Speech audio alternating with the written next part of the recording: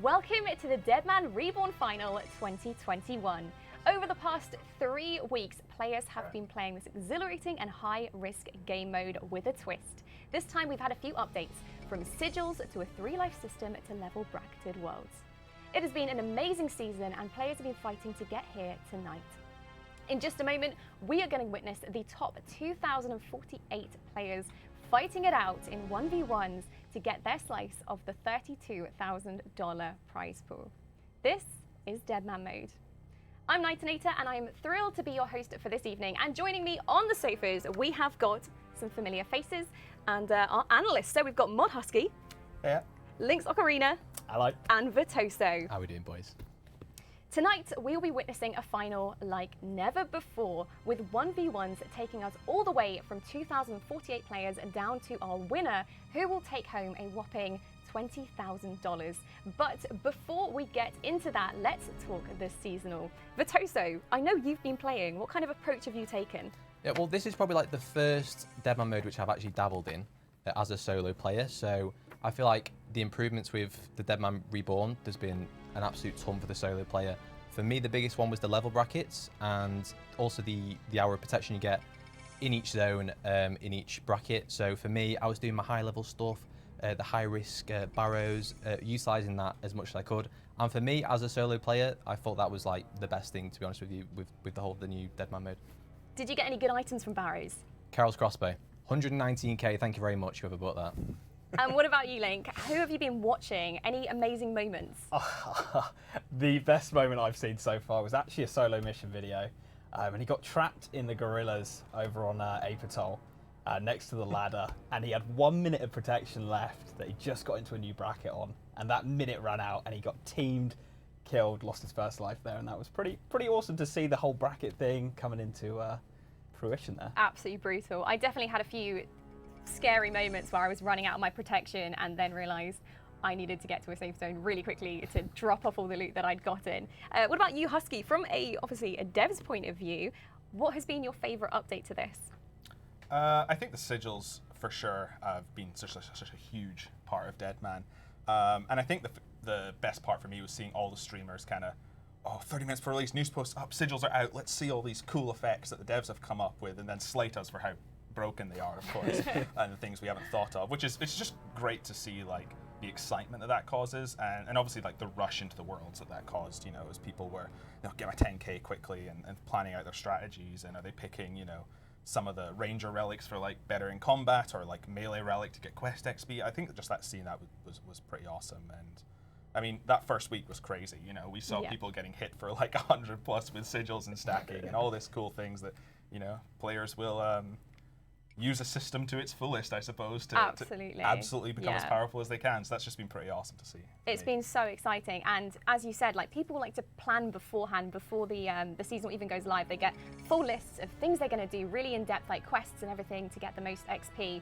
And it is unreal. And it was really interesting this time, obviously, because you withheld a lot of the information from the sigils, so people were like coming up with theories and stuff like that, and it's just really, really awesome to see. Seeing the old school Twitter really baiting a lot of the community into like seeing which sigil they were guessing, and there were so many like tweets down below with some really good ideas, which I'm sure you could probably take, you know, for future sigils or something like that, Husky. Absolutely. I don't know if I'll work on another Deadman mode, but obviously we'd like to do another one, and even if I'm not on it, I'll absolutely pass that feedback on.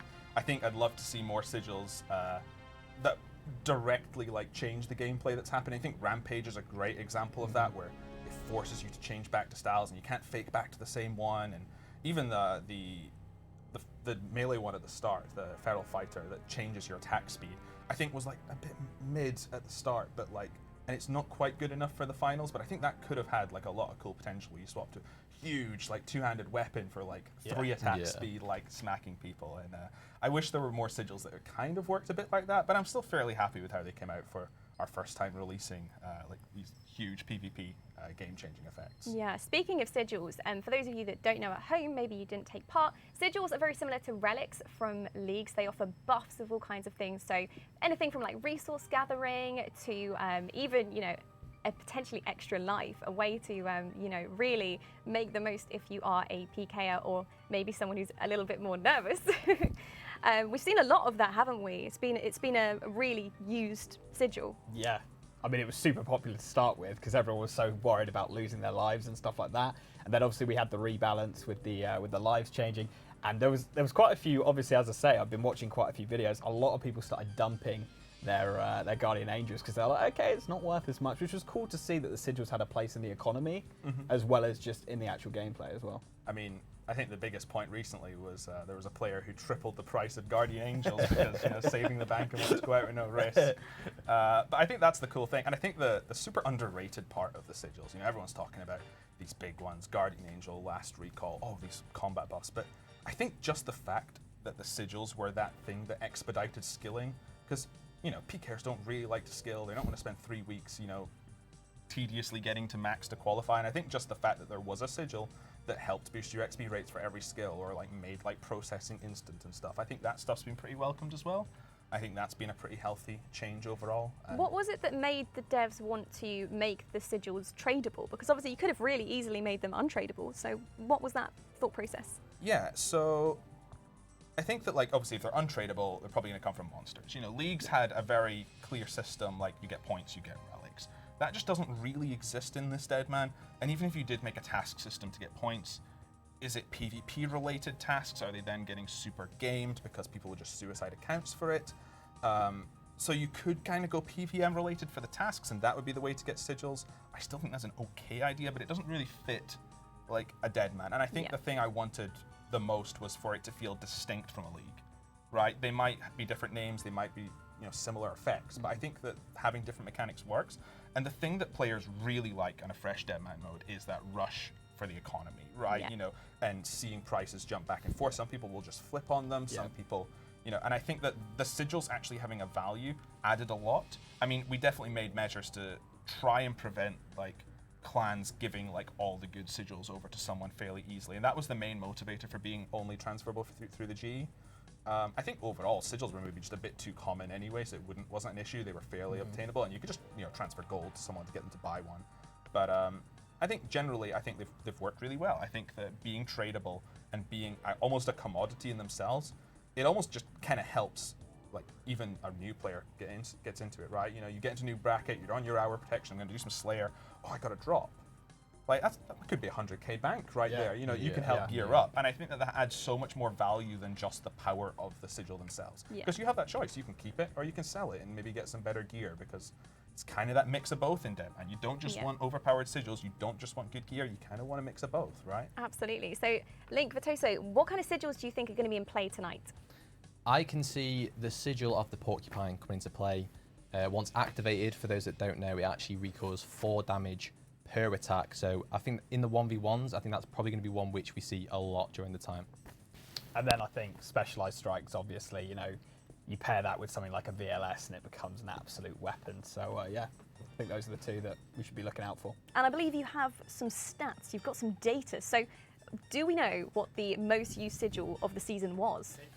The most used actually was the Ruthless Ranger with 31,701 people using that sigil, which is pretty crazy. And then just behind that, we had the Feral Fighter, which was 22,084 uses. So I know, Husky, you were saying that those are a little bit skewed because they were the ones that were given at the start. Obviously, yeah. Starter sigils. Absolutely, but even just saying that Ruthless Ranger was used more often, I mean, you got to remember, these sigils also boosted the XP rates of the skills, so they were quite high in demand to get your combats up. Maybe people valued range training a lot, and we saw a lot of these bone crossbow warriors in the earlier worlds that probably skewed this. And even in the 35 to 70 bracket, at least the first week, ranged was super popular. You saw a ton of people going around in Black D-Hide, Rune Full Helm, Rune Kite, maybe a bone crossbow, maybe trying to get a Rune crossbow, that sort of thing. I think ranged just... Such an easy build to make, isn't it? It feels like that go-to, right? An interesting fact, actually, the bone bolts were actually equipped and unequipped a total of 17 billion times. Can you believe that? That is a lot of times. 17 billion.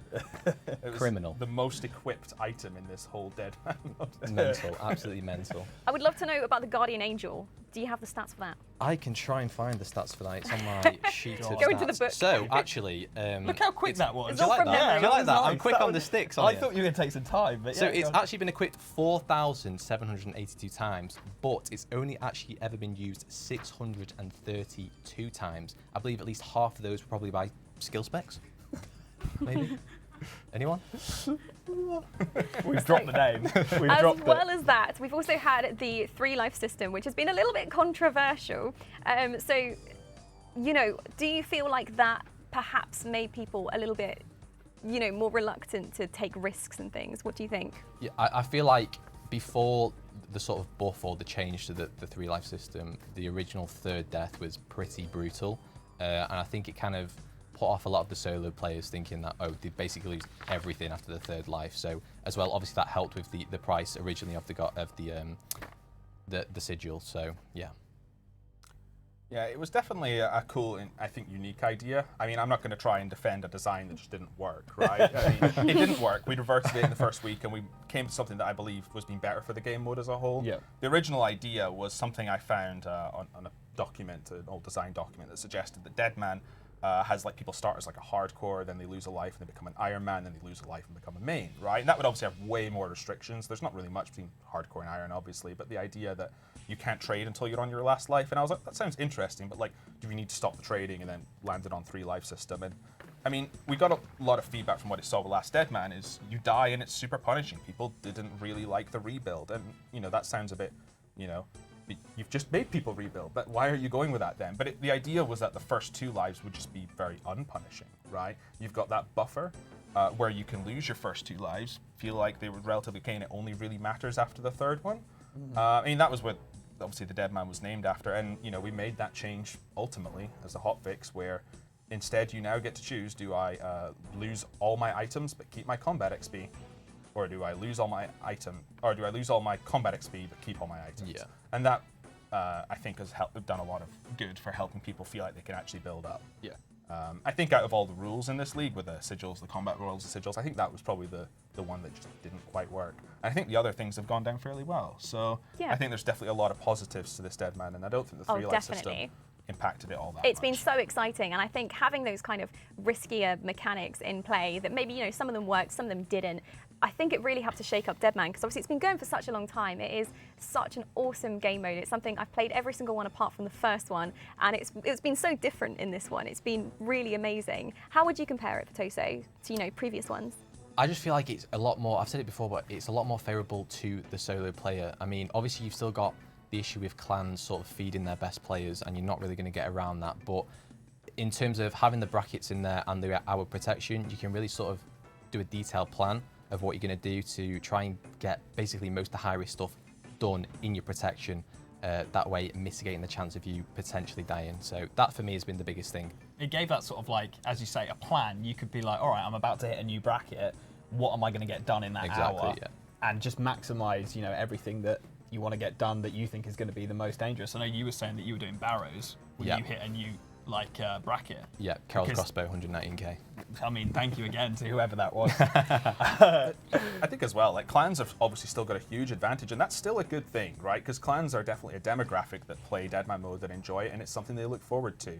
I think that obviously this has been slightly skewed to a bit less of an advantage, but even some people will argue the other way, that, you know, they've been able to lock down areas like Corp, like the Maniacal Monkeys and that sort of stuff, and make a lot of money off them. So I think that getting the balance right in this Deadman, you know, I think it feels, you know, pretty good. But I think that, at least for me, I just love Deadman to be completely different every single year. Maybe some are way more clan focused, maybe some are way more single player focused. Let's just shake it up. At least that's my thoughts on it, at the very least. I think Deadman Reborn has done that quite well, because last time it was just trying to refine on what's the perfect Deadman mode. I don't think there should be a perfect Deadman mode. I think there should just be an exciting Deadman mode every year for people to look And forward it's to. definitely been exciting. And we touched upon deaths before. Now, I believe you guys had a little look at the heat maps earlier of the death hotspots. So hopefully we can get those up in a moment, and maybe you can talk us through a few of the areas. Well, Jen, I'll let you take this, mate. I mean, raids, obviously, that has been heavily scouted. You've got some of the best gear available from the raids one. You've got your ancestral, a lot of the other raids gear. It's all going off there. I mean, I can't really see it from here on the screen, I'm going to be completely honest. Quite interesting that the Woodcutting Guild over by the Magic Trees and the Redwoods has got quite a few kills over there as Splodges. well, yeah. I think it's just like probably the place that people went to AFK train their woodcutting. You Maybe, know? yeah. Getting your skills up was a part of qualification for this Deadman, Yep. so maybe that's just people thought they were safe there, and PKers Quite obviously not. And then obviously sand crabs here, right? Yeah. You know, it's iconic in even the main game. You know, Yeah. that training spot for melees, people know it. It's multi. That's not really a surprise. You see the hotspots down both the south and the east side of Zaya there. Yeah. Just a little bit at Wintertodd. Yeah, pretty safe there. I did quite a lot of Wintertodd this tournament, and there was only one person that tried to come and PK me, and yeah, so I thought it was quite peaceful. But Did you get Did you away? die? oh no, I got away. It Yeah? was fine. They weren't very good, to be honest. Oh god, Catherby got massacred. Yeah.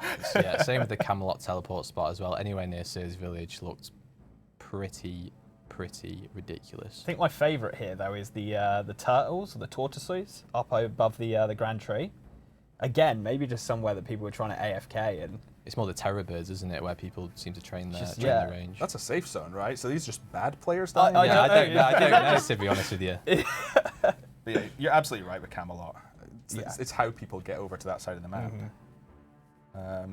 Castle Wall's another little spot where PKs like to have a little bit of a dance. Looks like Hazelmere's been doing some PKing as well.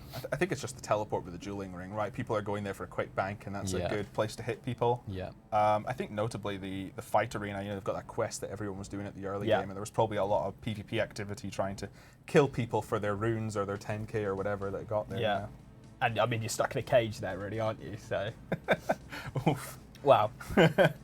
Does anyone know what's underneath that blue splash? I'm going to be honest, I actually did the pyramid and I didn't die once. Really? Is that a flex? That is a big Yeah, but did flex. anyone try and kill you?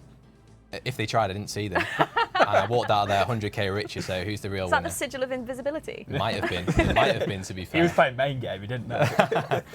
Oh. Yeah. Ooh. Yeah, this is just- tragic, isn't yeah. it? So I think one of the fascinating parts about this is if you look at the 10 most, the tiles where people have died the most, 5 of them are on the Lumbridge Bridge. Yeah. The Bridge of Doom, as it will now be known. All those Bone Bolt warriors locking down the 35 bracket worlds clearly had some fun as people were trying to run up to Varrock to get to the Grand Exchange to maybe sell their starting sigil or That their is a serious death starter run, pack isn't it? sigil. Amazing. There's a few at the Shanty Pass as well, to be fair. Yeah. Getting caught out going for the agility pyramid. I mean, that's a war zone, isn't That it? really is. Absolutely brutal. It just do people not know you can get to the Grand Exchange safely by going through the palace? I think it's more sort of Edgeville as well, isn't it? I mean, obviously you can trade your emblems in there for your bounty hunter points. Use that on brews, restores. I almost got caught there once. That's probably the only time I almost got caught. Quick on the teleport though, they couldn't catch me.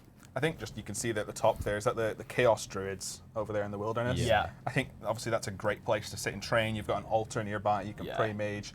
And, you know, people wanted those unique items because they were Yeah. increased this league and they were worth a good bit, you know?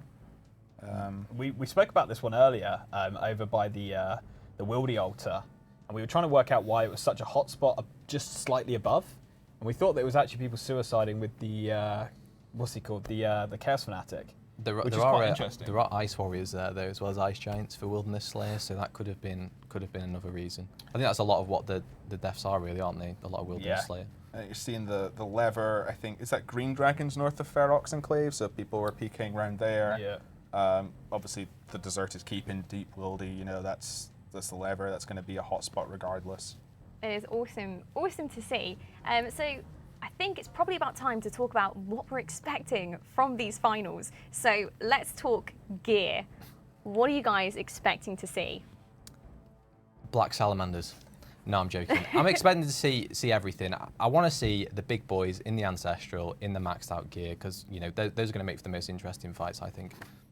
Then the VLS. I mean, we were speaking about it pretty much all day, to be honest, and just talking about how mixed with serious, you know, some of the sigils, it just becomes something else. You know, in previous Deadmans, we've seen how special that weapon is, and then you put what, I mean, Husky, if you were to pick 3 sigils to go with a VLS and then maybe a Tribrid setup, what are you going with? I mean, Rampage is up there. You know, you want the increased accuracy and damage. VLS is already frighteningly accurate, but you increase the damage of that special attack. It's going to make for some good momentum in those fights. I think we was speaking to Ian, and he said it's going to be 95 pluses or 94s people are going to be able to hit with that sort of. Theoretically, yeah. Which is. And I think the one that pairs the best with it will be like specialized strikes. You get more VLSs. It makes the spec 15%. Obviously, only every 10 seconds you can activate it. But you know, I think there might be enough reason to say maybe just keep Rampage, pick up a defensive option. Menacing Mage is up there as, you know, it's a 24 hit point swing, 12 to you, 12 back. Yeah. Porcupine does a lot. I think we mentioned that earlier. In terms of like gear for the finals, I'm wondering if we're going to see any return of Verax. You know, it was something that like is, you know, it caught people by surprise, that Deadman. The Verax flail was removed, and with this Deadman and coming in with all these sigils, we looked at the design, we said, what's the point in, you know, taking things out of a meta that we don't understand because they might be too powerful, right? And I think that, I heard a bit of hearsay. There's some of these sigils that might play really well with Verax. I also did see on the last few days that the flail was going for a lot of money, so I won't be surprised if we see that. There you go. There you go. Yeah. And what about players to keep an eye on? Have you got any, you know, content creators or people that are, you know, well known for PK, and who are we putting our bets on? I've got a couple of names. Solo Mission is always my boy. You know, whenever he's doing anything like this, you know, you can't cancel him out. He's rank 1 almost every Deadman at some point. And then I was speaking to Ian earlier, and he was saying that Abu, he said his money would be on Abu if he goes for anyone. So those two for me. We got to mention 1013 as well. Obviously won a few external tournaments before. Definitely one to keep an eye on as well. Obviously we've got Manked as well, another one. A few other content creators. We've got Mika as well. He's finished quite high in some previous Deadman mode tournaments before. Rice has been doing a lot of streaming and actively going out and PKing. He's probably up there as well. And I mean, who's not watching to see who places higher between Trevesta and Skill Specs, right? You know, that's the rivalry that's gone down beginning of Deadman and maybe even beforehand. So yeah, it's definitely some good names to look out for here. And yeah, we'll see what happens. Absolutely. Well, we're going to go to the finals in just a moment. But before we do, let's touch briefly on some of the other exciting content that's going to be coming out to Old School RuneScape very, very soon. So one of those things is Group Iron Man, which is Old School's new co-op Iron Man mode where you can join with your friends, become legends in a whole new way. So are you guys planning on playing? Yes. Yes, 100%. 100%. 100%. Have you got your teams ready to go? Well, Husky's been trying to put me and Rag and Dave and Jen together. So I don't know if that's going to happen, mate, to be honest with you. I don't really know if that's going to happen. Absolutely, I'll be playing as well. I've got a team with Modalena. Mod Arcane might join, and obviously got some other friends that are thinking about joining that aren't. You're going hardcore as well, aren't you? Yeah, we are. I think like none of us are going to take it super seriously, but I think it makes for the story. You know, just like you laugh at the person who took the last life, but then you know. Oh, you died doing an Alfie running through dragons and lost our last life. How could you? Yeah, but you lost 2 to Wintertodd. How do you die at Wintertodd? You know, and that sort of stuff. I think that'll just make a lot of fun. It's just a challenge to see how high can you go just trying to keep the lives before, you know, you take a more casual approach. Yeah, 100%. And the other thing, of course, is Leagues 3, which is Old School at its most supercharged, wild, insane mode. It's going to be so, so good. Leagues 3 Shattered Relics. It's going to present the players with the best seasonal event yet. It's going to have more tactical play, more loot, all new power-up and buff combos, new rewards, trophies, and unlocks. I personally am so excited for this. I've played both the leagues before this, and they have been amazing. So, is this another one on your list? You're going to be making some content from that? Definitely. I mean, I personally will be prioritising the Group Iron Man. That's going to be the bread and butter, but I will dabble, 100% will dabble, because I really did enjoy the last league. It was really good. Yeah, last one was so much fun. Absolutely loved it. Yeah, I've definitely got a bit more of a fun look on this league. I developed and worked on the last 2. I'm not going to be on this one. I've been working on helping with clans, Group Iron Man, Deadman and stuff, and you know, you can only work on so many projects, but it's been a lot of fun to be on the other side. I've been in some of these internal play tests, and I get to be the player who's like, do this because it would be awesome, and get the response like, oh, but that's a bit more dev work, and you're like, yeah, we'll do it because it's awesome, and you know, sometimes that's the truth of it, right? Obviously, I probably know a bit more about the design and stuff than maybe you guys here, but it's looking and shaping up really well. The team's doing a lot of work, and you know, I've got a house with 2 dragon trophies in it. I need the 3rd to complete and sit on the pedestal, so I'll be competing too, you know? I cannot wait. And also, there was a sneaky little pop-up on the screen not long ago, also telling us the date. This is, as far as I know, the first reveal of the date for Leagues 3, which is super, super exciting, which is November 3rd. So pop it in your diaries. Group Ironman is also October 6th. So there you go. The details are down below. Pop them in your diaries, pop them in your schedules, because Deadman is amazing, but there is more content still to come as well. So it's Request the time off work, you know. Get your annual leave in there. I mean, you joke. People do, obviously. Even with Deadman mode, I know a lot of people that take like a lot of time off beforehand. And I know people who don't get the time off and still don't go to work. So you know, $32,000, eh? I think it's worth it, to be honest. absolutely, absolutely. Well, I do believe the time has come, and I think our players are geared and ready to go. I think we're about to pass over to our wonderful casters. Again, two familiar faces I'm sure you'll be very, very happy to see. We have Ayiza and Ian, so it's over to those two who are going to cast the first round of fights. Thank you so much for that, Knightenator. Sorry, I had to wait for the lights to just, shine on our wonderful foreheads. There it is, out in full glow. Absolutely fantastic. I'm Ayiza. I'll be casting the tournament today alongside PureSpam. Very familiar face. Very happy to be here. Yeah, really excited. Happy to be amongst one of my besties once again. We're able to talk about, RuneScape and Deadman and 1v1s. I'm very excited, and hearing those guys talk so passionately, especially Husky, who designed this new Deadman mode. We're really hyped to see these 1v1s play out and see who takes that $32,000 worth of grand prize total. Big money on the table. Interesting to see how this one plays out, especially given that we're not going to be going into a multi-phase. Normally we get a chance to have an hour or so chat between ourselves, talk about the mayhem while it ensues. No more. Today it's straight into the action. 1v1s all the way through. We're going to be here for a while, aren't we? Yeah, the show should be a few hours long, going through all the 1v1 phases. Starting out, players will be able to have as much inventory, food and supplies as they like, and then beyond that, they'll be reset with the same amount of supplies each round to make it as fair as possible. But yeah, of course, the sigils that we've been talking about, how that impacts 1 versus 1. It's going to be a tournament like no other. It's really going to test these guys' prowess and their skill, and all had to adapt to this new meta. And the choice of the sigils is going to come down to who's going to having that information and being able to utilize them to the best ability is going to be the really winning factor in these decisive fights. Yeah, I mean, in previous tournaments, if you're familiar with Deadman, when they've ran, we've always seen a small amount of Tribrid players and a large amount of tanks. Yeah. What do you think it's going to be like this time around? Do you think the sigils are going to be enough to just power those Tribrids through?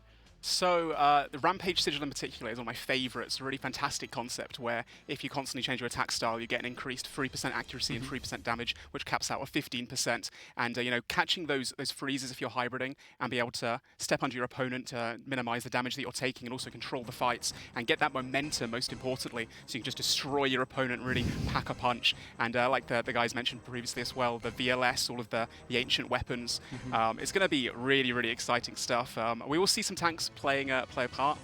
Mentioned before, Solo Mission, one of the content creators, is probably opting for the tank setup, one to watch out for. Maybe the Verax meta will come back with a few sigils, have to wait and see. But I think overall there's some fantastic players competing, not just content creators, the 1 versus 1 scene, all the big clans have got their top dogs coming out today with all the max gear. Of course, no restrictions on the gear. We'll have Ellie's, Arcanes, Ancestral, Full Armadillo, and all the ancient weapons, like I said. I am so hyped to get into this, man.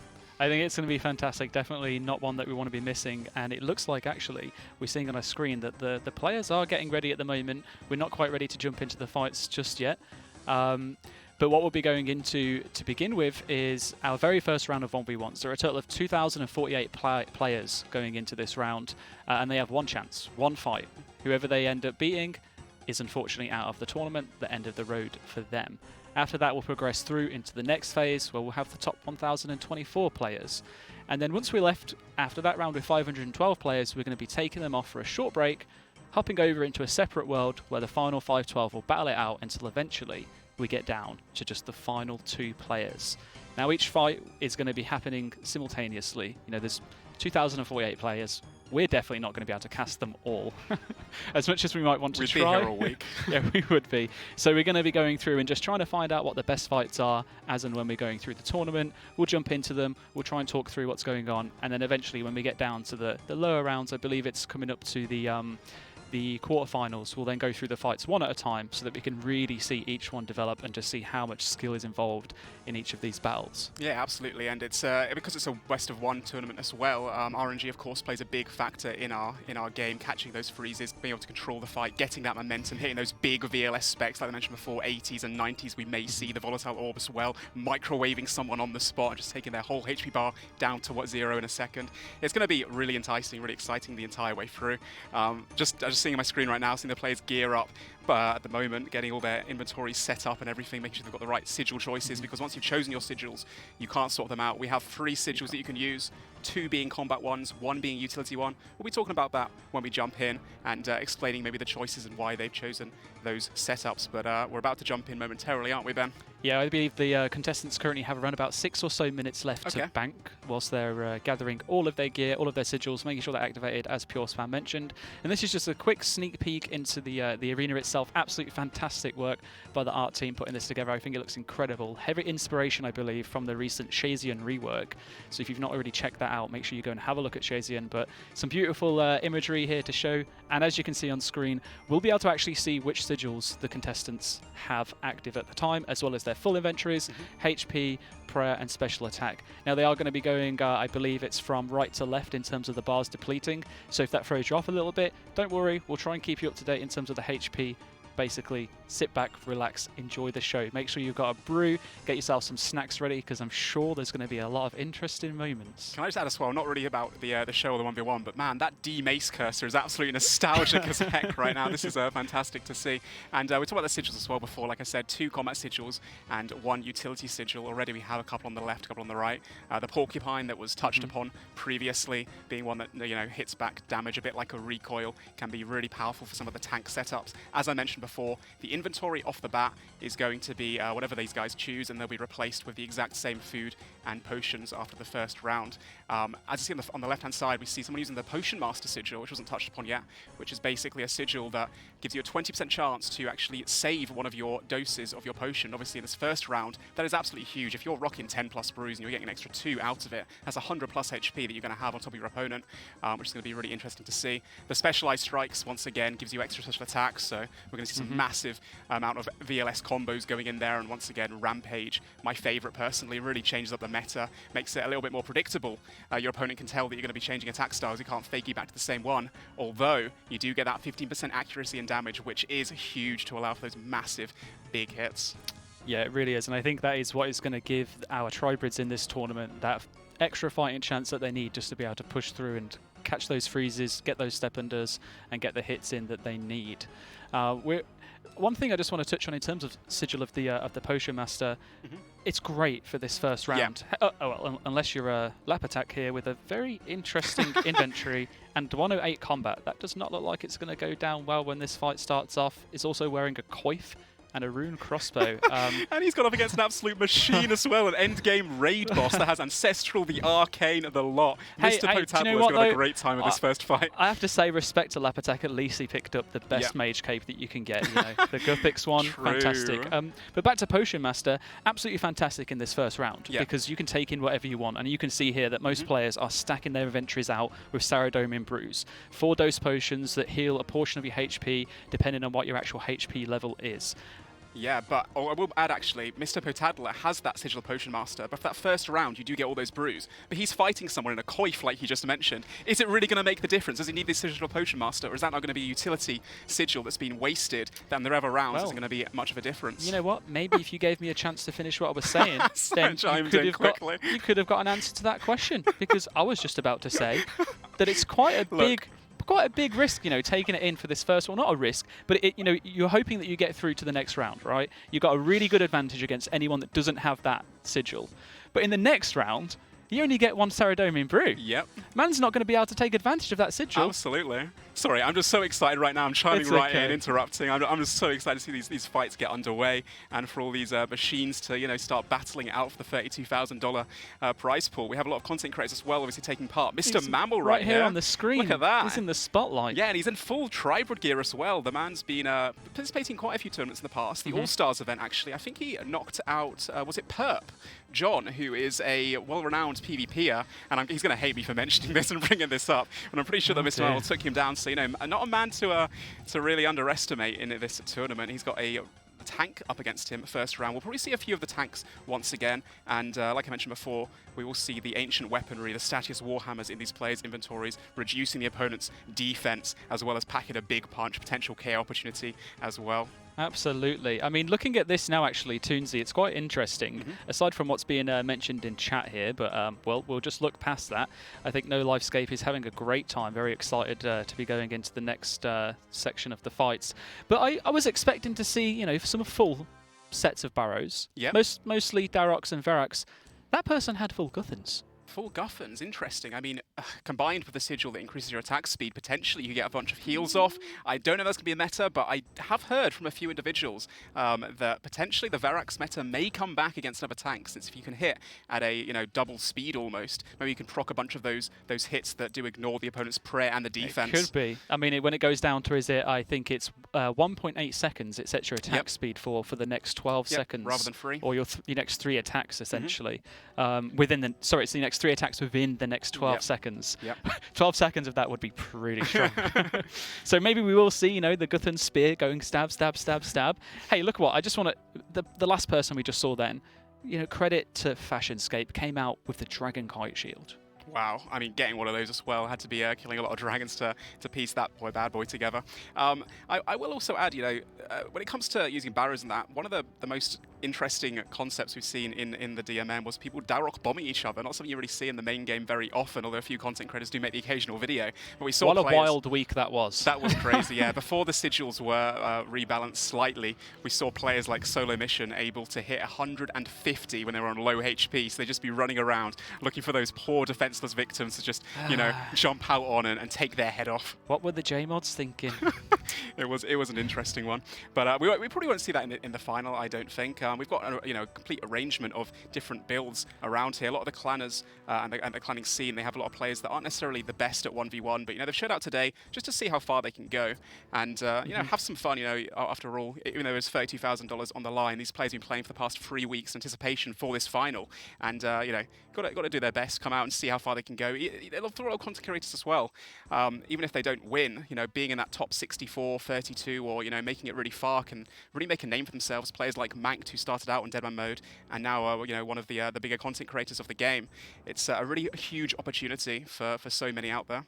I mean, we've already seen content creators within the old school Twitch directory alone flourish over the last 3.5, 4 weeks, as well as YouTube. You know, videos consistently getting over 200k views. I believe Mika did a huge jump in subscribers. Is about to, I think he did in fact hit 100k. So congratulations to Mika. A little clap there for you. That sounded really sarcastic. It wasn't. It really is incredible just how much support the community shows our content creators when it comes to Deadman. And I think hopefully everyone's hard work is going to pay off as we get to see these fights basically, you know, play out. Absolutely. There's nothing quite like Deadman mode, of course. The sigils this time around has, you know, shaked up the meta quite a bit more than in the past. But in general, you know, having these few weeks to build up your account and to make it all the way here with so much money on the line as well, it's just such a fun game mode. I mean, I'm not competing personally, but I played as much as I could in the weeks. And in particular, the combat brackets was such a unique and interesting I have to interrupt you because the fight's about to start. It's the first one, and we actually have the pleasure of being able to watch Mr. Mammal against Toonsy, who has claimed that he only started to learn how to PK today. Going straight off the bat with the Statius Warhammer specials, probably trying to reduce Mr. Mammal's defense here, but Mr. Mammal does catch a freeze and steps away, and now starts a little bit of tri-breeding. Yeah, so Mr. Mammal's opted for the Sigil of the Potion Master to increase the amount of brews in this first fight, I guess, for more food. And he is doing an absolutely fantastic job of just dipping underneath, sidestepping, going for those hits. And he's got Rampage as well, which means every single time he changes the attack style and hits, he gets an extra 3% increase in accuracy and damage, which is just so imperative for those freezes to control the fight. Oh, 42 bot. He's nearly taken him out of the game already. Toonsy, maybe he wasn't lying. He just learned how to PK today. The first rule that you should know is that you can't die if you have full HP. So make sure you're eating up. Don't let yourself get down that low. Absolutely. We also have the Porcupine as well from both players, to do that recall damage to help back a little bit, which is going to come into fruition where they activate. It looks like Toonsy's activated his, but unfortunately for him, Mammal realizes and is, trying to stay underneath as best he can and mitigate the damage that he's taking. I'm going to go for a freeze now, I imagine, Mr. Mammal, to try and control the fight once again. And Toonsy right now is just, keeping his prey melee up. Doesn't want to get KO'd by that Statius hammer, does he?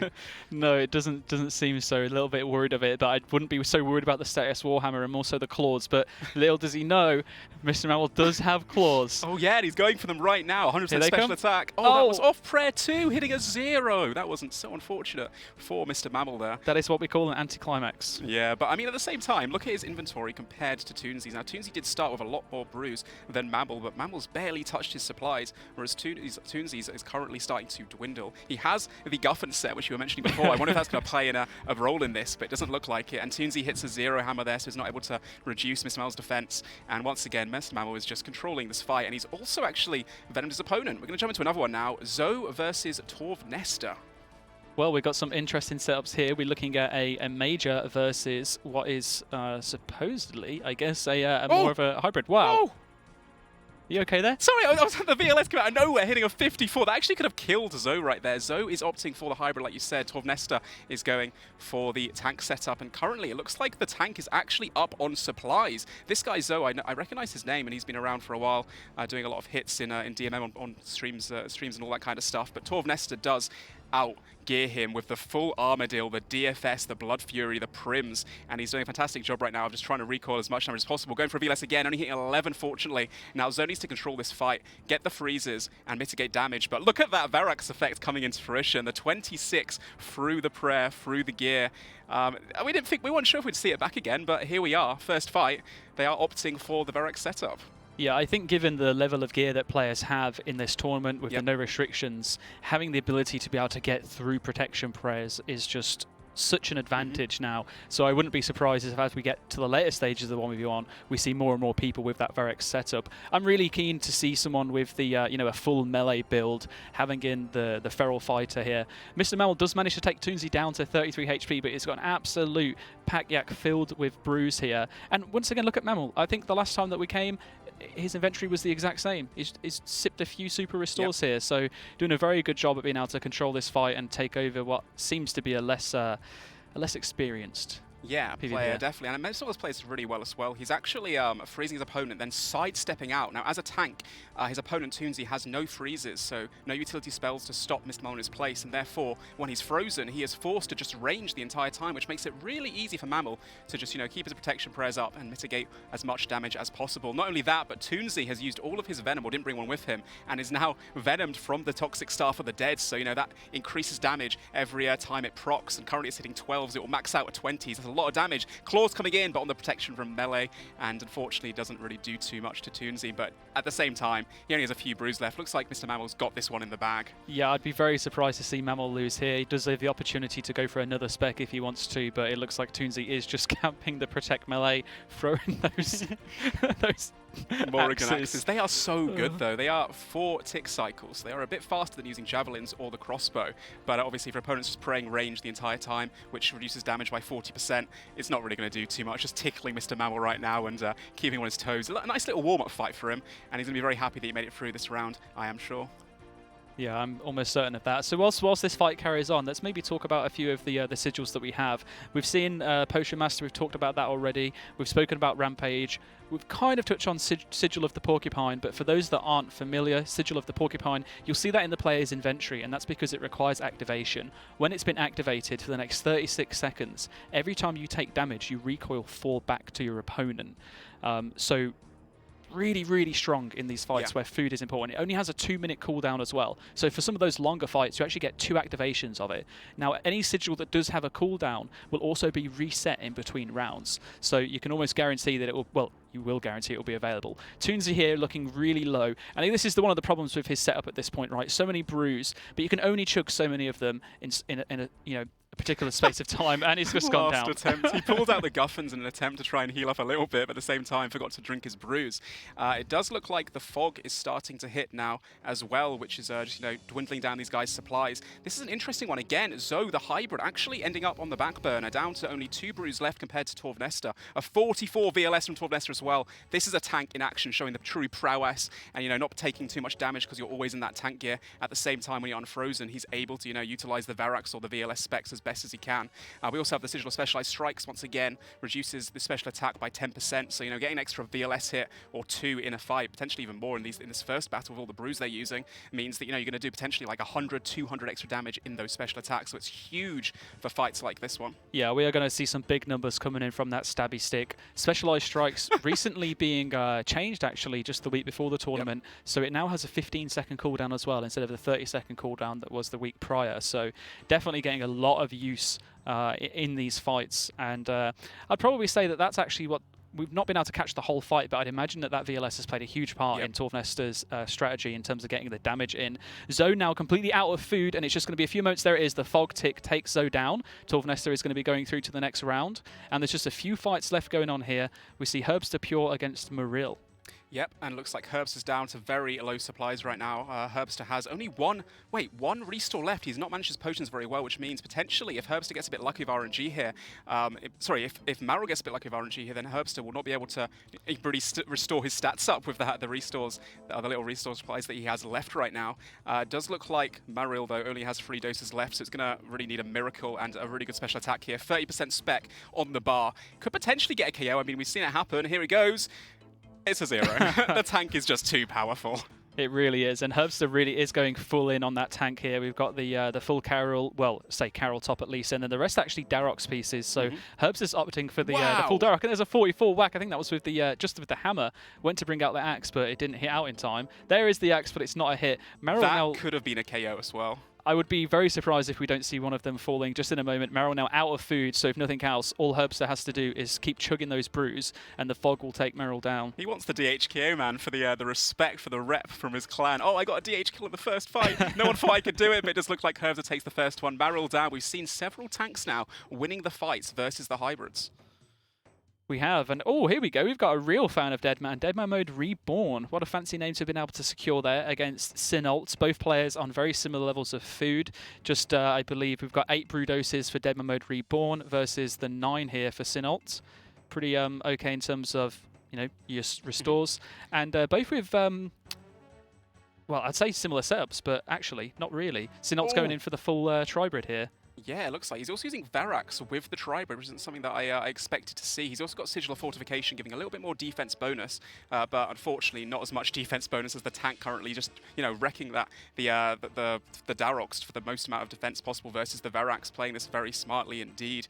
It is kind of neck and neck, but looks like Sinalt isn't going for really trying to change any attack styles, just hoping the Verax procs a bit and he takes this win here. But it looks like maybe DMM Reborn's a little bit too far ahead currently to lose this fight. He also has a special attack and he's second now. Sinalt also has a special attack, but he has no VLS. He has no AGS. He only has the Morrigan Javelins, which can still pack a punch, but nowhere near as powerful as the Ancient Weaponry.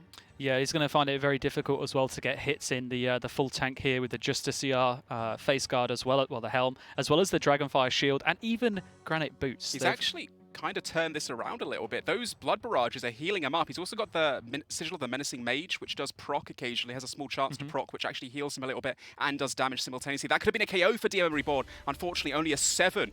Both players now out of supplies on similar HPs. It really is neck and neck. This freeze is going to be imperative for Sinalt to try and take this win. He goes for a freeze again, looks for the DD, hits a 15 through the prayer. One more hit. It looks like Sinalt, the hybrid's actually taken it, and he's beaten the tank, who has far superior gear too.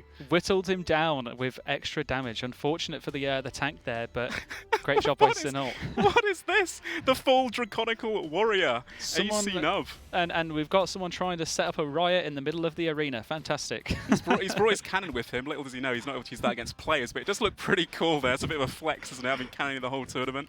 But AC Nub, by the way, has pretty similar supplies, but he's really proud of that little cannon that he's utilizing right now. Little thing takes up almost the whole screen.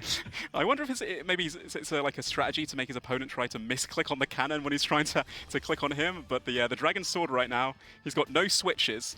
He's just trying to do as much as he possibly can. Luckily for him, he's a little bit higher combat than his opponent, but his opponent is Tribriding. So it does look like Nikki is going to take this one. I love how as well AC Nub has brought out Sigil of Finality, which guarantees your special attack to hit, and with the Dragon Sword, it's just going to bleed Nikki out. You know what? Yeah, it might not be the best of strategies, but you got to give credit to it. It looks cool, styling it out, and unfortunately didn't actually hit with the special attack either. He used the Sigil to make it hit 100%, and then unfortunately rolled a 0, I think, on the special attack. So that was pretty unlucky, and it looks like he is one of the last fights going. But hey, man, he's made it this far. He's had a great tournament, I'm sure, and he just wants to come out and you know, represent his clan AC, because a lot of DM is part of, you know, being with a clan, being with teammates, and playing together, which, you know, is so important this MMO. You know, it would be very interesting to see Nikki lose here, because I am wondering, well, how did we get to the situation where AC Nub with no switches, with a cannon? Whoa, the trash talk as well, unbelievable. I thought he was a bit of a respectful character here, bringing in the, you know, the cannon, a little bit of fun. But for some reason, how wrong you were, PureSpam. I know, right? He's just flaming like crazy. But ultimately, I mean, he calls his opponent the noob, but he's losing, man. He's the one that chose the full dragon setup. So I have a feeling that these two players may know each other, and if not, they're at least giving us some kind of a spectacle whilst we wait for this fight to end. I'll tell you what, we knew this tournament was going to be different to the previous ones, but we didn't know it was going to be this different. This is something that we've not seen before. We definitely delivered on the promise of something different, that's for sure. Maybe not quite the different that we wanted to see or that we anticipated, but it is what it is. There we have it, ladies and gentlemen. The first round of the 1v1s is now over. We'll be sending out participants into the next stage. The top 1,024 players will be battling it out, which we'll be able to jump into very shortly. But if you had to give a few closing words to the first round, what did you think? Really interesting, yeah, the tank meta. I still do believe that the hybrids, with the Rampage Sigil in particular, will have the edge. But it does go to show that the tank meta is still a potential, you know, viable option in these finals. Maybe kitted out in a player that's a bit more accustomed to using it, such as Solo Mission, like we mentioned before. Or Shawnee, for example. Maybe they'll go a little bit further and they'll be able to take down some absolute warriors. But we've not seen any Ellies yet. We've seen an Arcane. No. Be interesting to see how that works. Not seen any big 80+ special attacks either. I'm sure we'll see a few of those too. But from this point forwards, of course, the players will have their whole inventory wiped in terms of supplies and replaced with the exact same setup. So there's not going to be a situation of, oh, this guy's brought more brews, he's going to be able to outlast me a little bit better. So it's going to be really interesting. But yeah, great to watch the sigils in action, and definitely something fresh and different, as we mentioned before. Yeah, I'm sure we're going to see a lot more new things coming up as well, as strategies start to develop even further as we get into the later rounds with more and more skilled players. Last question for you for now. Do you think anyone's regretting their choices after seeing how that round played out? Honestly, I think the person who doesn't regret their choice the most, the guy that got the airtime with the full dragon, the cannon, and was, you know, hashtagging his clan representing. He's had a great time, man. That's what it's all about. You know, there's $32,000 on the line, of course, but a lot of these players are just, you know, had an enjoyable time playing the season, and this is just them saying goodbye. So. Yeah, I can't help but be distracted by what I can see on screen right now, and no one else can see this. Oh my gosh. Well, we'll have to jump into that momentarily. Oh, there we go. Oh, we're straight into it. Let's go. Majak Snack against Manked Up Mage, and well, that's something, isn't it? Yeah, interesting. What up, he says. I'm ready to go. So it's the top 2,000, of course, to qualify for this tournament, which means top 2,000 on the high scores. Being 65 combat, this player has very low... Oh no, the countdown started. Oh no. No. He's got a Varrock teleport. You can't use that in here to escape, mate. Your fate has already been sealed, although Manked Up Mage goes for 48 instantly. This goes to level 65. No! He pretty much one-hit him with the 54 at the end there. Well, that was a quick fight. At least we got to see some very big numbers come through from the VLS. Now, this is a fight that we definitely don't want to miss. Mazar against IMOs. Mazar with a Vorki pet as well. Pretty impressive, doing a lot of Vorkath, clearly, and absolutely stacked with gear. The full Ancestral, we've got the Wyvern Shield, as well as the Avernic Hilt. Yeah, this man, Mazar, is an absolute genius, actually, when it comes to Deadman mode and strategizing. He's a big gamer. He, wow, 57 KO off the bat. Do you know something? I was so distracted by Mazhar's gear, I didn't even realize the opponent that Mazar was against. Yeah, I was surprised that the guy had, a dragon armor and a couple of knives. I mean, you can just get the luck of the draw, you know, going against an opponent that's not quite with it and hasn't got the final setup. But obviously, as the places dwindle down, we'll see some, you know, tanks versus tanks and absolute beasts versus beasts. Dit TNT versus... Oh, Dalroc's low HP could kill him. Oh, 1! No, that was on prey range as well. Just a Plank's chance there. Well, they no supplies left. Actually missed. I believe that was Sigil of Consistency coming in there to let that extra 1 hit come in. Sigil of Consistency ensuring that you always deal +1 so damage smart. when you attack. And actually, maybe this is what their whole strategy was. Come in as a full tank and use darts to try and stack the damage up. The downside is that his opponent has a suffering on right now, so every time he does a 1, he just gets recalled back Straight back at you. So it's just a 1-for-1 constantly, but he's just hoping for those massive DH opportunities.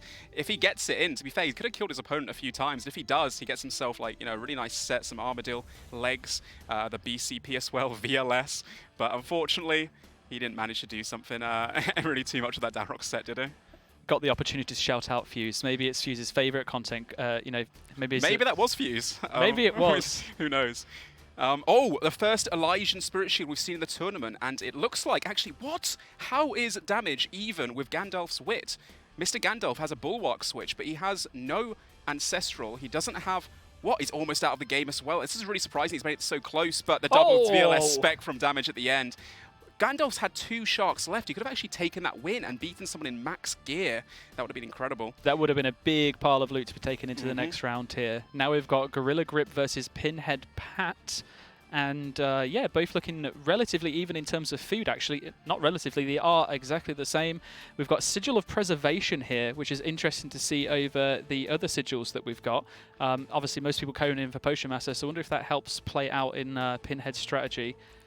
I'm really surprised at how close this is, actually, and Gorilla currently has the Spectral as well, which has a lot of major defense bonus to it to go with his full Armadillo set right now. But this is Hybrid versus Tank, both in almost maximum gear, and it's really neck and neck, actually. Pinhead having the Arcane, about to potentially lose an Arcane. Oh my gosh, he's actually out of food, sitting on 29 hit points right now. Gorilla Grip, the tank, is probably going to take this one by the looks of things. I think it'll be a big shame here for Pinhead Pat, because I do believe that out of all players, Pinhead was the person who got the most kills. In the entire tournament? In the entirety of this tournament. Well, he's going out this early on, and he can't be too happy about that one. And obviously, like I said before, having the full Armadillo, the full Ancestral, the Arcane, cost him a pretty penny, the ACB as well. Gorilla Grip going to be really, really happy with this win. Oh, the Redemption Clutch bringing him back into the fight here at least. Is it too little too late, though?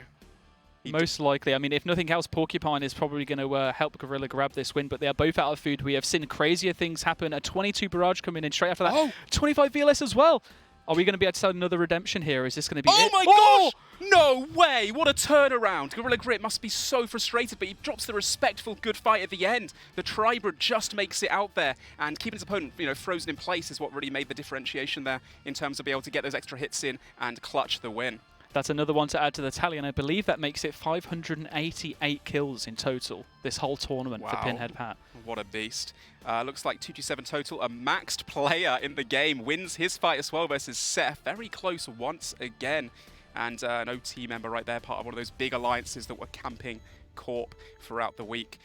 Next up, we have Siren versus Chuck. Both players again out of food, neck and neck. One being a Tribrid and the other just being a tank. And again, I'm just so surprised that these fights are just so close right now. I guess it's the Porcupines really doing bits right now, in like a bit of vengeance as well to hit back a lot of damage. Seeing everyone pick up that Porcupine, and now the fact that everyone has the same inventories as well, the higher damage output with the sigils that we're seeing is probably bringing these fights a lot closer. And that was a very nice clean win there. Yep. Now we have a Tribrid versus a tank. He's got the Bow of Fedina. I've been waiting to see this in action, actually. I'm going to nerd out for a second. Of course, the bow is a 4-tick weapon, whereas most crossbows and the mage as well is 5-tick, which ultimately means that you can get 2 hits in on your opponent for every 1 hit in by DDing underneath. So really cool to see the that being utilized in this DMA tournament. Not seen it before, and it's really a glass cannon build. Really low defenses, but huge offenses, and the potential for loads of momentum and KO opportunity. It seemed to pay off for risky business over here. But can you just remind the those at home what bow was it that player was using again? Bow of Ferdinand? Come again? Look, man, I've done 200 kills at Cook Corrupt Gauntlet on my Pure Iron Man. I've not got it yet. I'm going to get it soon. We'll see about that. We'll see about that. You continue going dry. But I believe that now is wrapped up round 2 of the 1v1, so we're now going down to only 512 players remaining in the tournament.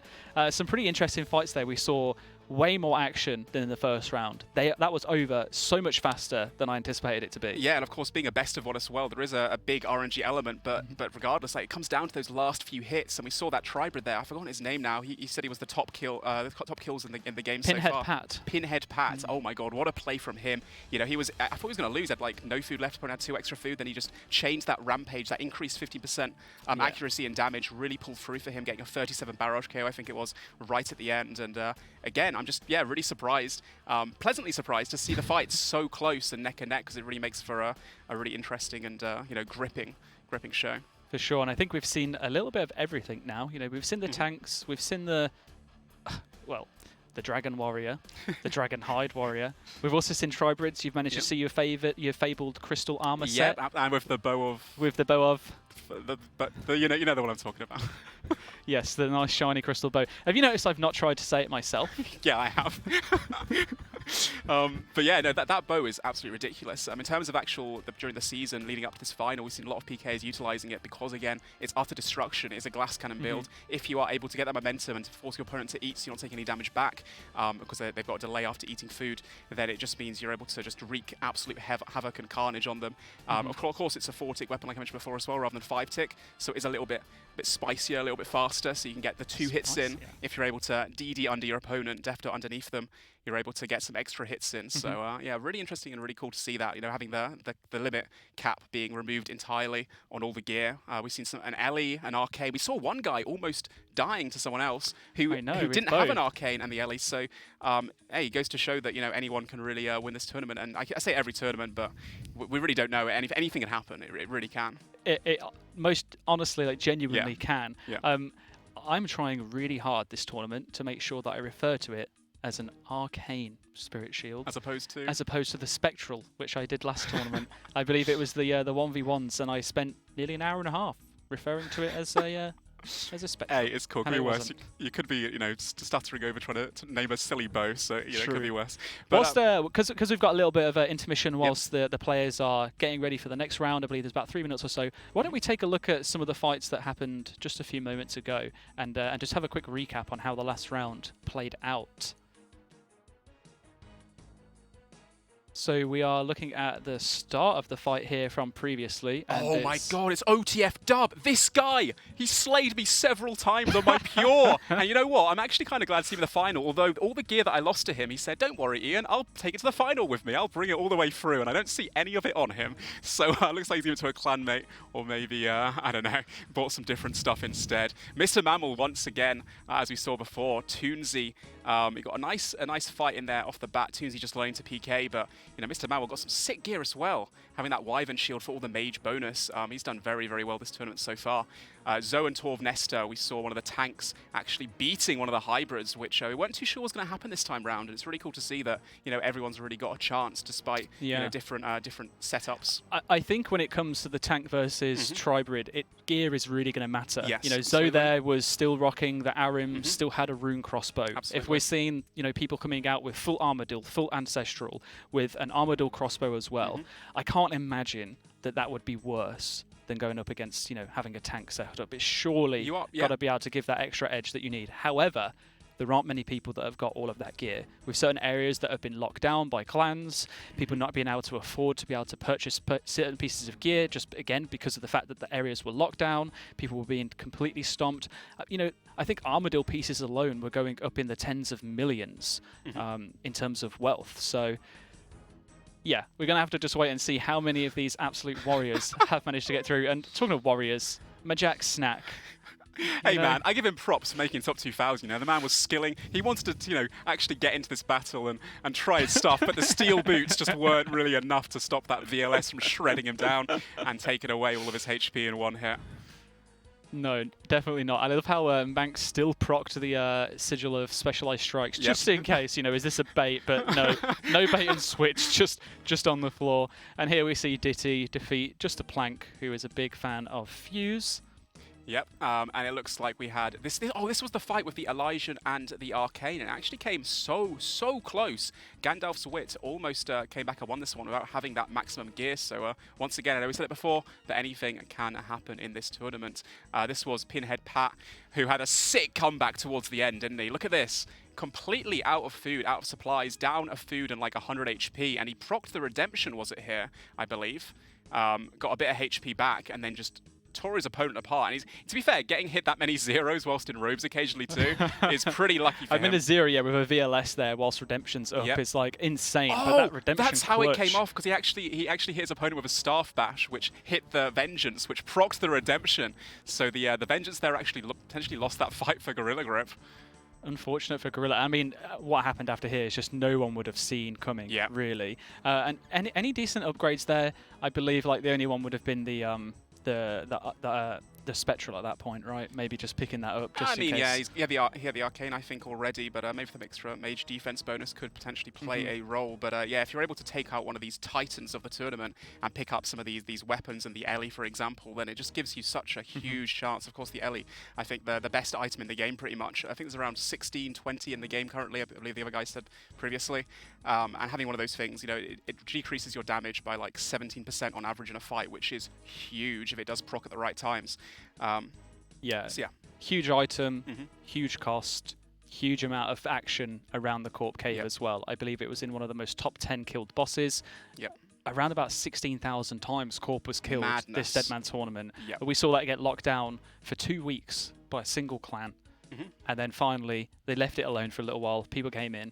And now we're going straight into the next round here, top 5-12. So we have moved over to a separate world, and we have Spyton Irons versus Demon 1929151.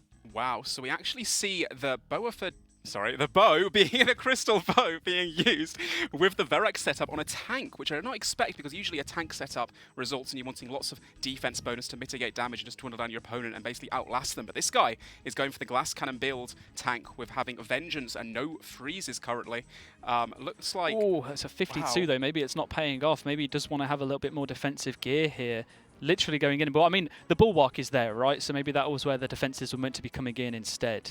Yeah, 56 VLS. That's the Rampage doing work. Increase. Oh, Barrage KO! He's still got a full invent of food. Wow, Demon there just showing the true prowess of being a fantastic Tribrid and being able to utilize, you know, that skill set as best he can possible. Here we have once again Tribrid versus Obby Cape Warrior. Maybe Mr. PK Your Soul got a few buys in the previous round and had a little bit too much fun at Edgeville at one point, because they just got absolutely assassinated by Nerd Assassin, taking them down. Wow. Now, I just want to quickly point out, because you'll probably notice, those of you watching from home, that the inventories are a little bit different from the previous 2 rounds, because we are on a new world now. We've essentially gone into the next phase of the final. That whole start reset, they had an opportunity to bank, re-gear themselves again, and get ready, make any changes, last-minute changes they wanted to make to any sigil choices, gear setups and such. Every round after this, again, will go back to the same invent. And now we've got Catagon versus, well, UF. You what, mate? I'm just going to say yes. You what, mate? Your what, mate is about to say you what, mate, in game as he gets KO'd by that Dragon Hunter crossbow with the AGS spec coming in on that Prey melee, hitting a 0 for Catagon. Very unfortunate for him. He is a tank on a mission. He's utilizing just Ranger and AGS, going for those big specs. He doesn't have the special attack sigil on him. He has the Ruthless Ranger to, you know, dwindle away his opponent's HP bar a little bit more. And of course, the Porcupine. We've seen the Porcupine so much during this tournament so far. Okay, I just want to make a quick correction. Okay. I was wrong. I've been wrong for the previous, what we thought were 2 rounds as well. Okay. We're going through each world. Yeah, there are 4 worlds Australia with 512 players yeah. in. So this isn't them resetting. This is just the next stage of the first round. Yeah. So we're going to have to go through 2 more of these, and then we'll get to the point where we switch over to a different world. We are technically on a different world here, different region, 4 regions for players to choose from. So we're back again at the start, hence why we're seeing this new invent. Yeah, of course. Like any game, you know, ping does play a big role in terms of when you click and then when you actually see the damage, you know, the click actually registering. So allowing players to start off by being in an Aussie world or from their region, their respective region, America, East or West or EU, it does give them a little bit of a fairer chance to go through. And obviously having, you know, 2,000 players on one world would probably make the system melt down. So that wouldn't be a great viewer experience. Not very fun for the players either. Probably not, no. But we got a nice Clockwork Cat joining us here for an extra bit of company. And in terms of supplies, both players pretty equal. Now, Catagon has just 1 switch. We're looking at an AGS. Other than that, nothing else.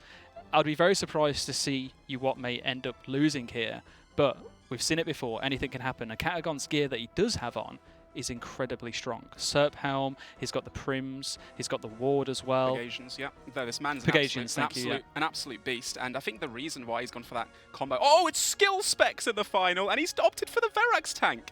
Wow, and he's got some sick gear as well. Looks like he's procking the VLS, DFS. He's got the Prims on as well. He's got the ACB and the Armadillo chestplate, which he got himself, I believe, from doing a little bit of Armadillo solo. This man has made some of the most entertaining content on Twitch. I think this tournament, he's been one of my favorite streamers to watch, and I really hope we see a skill specs versus Torvesta final, although maybe a little bit more of a dream. It would be very interesting given the fact that both of them are very similar setups, both opting for the tank skill specs, kicking his opponent in the shins. Poor Frodo will never make it to Mordor now, but hey ho, it is what it is. That's a big bolt from skill specs as well, and he's really utilizing these switches fantastically in terms of sigils. He's got the sigil of consistency to increase his damage by 1 every single hit, and on this first round, of course, it's making a big difference. But the sigil of the Potion Master is huge. Although having 20% increased potions on average, Frodo is still down in supplies, and skill specs is most likely going to take this first round in the Oz bracket. Yeah, we'll definitely have to see how powerful this tank setup can be. He's not up against a full tribrid, you know. He's up against the hybrid here, so it's just the range and melee.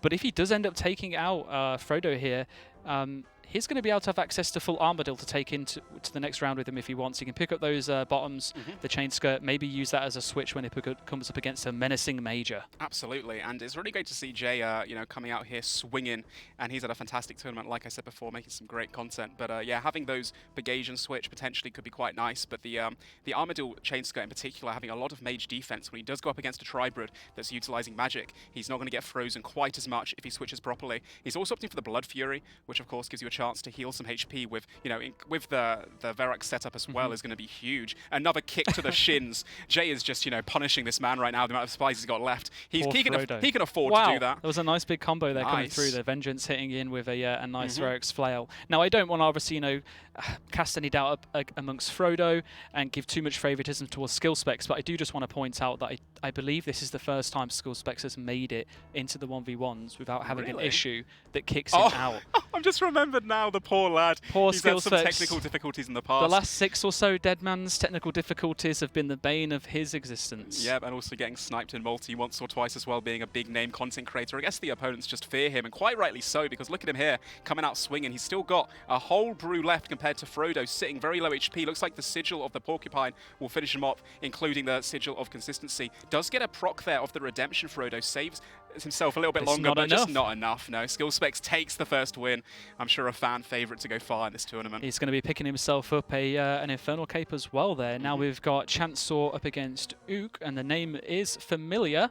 At least I've seen this name around a few different videos. So the Ook clan is basically Blazers, who are well known in the community.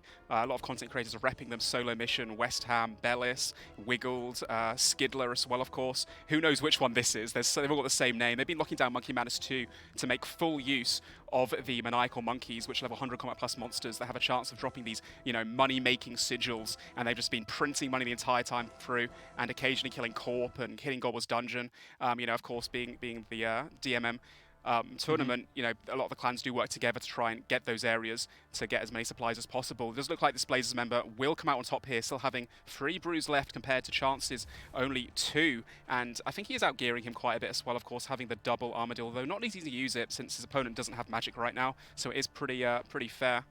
Yeah, they both have very similar setups aside from the Armadillo, both with the same sigils as well. Same gear setups pretty much. We're seeing Porcupine, specialized strikes, so we've got that returning damage coming through as well as the more special attacks. Both hitting it up with Vengeance, no magic here for either of the users. But it just looks like Ook either had better RNG or just managed to get the hits off in the against the right prayers. I mean, to be fair, he has... he's got 6 restore doses here, Chance, but the VLS will just KO him, yeah. I thought maybe he could proc those with the fog slowly dwindling down, but it just wasn't enough, as you said. Pretty cool to see the Oz bracket there and to see skill specs take a win. Any other moments there that you found stood out for you, Ben? To be honest, no. I think all of those fights seemed pretty, even in terms of how they played out. It's nice to see some VLS wax coming in. this round was very tank dominated compared to the previous ones that I felt. So I'm wondering if that's got something to do with the fact that we were looking at, the Oz bracket, knowing that they're going to be ending up in the finals on a US World. You're totally right there. So it could be that the ping just makes it so that it's not, maybe it's not worth that extra risk with the delay of getting those switches, especially if you've got to keep that Rampage stat going. And missing one of those hits is pretty detrimental. It's really important that you're able to switch perfectly in these finals against these absolute titans of the tournament. And yeah, being an Oz player, for sure, the tank approach is probably the smart move there. But yeah, really fun fights to watch there. And that's 2 of the areas now done out of the 4. I guess we're going to jump back into another fight momentarily. And I see on my screen right now, it's a big content creator, so we've got a big fight lined up for you next. We do. I believe we're going to be going into the next round coming in from the US Worlds. And hopefully, when we be able to get a chance to show it off, people will be doing some PogChamps in the chat. Yeah, pretty thrilled to see this next one. Without giving away too much, this content creator has been playing a lot of demos, played for many, many years now. And he's opted for a tank setup, but his gear is absolutely insane. So I look forward to seeing how well he does as well. We've seen a lot of pets as well in the tournament. People taking their clockwork cats, like they said, as a good luck charm, etc. I still want to see some more Ellies and like some, Ellie versus Ellie, like, the top PKer versus the top PKer. Because of course there's bragging rights on the line, not only that $32,000 prize pool. It's going to be really interesting to see. Well, I guess the countdown has started, so we're jumping straight into this. We have Foe up against DMM Dusky. Let's see if Foe can tank it out enough. He may be strong in the gym, but how does he fare in the arena? Love it. It looks like Foe's opted for Porcupine again, the recoil damage, the specialized strikes to increase his amounts of special attacks with that VLS, which can, only rolls off 25% of your opponent's defense, so it's huge. Could have actually KO'd Dusky there as well. This is the second round, I believe, so Foe's made it through the first one, so has Dusky. Dusky's opting for the Tribrid setup, and Foe, not being a PvPer by nature, he's more of an Iron Man and PvMer, so he's going for the trusty tank setup, but his gear advantage right now is just monumental. Dusky's taking such chances here. KO! What the scenes! The absolute amazing move there from Foe, chucking the VLS swing and just chopping his opponent's head off. Take back what you said. Foe, top tier PK right now. Absolutely. That's one of the best KOs we've seen so far. His opponent, way too cocky, putting up Smite when people have VLSs. Yeah, that's silliness, absolutely. Jumping into the next one, though, I'm sure we'll jump back into Foe later on in the next following rounds. HC Stepchad versus Spring. What are you doing here? Versus Spring Blossom. Looks like HC is really got not that much gear, though, but... Has he got a D-Simmy in his inventory in the finals? How did he win his first round? Well, you know what? I'm waiting for the D-Simmy special attack into the D-Simmy swing. Oh, now we've got 2 D-Simmies because the lovely cursor crossed over. Oh, dual wield scimitars coming to announced. Old School. It's leaked. No. Back to the fight. All right, back to the fight. We can see now, obviously, second round players are back to those preset inventories. Hardcore Stepjad looks to be way down in comparison to Spring Blossoms, which I imagine is what that name is meant to be. Yep. And we have a very much, HE Stepjad maybe should have changed it to like HC Melee Chad, because they have gone full on with that melee. They're really hoping that scimitar pays off. Sigil of the Feral Fighter, formidable fighter as well. I think got Boots of Stone, which you get to go into the Konar Slayer dungeon as well, which I'm not sure why he's got those on either. But yeah, easy win for Spring here. He's still got most of his supplies left, and he's going to take this one home and to move on to the next round, despite being actually lower combat level, not being completely maxed. Jad should have come in with some better gear, really, being 123 combat. I'm surprised he's only has the D-Hide and the Rune Kite Shield. So, I mean, once we've got the chance, let's quickly talk about the sigils that we're seeing on screen now. So we've got, obviously, Stepjad has Sigil of the Feral Fighter. This is the sigil that is going to allow players to get increased attack speed. Yep. There's a chance that for the next 3 hits or in the next 12 seconds, their attack speed will be set to 1.8 seconds. And then we have Sigil of the Formidable Fighter. Again, one of the melee sigils, I believe, as well. And the sigil of the Feral Fighter, actually, the first one that you mentioned, is really interesting because with the Verax, like we said before, being a 5-tick weapon, it speeds it up to 3 ticks. You can get those procs to really, you know, hit through your opponent's defense a lot. But for some reason, he's also chosen the Stamina sigil. Despite being in a 4x4 arena, I guess he just wants to run around as much as possible. Now, I'm going to quickly just run around and recover from my momentarily pause of thought when I was talking about the sigil of the Formidable Fighter. For those that were wondering, it's plus 10 to attack bonuses for all attack styles, and then it has a 20% chance for your next hit to deal an extra 5 damage. There we go, I'm glad I managed to recover that one. It doesn't look like Stepjad, though, is going to be able to recover from this fight. Spring Blossoms is absolutely dominating. I mean, the gear difference here, the fact that there's multiple styles, pretty unfortunate. Yeah, to be fair, like Stepjad's put up a pretty good fight. He's remained in this fight for as long as possible. But yeah, I think that the gear differentiation here is just a bit too much, and also the sigil choice, probably not the best sigils that Stepjad could have utilized.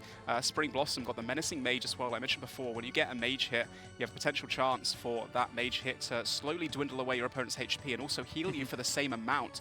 And obviously the fight, when you're outlasting someone, you've only got X amount of supplies, having those heals proc can really be the game changer and giving you that slight edge to win. Yeah, and we did see that play out for you know, a previous few rounds. It's a 20% chance. Right. The amount of damage is 12 over, I believe it is 12 seconds.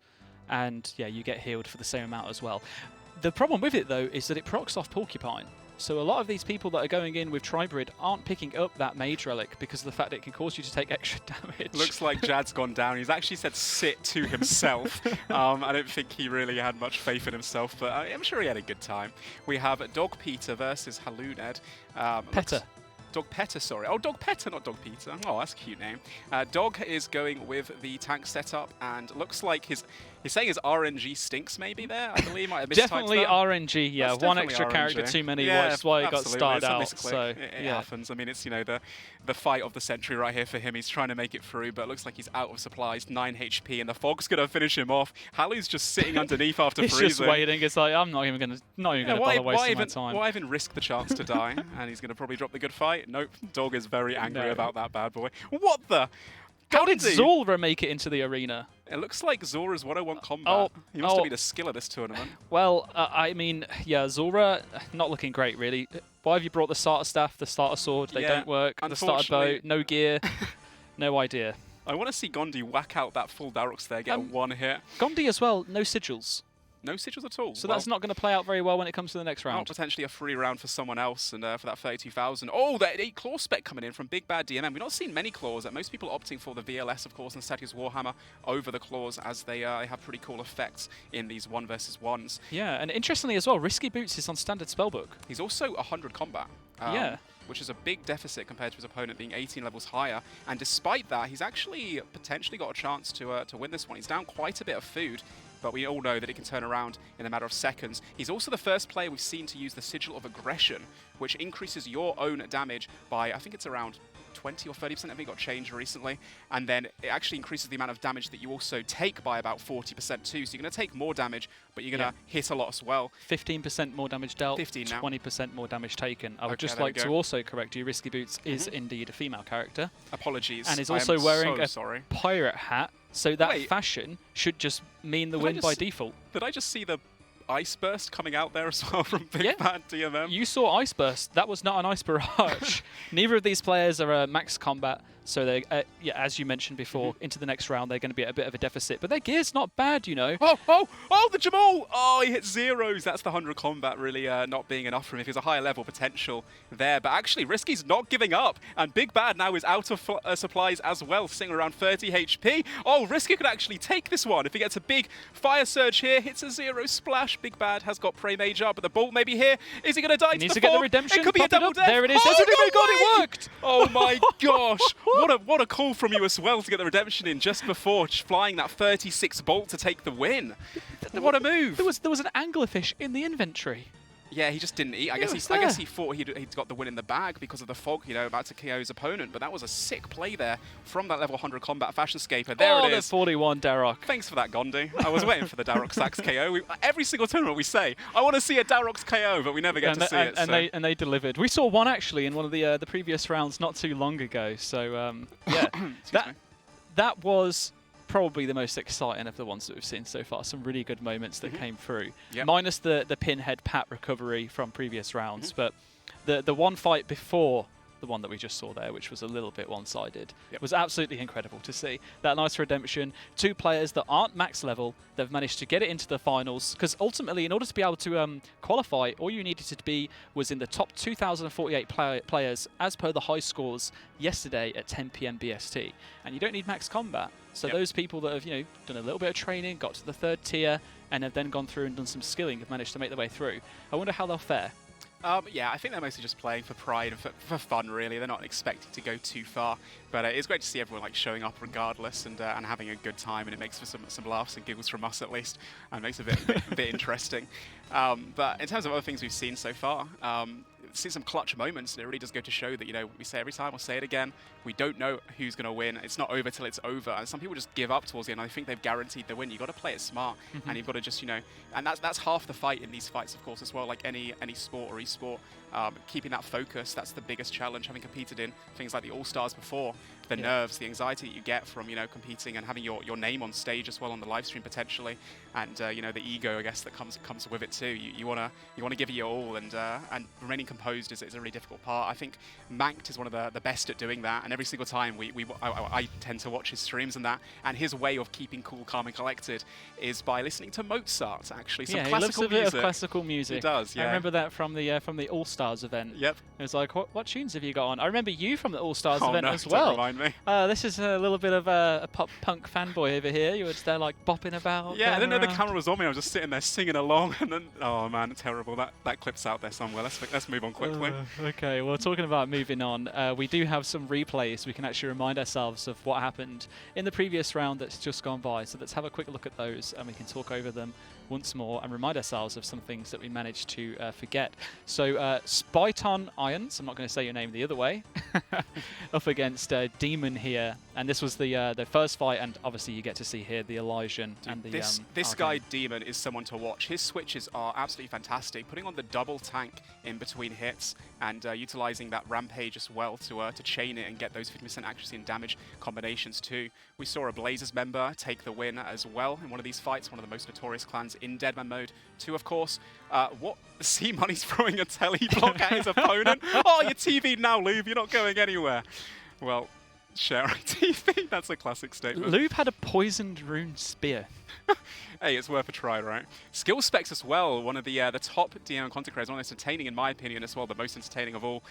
His live streams have been fantastic. Of course, a lot of these names that we're talking about are live right now as well, so do be sure to give them a good luck. And if you have any Amazon Primes, of course, make sure you use them every single month as well to support our creators. But yeah, Skill specs making it through with the tank setup. Great to see him finally getting a chance to you know, actually participate and making it through the multi-phase. I'm really looking forward to seeing Skill specs progress, just because of his bad track record in terms of tournaments. And nice to see Torvesta as well not die to a cave or a set of ladders. And this was a really clutch redemption coming in from Chance, but it just wasn't enough, because once you've got a VLS in your face, at 41, it's just too much damage. Yep. Now, one thing we didn't touch on during this fight between Foe and Dusky, even though it's going to end very quickly. This is such a good kill. It really was. You saw Dusky has put down a load of flowers on the floor. He's anticipating that his opponent maybe had Mage as well, and wanted to get away from those DDs, those Death Dots, the stand-unders. He just didn't eat. He just put his smite up, went ready for the Status Warhammer, and maybe just the fear of fighting someone is, you know, powerful, as huge, as muscular, as composed as Foe. I guess maybe that was just too much for him to handle. And Clearly. And Foe just took the win nice and cleanly there. In terms of other fights, these guys going out at the D-Simi with all the Feral Fighter and Formidable Fighter. First time we've seen that combination. Unfortunately, the D-Simi not quite enough to beat a Tribrid. But hey, he had fun, like I said before. Like, these guys are just having a good time. Exactly, and that's what matters the most. Maybe they helped out a friend, maybe a fellow content creator or a clan member as well to be able to get to the point in the finals now, and just wanted to see how they fared. And this was, you know, let your opponent dwindle down. Why do the work? Let the fog do it for you. Really good for Tribrids to play like that. And this was a sick kill as well from Risky. He thought it was all over, out of supplies, and Big Bad went for a combo here. Thought he had the kill in the bag, and then out of nowhere, as you called it, Risky Boots procs the redemption. But look, they could have ate at this point here, you see. There was an he has angle a food, already. I don't think it would have helped, because it was a 36 coming in with the bolt there, but I was just so surprised. Aw, what a wonderful comment. Thank you, Zora. I missed that before. I really appreciate it, man. I was too stuck in the content, but yeah, thank you. I mean, I would say you know what? Your setup is also very handsome. I respect that, you know. He came out swinging, unfortunately, with those starter weapons which can't attack players. Not the smartest move. But, You win some, you lose some. Absolutely. You know. Some great fights there. Oh, wow. I'm not going to reveal anything just yet as well, so stay tuned. But the next battle we have coming up is another huge content creator, one of the biggest, if not the biggest, YouTuber for RuneScape out there currently. So that's going to be a really fun fight to watch. And if you were, now that we've seen so many things go through the tournament progress to the point that we've got to, tank or tribrid?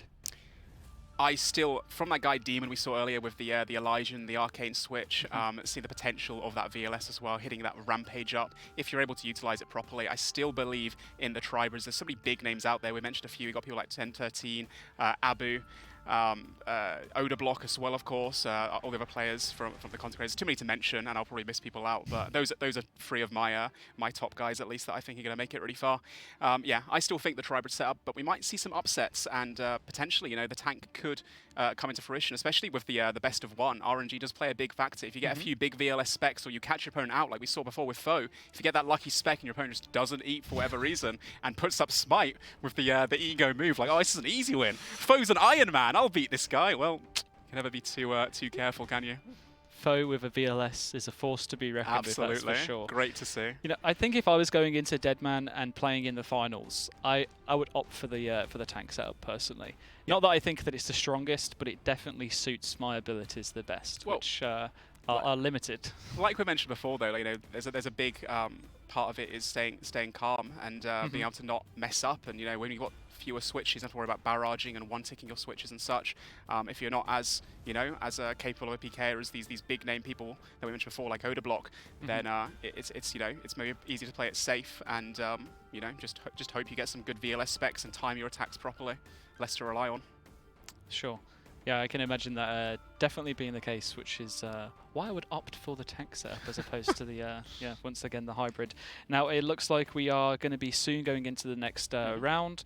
We are just letting them get on with the little invent setup. The banking phase has just ended, and we are now going into the fight. So we have Spec Skill versus Anti4172. Now, you said someone here is a big creator. Yeah, I believe that Spec Skill, and I could be wrong, of course, but I'm pretty sure this is Tor Vesta, the arch nemesis of skill specs that we saw before, actually going through and taking the first win. I actually saw these guys doing a duo raid the other night, which was one of the most hilarious content I've ever seen of them flaming each other, trying to get each other thrown across the map and killed so the other person could get the purple.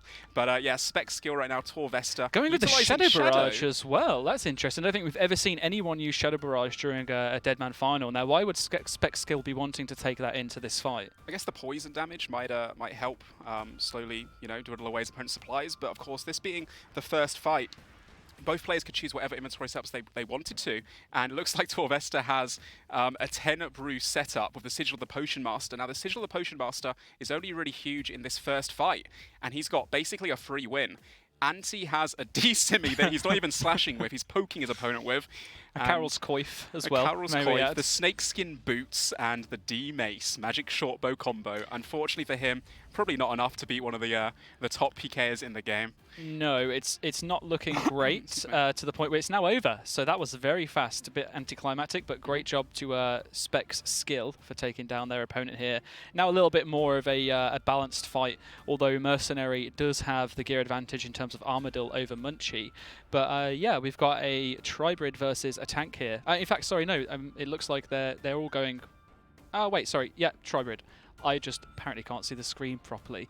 But we've got Mercenary with Sigil of the Porcupine and Specialized Strikes, and then we have Rampage and Specialized Strikes for Munchie. So not going to be getting the retaliation damage coming back, but we'll be able to get those special attacks. And as you've mentioned before, that ramp up damage and accuracy is really key to making sure that those freezes and those hits get through that tank gear. The question is the Arim's, Carol's, and Verax, Darok's setup enough. The Barrows pieces compared to having, you know, a DFS that you're up against, an ACB, Blood Fury, Pegasians. This man, Mercenary, is completely kitted out. And I think we've seen quite a few times now, it's safe to say that I believe for the tank setup, the Sigil of the Porcupines with that retaliation, a bit like Vengeance and Recoil, that's a big one for the tanks. And the Sigil of Specialized Strikes is going to be one that's utilized by everyone, because just getting those extra VLS specs, which really do pack a punch, have a lot of KO potential, is absolutely imperative to getting an advantage over your opponent.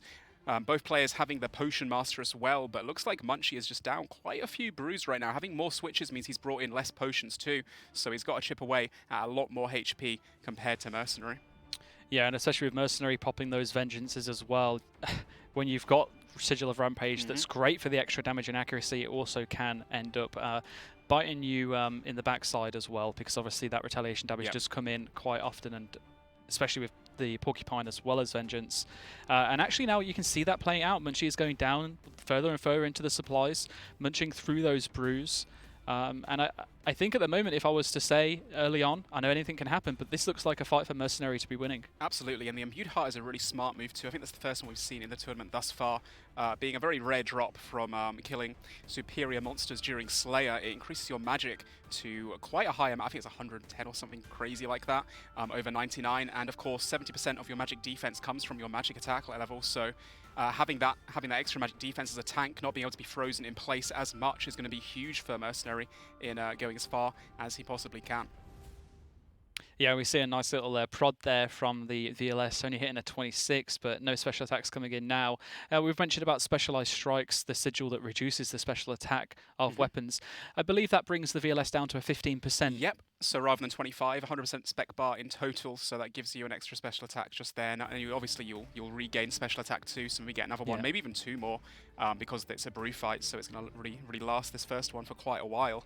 It does look like Mercenary is in the lead by quite a bit. Munchie's going to have to, hope for a miracle, and the longer he stays DD'd, the less time that Mercenary has to wait to activate that Porcupine once again. So it's really important that Munchie, although he's utilizing that DD, doesn't really waste too many game cycles, because it's just going to, again, end up being a negative for him overall. For sure. So the aim of the game here as a Tribrid is to stack up those Rampage stacks as quickly as possible, deal out as much damage as you can. Sigil of the Porcupine only lasts for 36 seconds. You can see that being activated above the players' heads. And then it does have a fairly long cooldown as well, as you mentioned. So it's 2 minutes. But if you let the fight go on too long, it's double Porcupine, and at that point there's no way that you can really out-eat the damage that you end up getting taken back at yourself. But doing a pretty good job to keep themselves in the fight. I do believe we are seeing the sigils being reactivated now, so Mercenary has popped both Porcupine and Specialized Strikes. Munchie is going to be on the back foot here for the next 30 seconds or so with damage coming back out. And maybe this is the tactic, is, try and wait out that retaliation damage as much as possible, and then deal the damage while it's on cooldown. Absolutely. It does look like Munchie now, though, only has about 6-7 brews left. Oh, that was a big spec there from Mercenary. He goes for another clobber, but does get the priming up in time. Munchie doing a fantastic job here of really, trying to keep the fight as best as possible with that absolutely crazy setup he's up against. And the Staff Bash, unfortunately, does keep his Rampage going though as a result. And the only downside, the biggest downside to using Rampage is that you're more predictable. Once you see someone use a barrage, they're not going to use a barrage again because they've got to switch attack styles constantly. And if as a result there's only 2 more things you can guess, so Mercenary has an easier time of getting his prayers right and just outlasting his opponent in general. The fog is chipping away at both opponents now, which is going to suck for Munchie because he's got to keep having to brew and then restore to utilize his barrages once again. Yeah, he is, and is now struggling a little bit as the damage just keeps consistently coming in down to only brews, so the healing potential is a lot lower. No combo food to bring him back up, and as you've mentioned, he does have to constantly bring those super restores in as well, so without those, not going to be able to get barrage, and it's going to be very difficult to catch a barrage here on Mercenary now in the full Armadillo, but he does manage to get one. That was so lucky. Nearly dies in the result though, down to 6 HP from all of that recoil damage coming through. Both players being ticked down again now by the fog. The supplies aren't that separate, both players have got enough special attack now, especially with Specialized Strikes, to be able to get a few hits out. So it's going to be really interesting to see what those next few hits look like. Yeah, I think Munchie right now having 40% spec, he'd actually just used one and didn't hit anything. Mercenary fires back with a 31. Munchie trying to catch this freeze once again to gain momentum, but he just keeps splashing, does finally catch it, gets the DD, but now he's almost out of supplies. Only 6 doses of the brew left. Even with the Sigil Potion Mask, he's got to hope that that procs to save him some doses, but Mercenary looking really strong right now. Just that gear advantage that he's got, I think, has made a huge difference, having the double armor deal to reduce the amount of times that he's getting frozen in place. And there's the Porcupine being activated again, I guess, from Mercenary, or rather it's the Specialized Strikes, goes in for a spec, 25 through the prayer. That was pretty big. Munchie is now down to almost no supplies. It's going to take a bit of a miracle or a big KO. 30 spec as we said that. Woohoo! That was the activation of Specialized Strikes. Mercenary having just a brief moment to react and start chugging those brews down. Munchie now down to 1 single brew dose. Mercenary is up infinitely on food at the moment. He needs to catch this freeze once again, but he's only on 36 HP, and he's got a Vengeance up against him as well, which means he's down to only 16 hit points with a Fog hitting 2, hoping for that Redemption proc when he gets low HP. Is it going to proc? He managed to get the Redemption, he did. Okay, now can he recover from this? So that's the thing. He's got that VLS going to be smacking into him. Mercenary can just sit in full Armadil, not have to worry about being frozen as much. Munchie now just opting to wait it out for the next Redemption, try and get a freeze in between them. He's going to have one more opportunity if Mercenary can't get a big hit. I believe that was a nice 18 barrage there, so his opponent is now frozen, but there is no way that he can outlast this. He has no food. Oh, big spec there through the prayer, through the gear. Mercenary's also almost out of food too, but it might be too little too late. Munchie's dies to a Vengeance. That was so close. Great fight from him though, and he really, stayed in there as long as he could. What am I seeing right now? Is this the guy from Lumbridge? Hasatius, whatever. Hatus Gazatus? That's the one. This is interesting. A bit of Third Age. Someone's been doing clue scrolls. That is madness to get all of this in a 3-week-long demo tournament. Why? The chance of getting Third Age is ridiculously low. I guess some players might just do the Third Age for a bit of extra rune alks and like some more money along the way for doing Slayer. And maybe RS3 Noob just, picked it up off the Grand Exchange nice and cheap and wanted to look nice and pretty for the finals for us. He's level 125 combat, so yeah, I imagine he's probably just been doing a lot of clues and he's been doing a lot of Slayer. He's not really PK, but still wants to come out and have a bit of fun. Mega right now looks to be a range tank setup. And you know what? He's actually almost out of food as well. If RS3 Noob wins this with the full Third Age setup, I will be very surprised. Quite literally just a whip and a DDS, nothing else. He's got the Sigil of the Feral Fighter, of course, which is going to help with his melee, which is why he's only using melee as well. But with only 2 brews left, it's going to take a lot of luck here to win. Both players do have the No, actually, Mega doesn't have the Porcupines. Maybe that's the difference. RS3 Noob might come back due to that. But yeah, opting for consistency over Porcupine. Oh, the Pious Protection is huge in this fight for Mega as well, of course. It does reduce the damage taken for getting the correct overhead prayer right, and since his opponent only has a whip, that's just a flat-out damage reduction, which is, one of the best things you can have in a fight like this against someone that's using one attack style. Does look like Mega, though, is down to very low HP. The Fog might be the game decider in this one as well. I love how we're quite literally having to cast someone using just a whip only against a rune crossbow. I want to see the Darox come out. Come on, Mega. He's praying ranged. You just pop it on. Hit him over the head, chop it off. It's almost over. He keeps faking for the status Warhammer to try and get his opponent to change his quick prayers, of course. Oh, it didn't happen. Almost close. Of course, the overhead prayers, we see the little sword above their heads. Basically, in RuneScape, of course, you've got prayer as well, and getting the right overhead prayer to your opponent's attack style means that damage will be reduced by 40%. So it's a bit of a game of like chess, thinking what your opponent's going to pray, guessing what it's going to be, and trying to outwit them. What is Mega doing? Please drink those potions. Imagine if he had the comeback there. He was on 26 HP for like 3 hits in a row. Oh, a nice redemption though coming in from BGS 128cc. Say yes, DMM. Proc the redemption on once more. That was a huge one. That's actually keeping the game for a little bit longer. He's 24 HP though. He needs to step under his opponent. He is fighting a tank right now. So if he gets underneath, that'll be pretty big. But the KO coming in from the Stasius Warhammer. Unlucky. Only 1 dose of brew left of his opponent, and he's just in disbelief that he's lost to a Third Age Kite Shield and HPK. We've seen some interesting gear this time around, haven't we? We really have seen some interesting gear. Obviously Husky said before, we thought we'd, take away all the caps and all the gear, bring back Verax and all these different items, and everyone opts for Fashionscape instead. Yeah. I mean, I mean, Quite literally. these are the early rounds, of course, with a top 2,000 going through. Not every single participant, is going to be a an absolute titan with tribrid setups and such. A lot of people here have just been enjoying the tournament, playing with their clans or with their friends, and they're just showing up because they can. Why not get there? Exactly. Have a good time. Why not get the opportunity to be on the big screen, have everything talked about at least. We get to talk about their get-ups. Maybe that's what they're doing it for, is our reaction. Who knows?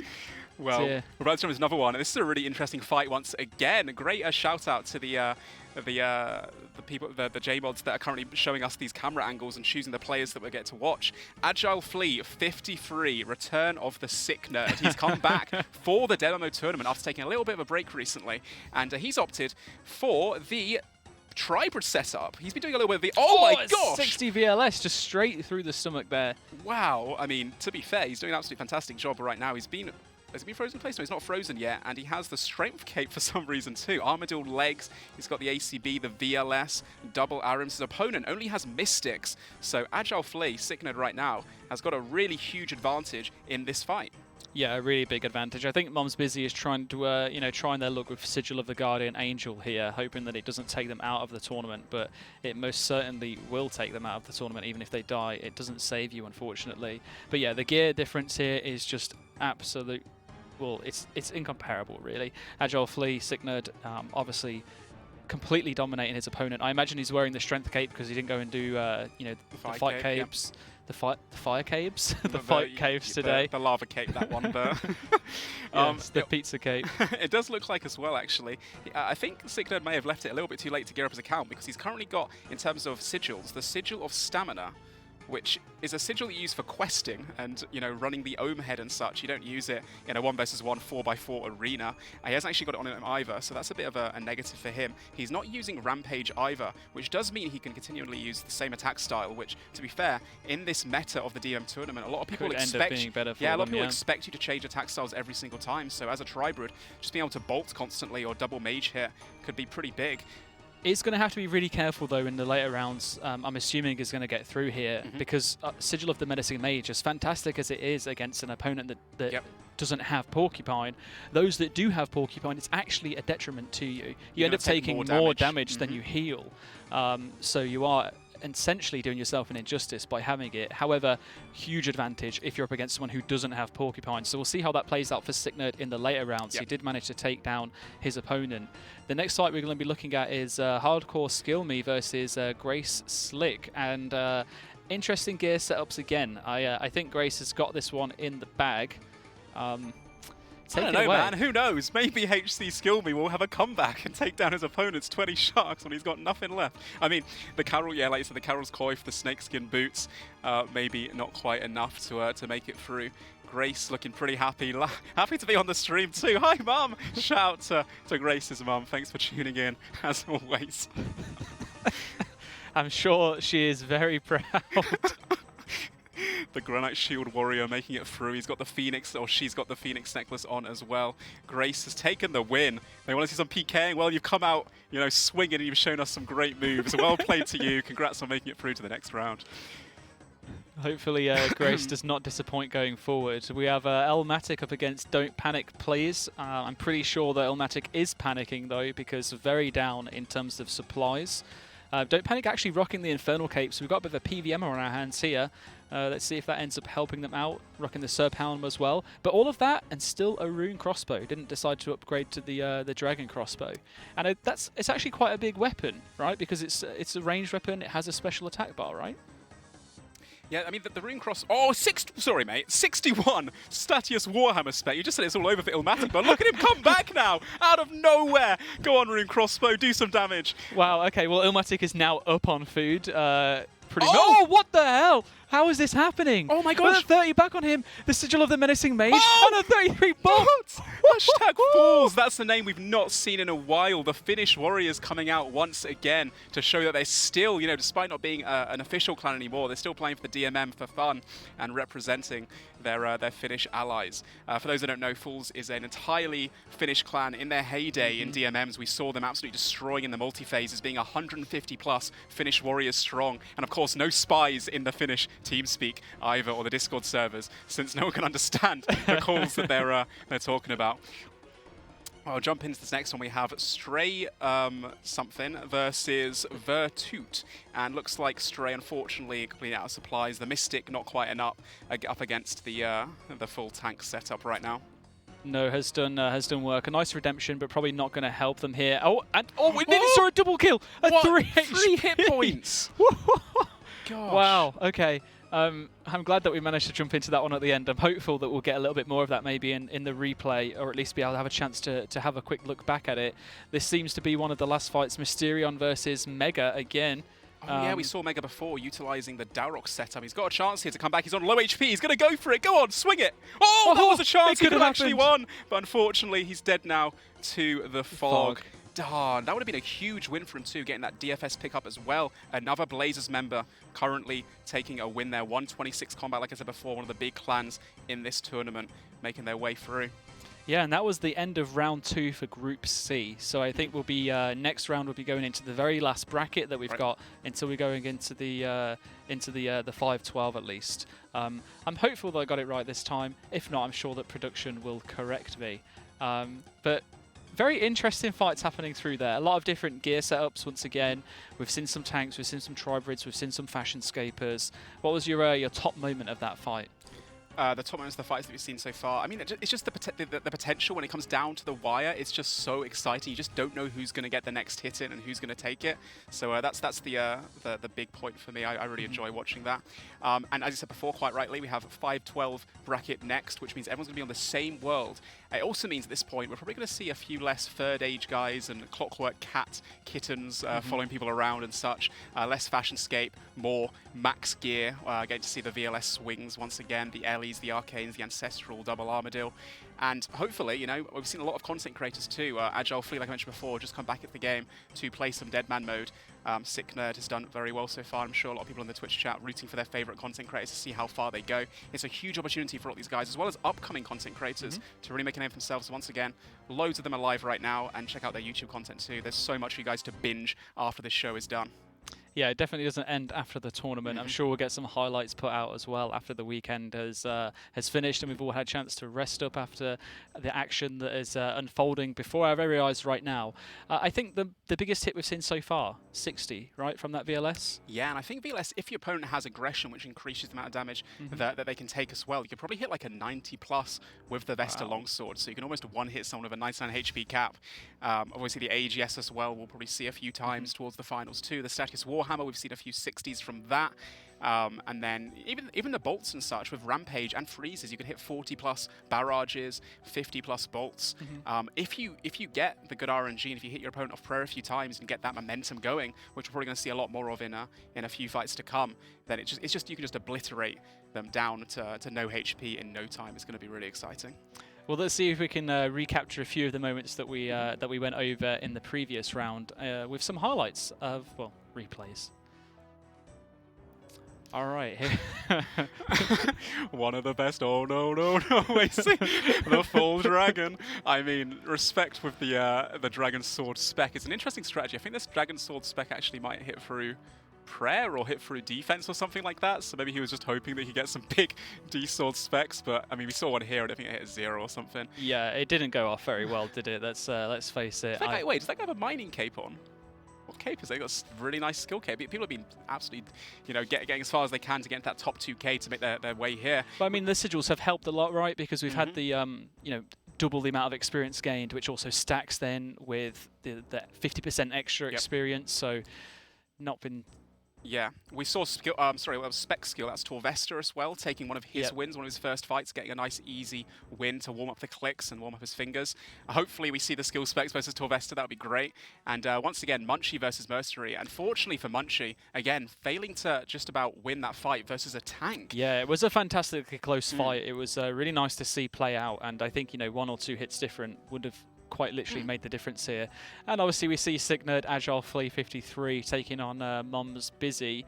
Probably not watching the stream like Grace's mum is, but you know, Sick Nerd manages to take it. So we are going to see him in the next fight. And there's a 61 whack from the hammer that you mentioned as well earlier, and that's a huge amount of damage reduction as well, defense reduction, right? That was such a sick comeback from Illmatic. Yeah, 25% defense. I believe it might.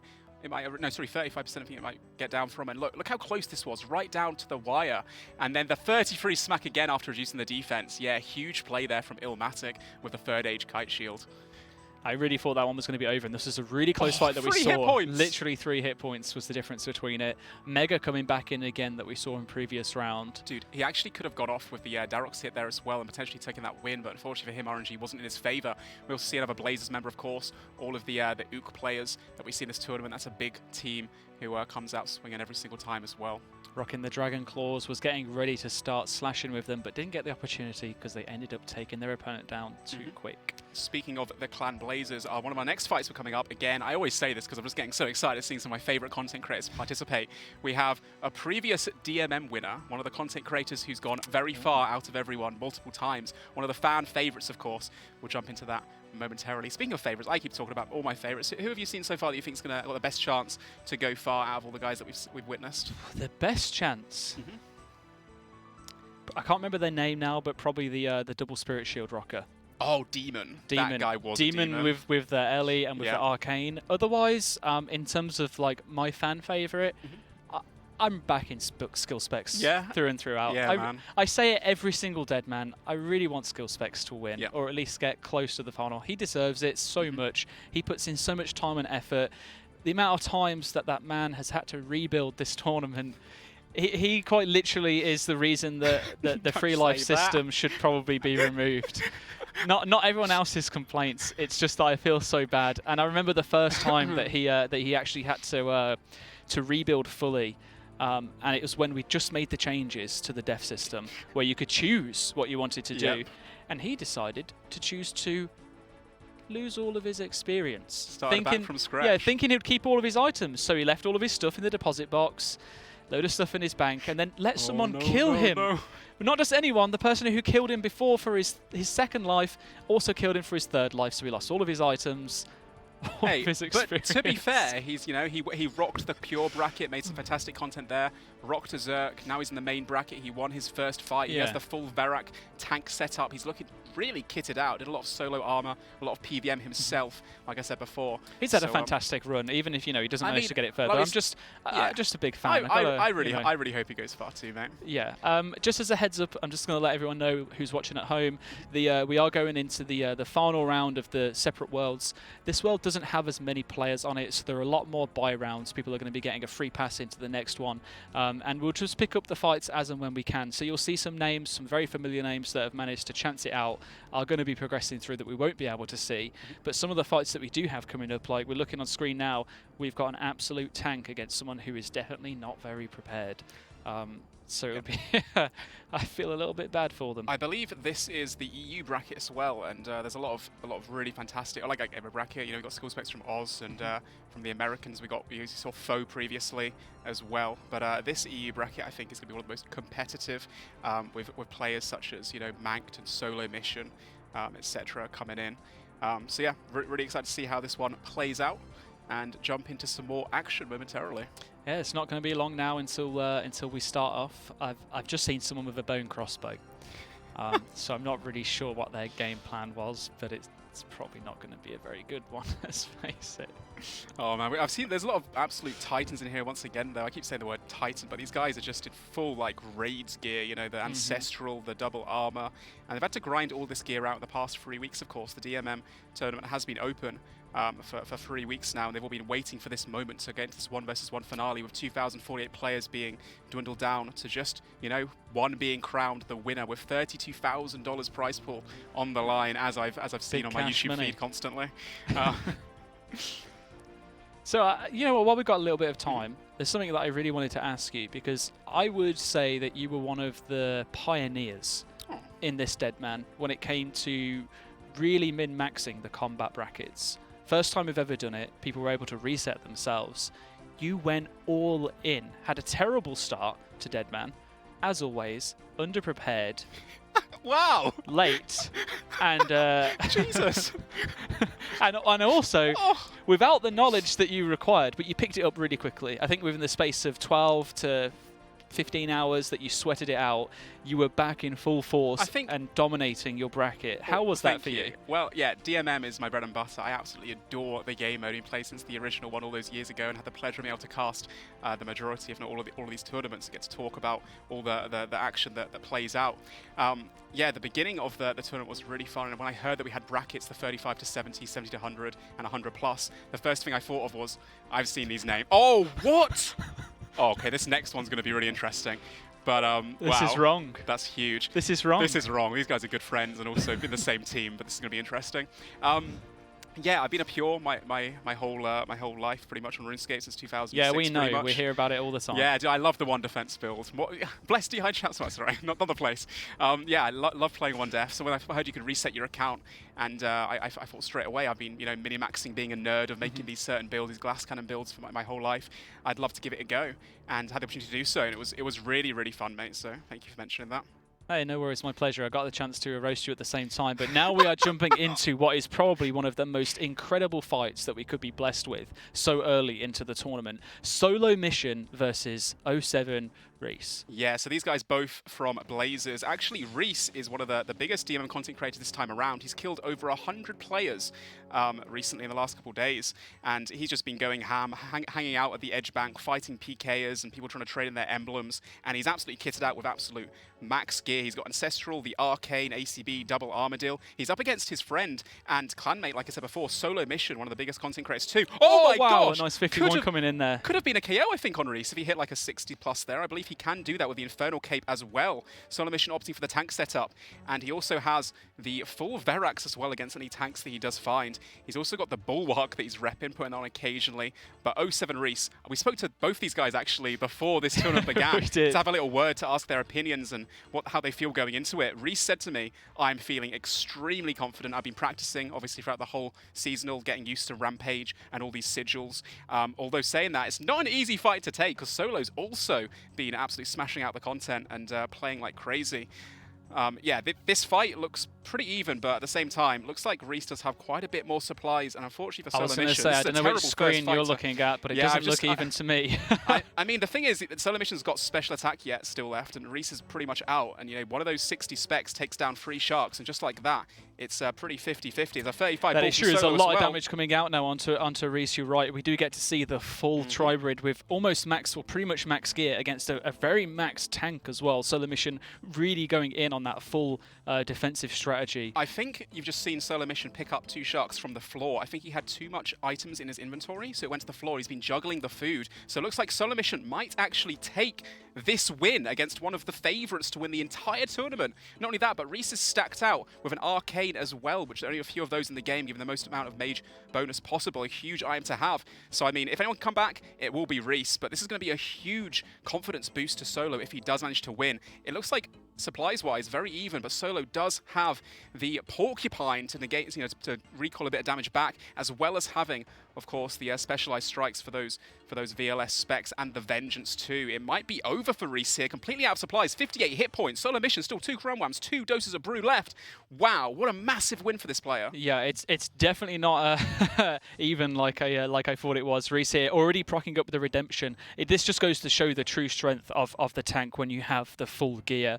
Reese trying his hardest to be able to take Solo Mission down, but Solo just comfortably sitting at full HP. Reese in the robes, and there he is. He's been taken out. Wow. Unfortunate for him, Solo manages to progress through. Here's the thing. If Solo can beat a player such as Reese in that gear, Solo could make it the whole way through, and we heard the guys on the couch earlier saying that Solo was one of the favorites to win and go far. And to be honest, I've got to agree with them right now. He's looking really strong with that arcade as well. Now, not that he's maging, but having it taking it off that player. As soon as that food got picked up off the floor that I didn't spot under the flower bed, Oh! Whoa! We saw it. What? Peachy manages to take out. No, he's got 1 HP left. Come on, you can't bait me like that. That's not fair. To be fair, Lucy does have no supplies left. It's pretty much all over and done with at the moment. Both players being 104 combat. In terms of getting a fair fight, you couldn't ask for more than this, not being max coming into the finals, could you?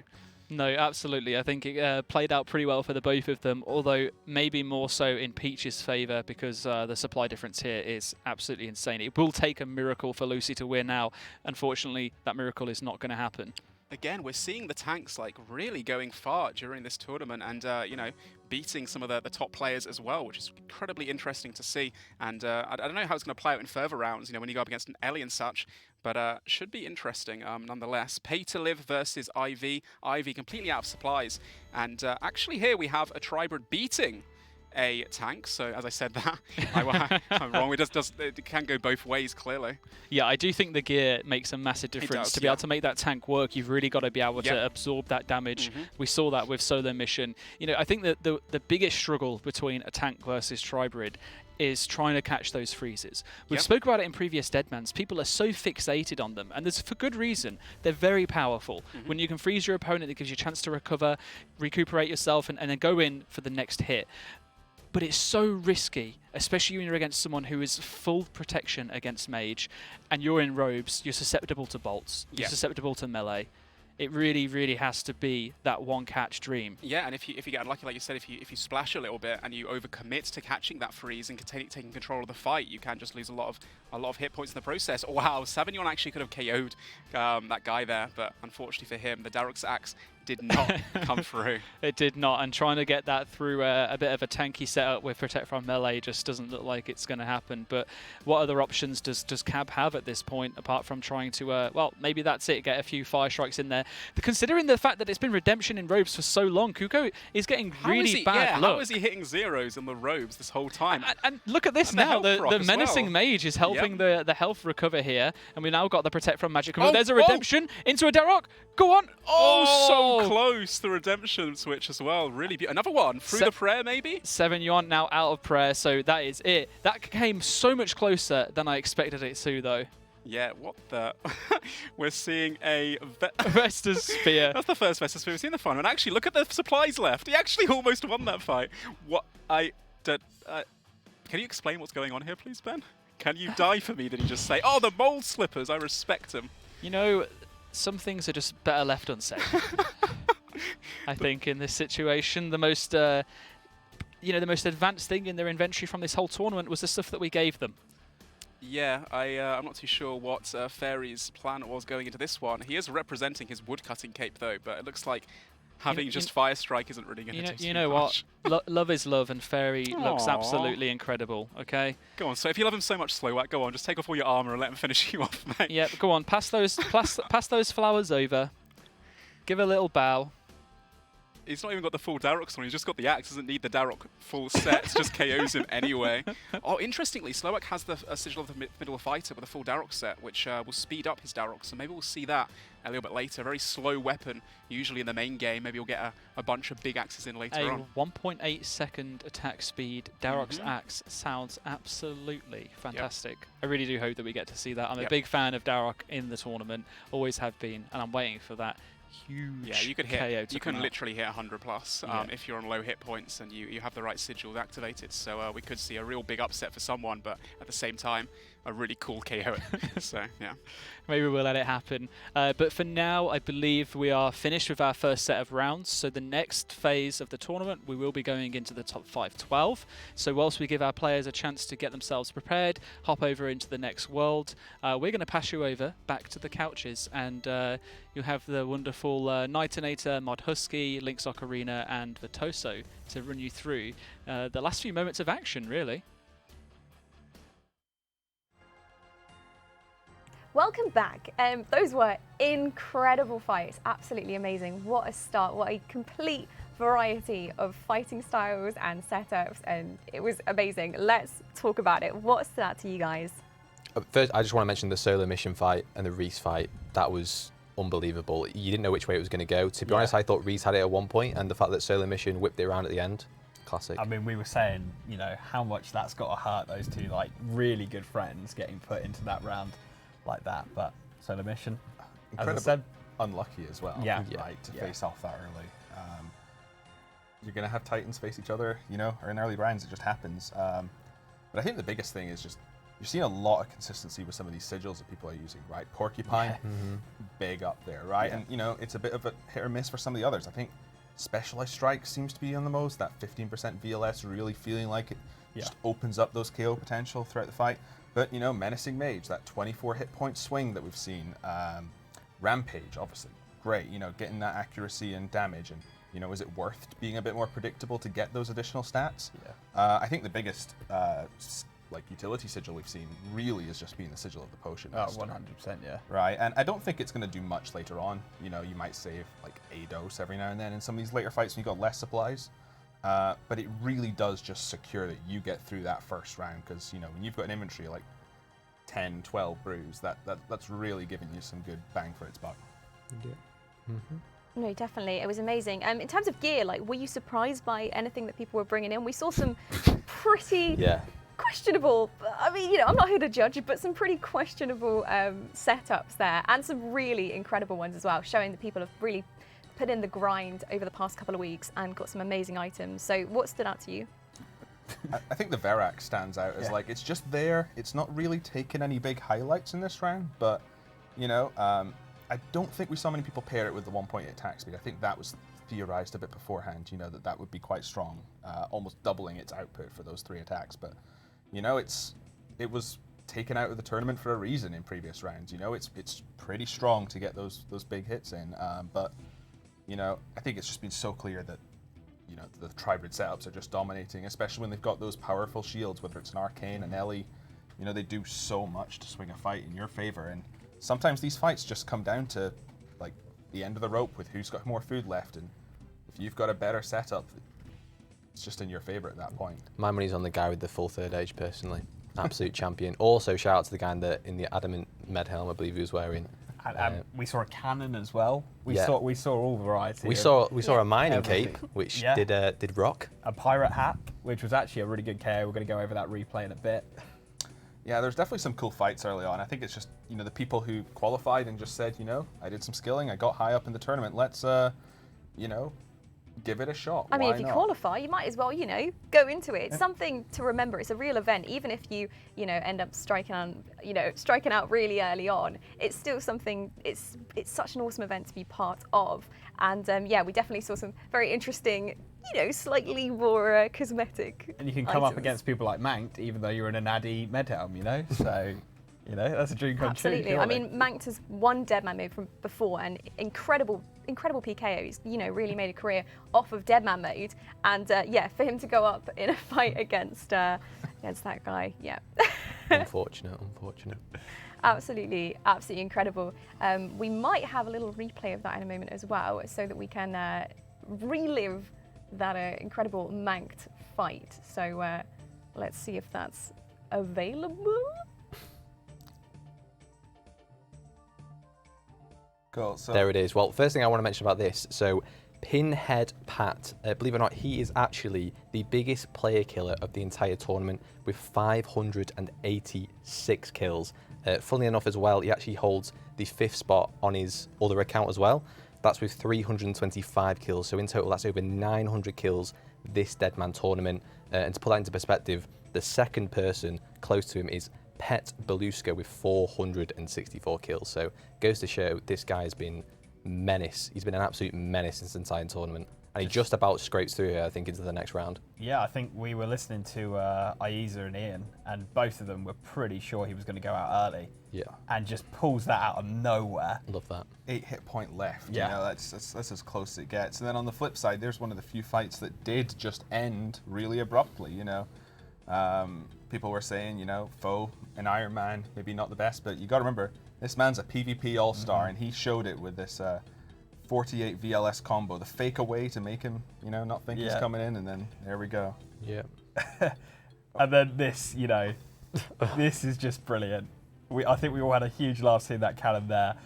We were talking about how, you know, the by the way here was trying to get the dragon sword spec off, but it didn't work. And then this tops it somehow, Jen. Yeah. There's no words, is there, really, to be honest with you? I mean, this is the freest kill you've ever seen in Deadman mode history. I mean, he could have played better, right? Look, you should be combo eating. He should be eating there. He tried to Eat. tick eat in PvP. I mean, what's the man doing? Yeah. I mean, yeah, this one just so harsh. As I said at the start, my money is on Solo Mission to take the whole thing, and really shows up against, you know, 07 Reese here. He can really go with the top players, even if they are friends. And look at that. Yeah, and some interesting stuff there. You know, the Din's Bulwark switch. You know, people think it's a tanking item in PVM or an escape item, but you know, in the absence of having something like an Ellie or an Arcane, you know, maybe just having that swap, especially in that like tank ranger role, it seemed to do some work there. You know, Solo Mission had a decent amount of food against Rice there, and I'll be interested to see if he picks up the Arcane moving into the next fights or not. Well, it looked like he had it down, to be fair. Watching him on those ticks, it looked like he was pretty much pulling them off every single time. For sure. And I think the thing that I'm also interested in is, we said Potion Master, you know, everyone's picking it. Seems like a no-brainer for that first round. There are some players who are picking things other than Potion Master, and I really wonder if these are going to play a big impact on these rounds without a lot of potions, right? You've got the Sigil of Preservation. This is making it so that when you boost up your stats, it's not draining down. You know, if you use your last brew dose, you've still got a combat pot left, and you know, you prioritize using those brews first, you could have like 118 attack, strength, defense for like the rest of that round. Yeah, and that could just be the numbers advantage that adds up. And I also saw, we saw, I think Ditty was using Sigil of Versatility. And we were trying to work out, you know, why would you change from Ancients or from Vengeance? But, you know, you can do this between each round. If you think you're up against someone, that Vengeance might be a better matchup. And you can do that. You know, you've got the Ice Barrage sacks. That's only one spot for Ice Barrage. You've got Rune Pouch for the other stuff. You could even do it with 4 runes to have Vengeance and Ice Barrage runes on you. So I think that going into these next rounds, I'm really interested to see, you know, was Potion Master as a free first round the right call? Yeah. I mean, we also saw Rampage was super OP against players that you could see were a higher, you know, of a higher skill level than the people they were up against. But I think as we go further into the tournament, I think you're going to see that less. It's not going to be as effective because it's very obvious to see what's going to come next. But as you were saying, they might pull out a fakie, or they might try and, you know, go for a double barrage instead and just catch these players off. So we're going to see some interesting strats that you wouldn't normally see without sigils. Absolutely. I mean, PvP is about mind games, and they say that when you distill it to its finest level, it's like a 1 in 3, you know, which attack style they're going to use, or, you know, you could bet your prayers up. And it's even, say, more likely you're going to predict it right with Rampage. It's a 50-50, but almost like, as you say, Rampage gives you the option to purposely lose your stacks to try and go for a big hit, right? And if that's a VLS, that's, you know, that could knock that person out of the tournament. So yeah, talking about mind games and the VLS, I mean, just using the VLS, it's so powerful, and I think like as soon as people see the VLS, they're scared straight away. They're prioritizing the protect from melee, and I think that really plays a part in the fight when people can hopefully get those freezes off when people are anticipating the VLS spec coming in. Yeah, and we kind of saw it a little bit in the first round, but people are using Darox as well. You know, you say not everyone gets endgame gear. Really looking forward. Are we going to see that big Darok KO that Ayiza and Ian are hoping for? Maybe. I mean, we saw like, what, 40-something this round? Yeah. You know, let's see like a 90 with like stacked up Rampage or something. That's you know, the dream. If anyone's listening to the stream, there's your egg on from Husky. Come on, pull it off for us. That would be epic. You're right. There's been a lot of VLSs that we've seen, probably more so than really many of the other finals. You know, partly, I mean, well, actually, mainly because previously they've been limited to the wilderness, and this time around you get them anywhere in the world. But absolutely, like it's great to see some of the other weapons, things that are, you know, slightly easier to obtain in the finals as well. It shows that, you know, you don't necessarily need to be completely super high geared to go far. So yeah, it's really exciting. What are you expecting to see in these next fights, the 512s? Quicker fights, to be honest with you. I mean, obviously they've got limited resources. I think it's 10 sharks. Is it 2 brews, 1 restore? Is it just the 1 brew? Only 1. Yeah, so it's going to be a lot quicker, the fights. It's just going to be a case of, as you said previously, the 3rd sigil might come into play for the people that have taken the Potion Master for the first round. Yeah, and I think we just haven't seen a lot of like the Ellie versus Ellie fights in the first round. You know, I mean, I think there were about 15,800 corp kills this tournament. It's normally about 1 in 4K, so, but we multiplied it by 4, so you're probably talking about 16 Ellies in the tournament. Now, RNG is RNG, right? You know, every RuneScape player knows that could be 5, but we've seen there's a lot more than that. So I think that as the brackets narrow down, we're going to see a lot more of these high-end setups against other high-end setups, and maybe we'll find out, you know, what's going to come out in front. Is it the go-to Tribrid setups, or is, you know, Tank Ranger going to hold out? And I think the interesting part is that there's some new gear, you know, that wasn't available the same in previous Deadmans. I mean, we kind of saw the Boa for Din in a little bit. I don't think many people got through with it, but the Blood Fury amulet is going to be pretty big. You know, it's that can heal for a reasonable amount through a fight, and it gives you that reason to pick melee more. And that combo with Verax specifically, consistent hits, a bit of healing. You know, I wonder if maybe just going like range melee with like Verax and a Blood Fury amulet could be pretty good. You know, and it's kind of hard to see. We were jumping around a lot of fights. It seemed like people had that sort of setup. So maybe that's going to do fairly well. We'll have to wait and see, won't we? Well, it is now time. They are all ready to go. So we're going to jump into the top 512. So we're going to go back over to Ayiza and Ian. Thank you so much. We are back here at the casting desk. Myself, Ayiza, PureSpam. If you weren't here for the last few rounds, where have you been? Make sure you go and check the VOD. Check out OldSchoolRS on Twitter as well. We've been posting some clips of some of the most interesting pieces of the tournament that we've seen so far. And what an interesting tournament it has been. Absolutely. It's about to get even more exciting as we jump into the top 512. Most of the players in it right now are in it to win it. We have skill specs off the bat taking on LO9. Oh no, Jay, you're up against an absolute raid boss. This man has an Elysian Spirit Shield, only around 15 to 20 in the entire game at the moment. Who also has an Arcane and just maximum gear in general. Jay is opted for the tank setup. This is going to be the hardest fight leading up to the finals that he's got, and it's so early on as well. He can't be happy with this. Fortunately for him, though, his opponent's staff bashed, and he's going to go for a couple crossbow hits as well. He's going to get some hits on the robes potentially, but Jay's taking a lot of damage right now, doing his best to eat up as best as he can. And once he's been frozen, the downside is he's not able to go for those VLSs, and he's been on frozen here going for it, but unfortunately having a little bit of a lag issues, a little bit of stuttering right now. Probably with 500 people fighting in the world, of course, it can be a little bit delayed. A lot of combat going on, and Jay goes for the Vengeance, goes for the VLS, hits a 0, gets frozen in place, and his opponent hugs around the corner. Now, of course, this is the biggest downside to being a tank. You only have range and melee, no freezing spells. So once you're being frozen, your opponent is far casting you, so to speak, then you're not able to really do much apart from just bolt constantly. And trying to get those prayers right as well is a little bit difficult, but Jay right now using the Sigil of the Porcupine to, of course, hit back a little bit of damage. This is the question, though. Is it going to be enough? LO goes in for the VLS spec, but Jay does predict it, puts up the Prey melee perfectly in time. And currently trying to get a few bolts in again on the robes. Those hits on the robes are huge, but the Ellie, of course, is going to reduce the damage by quite a lot here right now.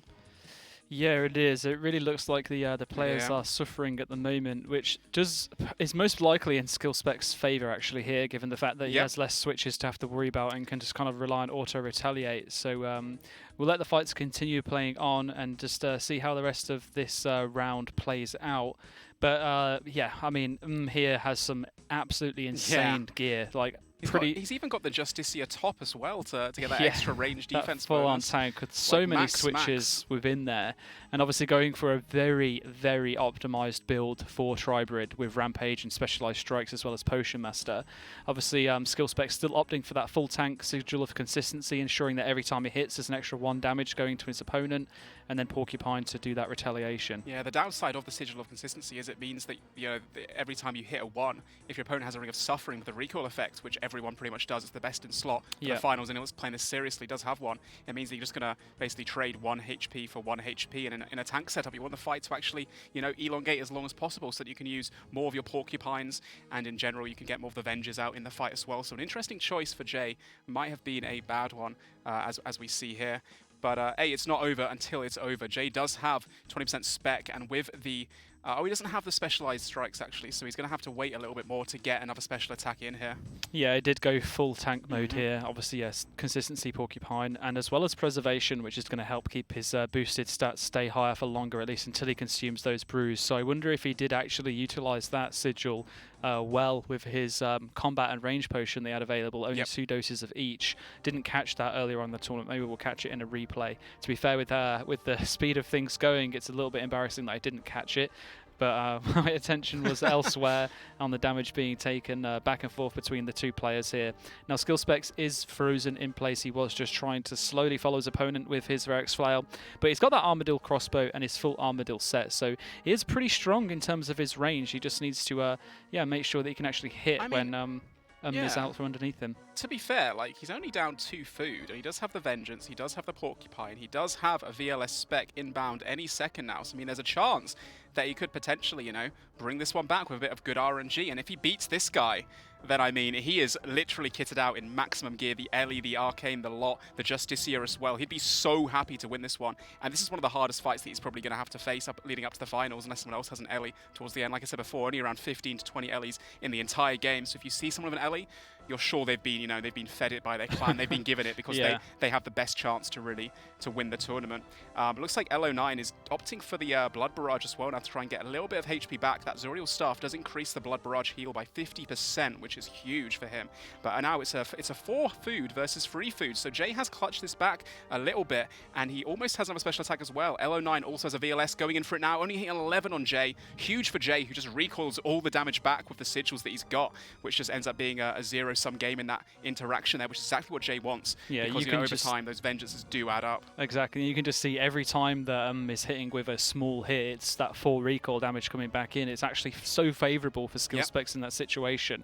I do feel quite a bit for Lotum and of the other contestants who are opting for more switches with the unfortunate situation that we're being dealt with at the moment. I think that's why. And there was a 39 going in with the Verax. That's just showing you the true power of that. And it looks like now Skill Specs has got the upper hand in terms of supplies. So maybe there is a chance that you can bring this back to him.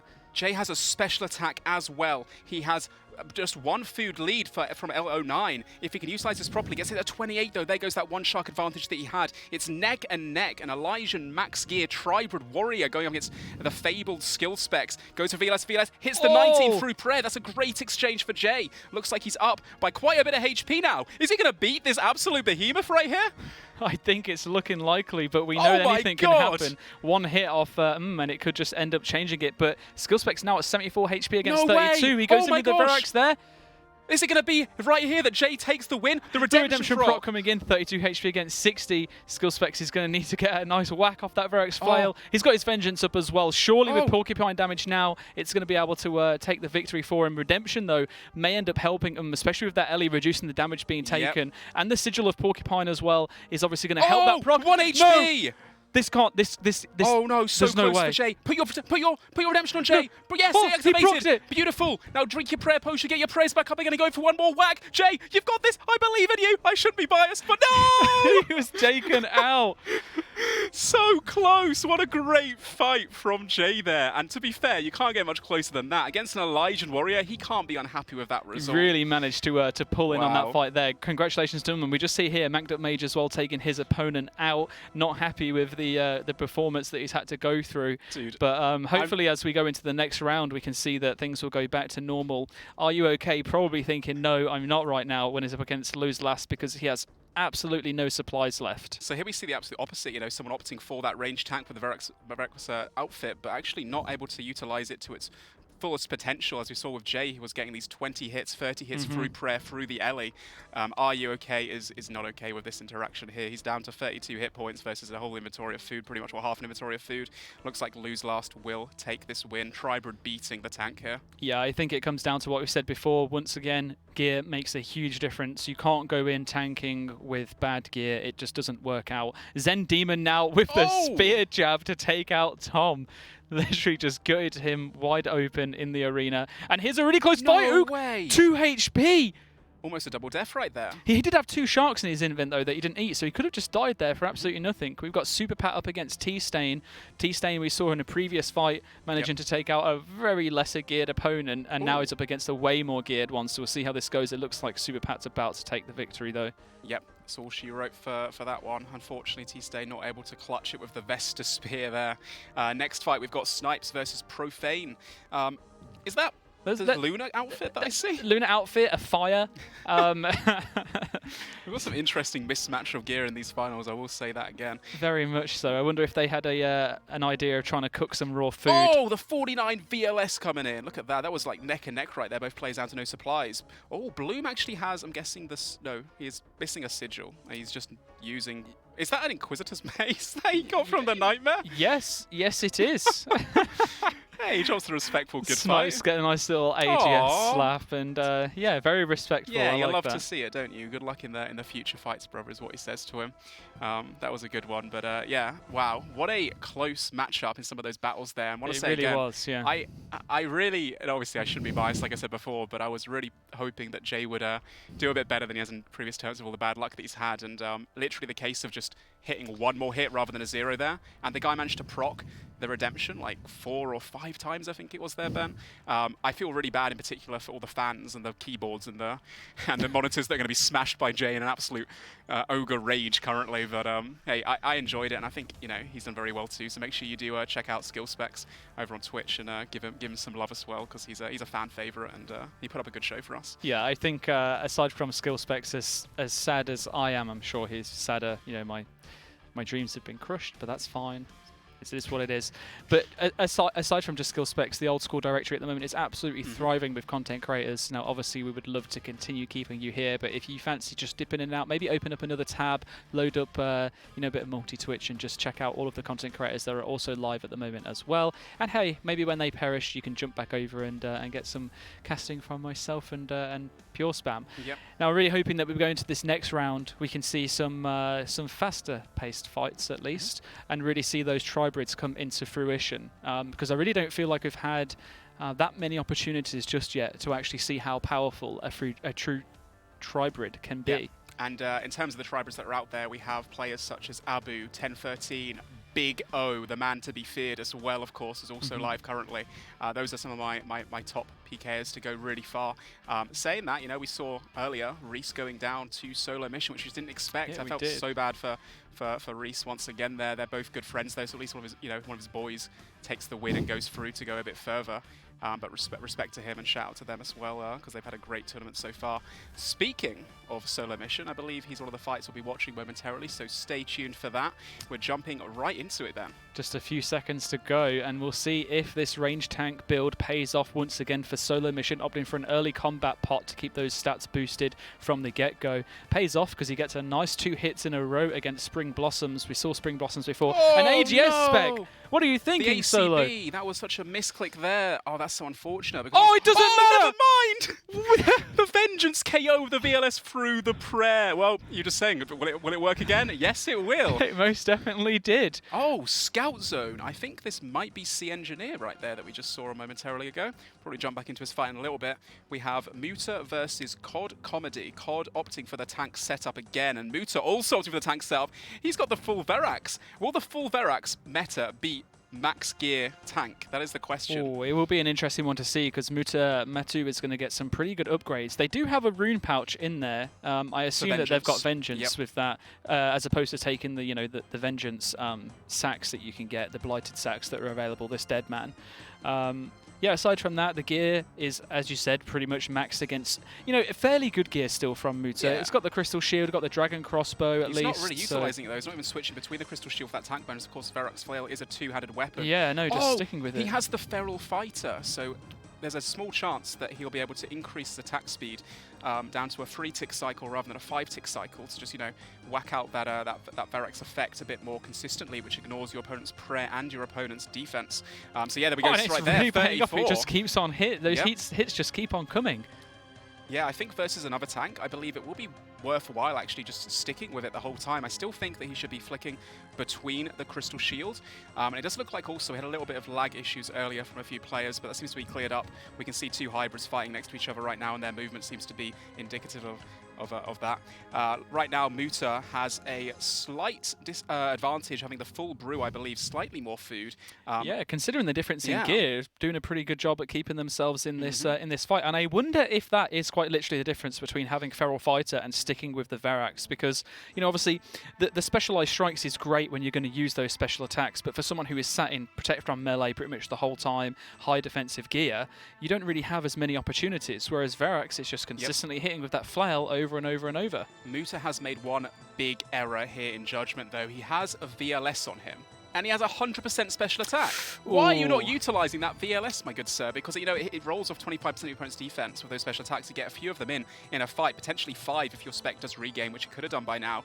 And that's maybe going to be the deciding factor on why Muta may just about lose this. Oh, here we go. They were listening. They're going to send it in now. You're welcome, mate. Come on, Muta. Keep them going. Keep them pumping. You got one more in you. All. Look at that. There it is. It's in there now. COD Comedy, though, however, has just activated. I believe that was their sigil of Porcupine. Yep. Porcupine. Apologies. It's just, yeah. We've been watching quite a lot of fights tonight. Anyway, moving on. COD Comedy has 58 hit points, 1 brew dose. Muta's almost out. The Vengeance does help a little bit. Can he get a KO? Oh, no! He KO'd himself from the Vengeance there. Unlucky for him. I really do think there in that situation, having that VLS proc a bit more would have been making the difference. And maybe the guy, COD Comedy, that actually picked up the cheeky Varrock set there, maybe he's seen the true power that it holds. Yeah, and maybe he's going to utilize it in the future. Got all the pieces of Exodia ready to to go into the last battle. Absolutely. Next up, we got Don't Get Wrecked, who is currently pretty even with his opponent, Mr. Bad. 30 AGS there. Could have actually killed him there, I believe. It was on prey range, potentially. A little unfortunate for him. Eats up all his supplies, uses the time he has, waiting out that Porcupine, potentially, and stepping underneath. Oh, a 53 whack. That wasn't even a special attack there. Huge hit for Don't Get Wrecked after taking a lot of damage too. It is neck and neck, having the advantage of the momentum and, you know, being able to step onto your opponent. That means that Bad isn't able to utilize this really powerful Verax meta that seems to have come out of nowhere this tournament. No, unfortunate for him and his opponent as well, already putting down the flowers on the floor, which means that Bad can't place them down himself. And there's a 40 whack with the Warhammer. Wow, that was close. And that's going to be a nice little, you know, potential few upgrades there for his opponent as well. The crystal armor, let's go! Finally, well, close. I was hoping to see the crystal armor in play, but unfortunately caught the tail end of that fight, and Lagunarium, another content creator, does go down. Moni, who's come back recently as well, who hasn't been playing lately, does go down too. So close, neck and neck. I think I should maybe cast the next to you because you're clearly cursing everyone here. Oh, never mind. I spoke too soon. Damage. No, that's an... No. Damage. That was the... It's okay. Oh, I thought he lost the Ellie there. I was like, no way. Don't worry. It was so close, though. Almost actually ended up losing that battle. Oh, it looks like a dart bow coming out here from Weebscaping over towards I'm Lurking. Didn't pay off. The redemption probably not going to help, but Morrigan's Javelin is probably going to just whack through that. Never mind. AGS coming out. These zeros, and there it is. There's the Vengeance. Maybe Weebscaping should go back to watching My Hero Academia rather than participating, because they are now out. We've got Miskill here against Veni Vidi, and Veni actually has the upper hand here. 2 brew doses and a Karambwan. Yeah, Veni is also a tank by the looks of things, and he has a lot of really nice gear, the Justicia too, so if my skill does end up winning this fight, he gets some nice upgrades, but unfortunately for him, I do believe it is over with the fog chipping away at the last bit of HP he had. Could have maybe put in a redemption there, but you know, in the moment, when it's that tense, you maybe make a few little slight errors in judgment here and there. Yeah, most likely. And actually, Veni there in that last fight had 2 pieces of Justicia, both the helm and the legs as well. So really going full in on that tank setup. Big tank setup, yeah. But I think a lot of players misremember the fact that the damage reduction doesn't work against other players with Justicia. It's got really high defensive bonuses, but in PVM, it has extra damage reduction. It's still, I think, best in slot for range defense bonus, but the downside is it has I think it has negative mage defense, which means that if people are tri-breeding you and you're caught in that Justicia, they're going to catch the freezes a lot. That is the trade-up for using that item. So if he goes up against a tri-breeder that knows what they're doing, it might not work out for him as well as it did just there. Potentially not. It's I'm sad that you didn't get to see the crystal armor fight. Dude, I was so excited, but actually you mentioned that, and our wonderful cameramen are currently able to show us a bow of Thingmebob. Oh, this is actually Big O, the man to be feared, so to speak. Umub, I believe that is Odablock, who is one of the fan favorites too, and has said multiple times that he is taking home this $20,000 first place prize. I have been seeing a lot of chatter appearing up on the screen, as well as from the chat, that Big O had a very big comeback just this round before. So I'm very interested to see how this fight plays out. Big O obviously going for the full tribrid here, absolutely kitted out with gear, up against Bay the Peru? Bay the Pure? Yeah. Pure. Oh, the Pure, what a beast. Not Peru. So finally we get to see the crystal armor setup in all its fruition. It looks like actually that he's up HP on Odablock right now, he got some really nice momentum, but getting hit a 42 there. Odablock does take it back, a 20 as well, and then goes for a bolt off prayer. 13-2, activates his sigil, goes for the VLS spec, an 8 through prayer, not great, but does get that momentum lead, does get the death dot as well to step underneath and control the fight. The 47 bolt as well. I will say that that's the downside of having this crystal bow outfit. Even though you're able to, of course, get some really high glass cannon build attacks in, once you lose that momentum, you're just on the back burner the entire time, having to just gobble up all of your supplies. It is quite 50-50 right now. Looks like Oda, though, does go for a VLS spec, still has 60%, his opponent has 65, so those VLSs are going to be really important. One coming in here, a trade up, 28. Oda Block cannot be too unhappy with that one. Does want to catch this next freeze now and keep controlling the battle. Yeah, this does look very one-sided from Umub's position. Yep. There's so much more food advantage here. Absolutely. A lot of gear switches as well. You can see in multiple pieces in there. I mean, Bay as well, obviously opting for the extra pieces of gear to swip out to as well. But maybe it is just the fact that that crystal armor just puts them way too susceptible to the damage. Yeah, that's the thing. Like, when you're getting the damage and the nice hits, you can just absolutely tear apart your opponent. But the second they catch that freeze... Oh my god, the 57! Wow. That was because what of the animation delay from activating the Sigil of Specialized Strikes completely took his opponent off guard. Yeah, before you know it, Oda is now suddenly the flash straight across to the side, shoves that VLS straight through his opponent. Now we got Spark Mac. Wow, he's actually neck and neck versus a guy with an Ellie, which is a huge advantage, of course, negating damage on average by about 17% in a fight. Spark Mac does need to catch this freeze here, desperately trying to do so, but getting dwindled down, being caught in his robes quite a bit. That Elijah is just huge, man. Does get a spec off prayer there, but unfortunately only a sit. Gets frozen back in place straight away, and that does mean that Jeong is able to utilize his movement, and he does have an arcane and max gear as well. A pretty big advantage he's got now, and just, you know, a few big hits, and that's all over for Spark Mac potentially. Yeah, really unfortunate here. A big 40 coming into him, and followed by 29. Just wasn't able to catch a freeze until it was too late. At that point, it was already out. Now we see Solo Mission with his absolute tank setup. However, he is out of food. So is his opponent. They are both now down 17 HP, 35 HP, and there it is! Way. He is on a 5 HP survival. Solo Mission must be absolutely gassed right now. Yeah, that was a big one to win. That guy had like max gear as well. So yeah, Joel, Solo Mission's going to be very happy with that one. ALG for the VLS last moment attempt, but unfortunately the Ellie, once again, just too much. All of these Ellie warriors, those that have been kitted up with them, are really going the distance right now. And you asked and they delivered. They brought out the Ellies. Absolutely, and the Arcane too. That guy had a 6 switch. Damage another Ellie user, although this fight is very neck and neck. He's up against another guy with an Ellie and an Arcane. There's actually so many of them in the fights right now that we're getting to witness. Damage versus Wolf. Damage up quite a bit of food right now. Wolf could have the comeback in these fights. All it takes is a few big combos. Damage of the VLS spec 0, unfortunately for him. Gets VLS to 27 back. Wolf is still in the game right now. Catching this freeze is huge.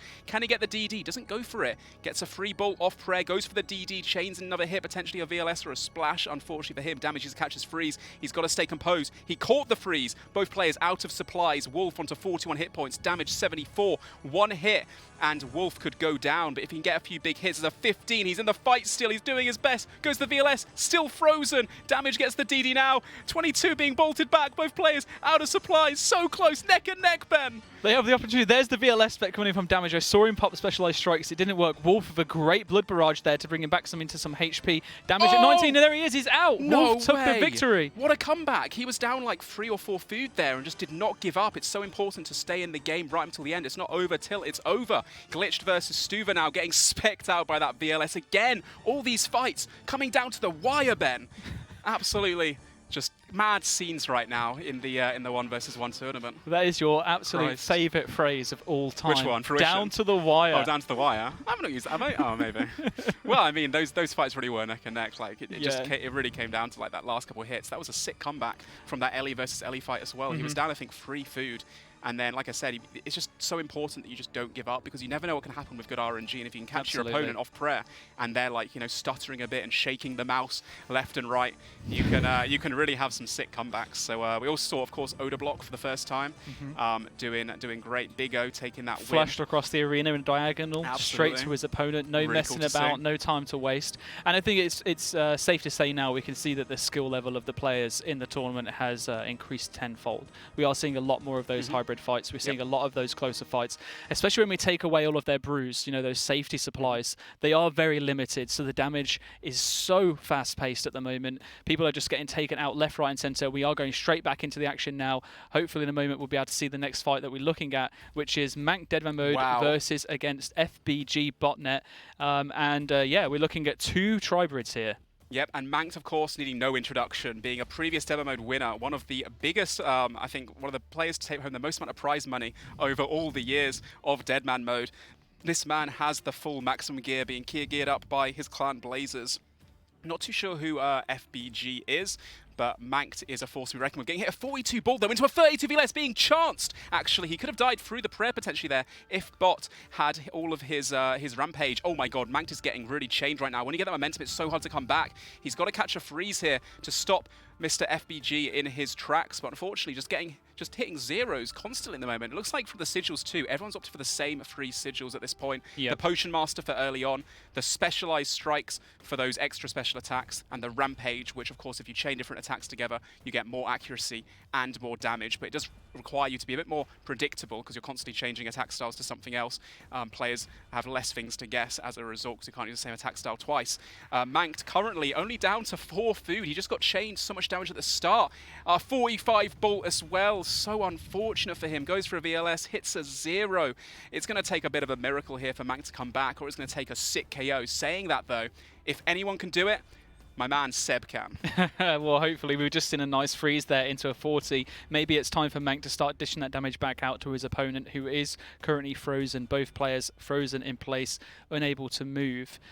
We do see Mank with a lot more special attack, but hasn't had the opportunity to go in and actually use that yet because they've always been too far apart in the arena. So yeah, it looks like the food situation is slightly evening out here. Mank not taking any damage for the last few seconds. Starting to dump those specs now, managed to get at least 1 in there, but has found himself potentially refreezing his opponent here. Yeah, I mean, Mank now has 2 sharks compared to his opponent's 7 currently. He still has the special attack, like you mentioned, which can make a massive difference in terms of momentum. 55 spec coming in, just what I'm talking about. That's free food right there. Eaten up, gobbled up by FBG. A 24 barrage being chained. A 14 VLS off prayer. Could have actually killed his opponent right there. Mank has brought this one back again. A bolt proc, 30 through the prayer. Mank is going absolutely ham at the moment. Not stopping. Mank is on a mission. He wants to show that no issues are going to stop him from getting through to the next round. He has literally decimated his opponent's food supplies down to just 2 sharks. However, Mank is out of food now. He is going to have to keep on performing the way that he has, get those hits. He does get a VLS taken to him in robes, but he has the protect from melee up, so it doesn't take as much damage. Both players now stuck locked in next to each other. Yep, seems like they're experiencing a little bit of a delay here with some of the hits, but Mankt is, of course, as I imagine, listening to his Mozart and keeping himself calm to try and get extra hits in as best he can. Getting hit at 32 there, that's massive for FBG. Both players out of food now. He does get the DD. Mankt is on the back burner now, needs to hit a VLS spec big. 17 gets hits one back, off prayer. This could kill Mankt when it registers any second now. 17, he's alive, he's still in the fight. Can he catch this next freeze? VLS coming in, it's 27 whack, just so close. 7 HP difference in it. Oh my gosh, that could have gone either way really. We have back to Odablock, Umub, one of the fan favourites, and again, neck and neck versus Quadbrider, and Quadbrider does not have an Ellie. So if Oda loses here of the Ellie, oh, he's not going to hear the end of it. He is up 2 food, but as we saw momentarily ago, it really can go either way. It really can. It just takes a few lucky hits to be able to literally sway the tide of battle. But Umub in a good position now. Dizzle has got that 1 brew dose left against Quadbrider with no food. Deciding to just, you know, ride out the storm underneath his opponent, waiting it out, trying to get a nice hit. And there we go. We can see an activation there coming in from Quadbrider, but doesn't able to actually utilize it. No damage coming out towards him. There's his Menacing Mage proc as well. But unfortunate for him, it's not going to be enough because he's now at 2 HP. Oh, Umub at 51. I mean, he could have killed Odablock right there. 52 we may see VLS the redemption proc. I mean, it's so close. And yeah, if he hits a 0, Odablock has to barrage here. Oh, there it is. No I told way. you. A 47. The 47 whack. Another one. Oh! That's both of them using their redemptions. They're both in the fight. Oh my god, a 0 VLS getting hit at 25 back. He's got 1 more redemption here. Potentially could use it. No way! He gets taken out with As the ball. If He is going to be kicking himself for that one. He's going to blame RNG, I'm sure, but losing to his opponent that doesn't have full Ancestral and full Arims, that is really unfortunate for Odablock right there. He was one of the favourites to win, and I thought he was going to go right through to the finals. Next up, we have Adam versus I'm Lost. I'm Lost, but whatever. Is still doing his best, but he might have lost. I mean, don't give up, dude. We've seen it happen before. We'll see it happen again. How did I get into the final? This is so surreal. So close to the end now, but getting hit at 24 VLS, shutting him down, dropping the respectful good fight. Another GF big man. You love to see it, don't you, Ben? I do indeed love to see it. It was nice to see someone like that get so far in the tournament. You know, a lot of our players have been through many highs today, as well as many lows. Yeah. I mean, Odablock right there, someone that I said before, I really did think he'd take it right through to the end and potentially take the entire tournament, get $20,000 in prizes. He went into this thing swinging, telling everyone, you know, I am the best PKer in the game. But ultimately, in a best of one, you can just get a little bit of bad luck. And when that does happen, you know, there's not too much you can really do about it. Maybe his opponent did outplay him a little bit. He didn't hit those big VLS specs towards the end. Regardless, insanely entertaining individual. And I've thoroughly enjoyed his demo mode stream, so make sure you do check him out as well at some point. Yeah, it's had a fantastic run, as well as many of our other competitors that are continuing on. We'll be getting into the next round very soon, which means that we're actually getting very close now to the quarterfinals and such. We'll be able to watch each fight individually play out one at a time. Yep. We have just been shown that we are in the next arena. The fights aren't starting just yet. We've got to give them a few seconds just to make sure that they're all prepared. But yeah. Big pieces of gear being lost now at this point of the tournament. Yeah, man. And the thing is, if you've got an Ellie, your opponent has an Ellie, that's just an Ellie out of the game. That's one less Ellie that you have to fear about going up against towards the finals. Although I do imagine when we get to the top 8, most players will have that maximum gear at that point. Odablock right there, like I said before, he had max. He had the Ellie, had the Arcane, had everything. And that guy he was up against had a DFS, Arims. He's just been kitted out in absolute max, so he could potentially go the distance. And to be fair, if he does win, then I'm sure Oda or any of the competitors that have lost to someone that goes the whole way, at least they can say, you know, I lost to the winner at least, you know, which is, you know, respect. Claw back a little bit of that, you know, honor and dignity. Absolutely. There's a lot on the line for a lot of the clans, a lot of the individuals in this tournament, of course. A lot of people make the name for themselves, as I said before. But yeah, of course, $32,000 as well. It's not a little bit of pocket change. Well, yeah, there is also the there's you also know, the cash prize. It is what it is at that point.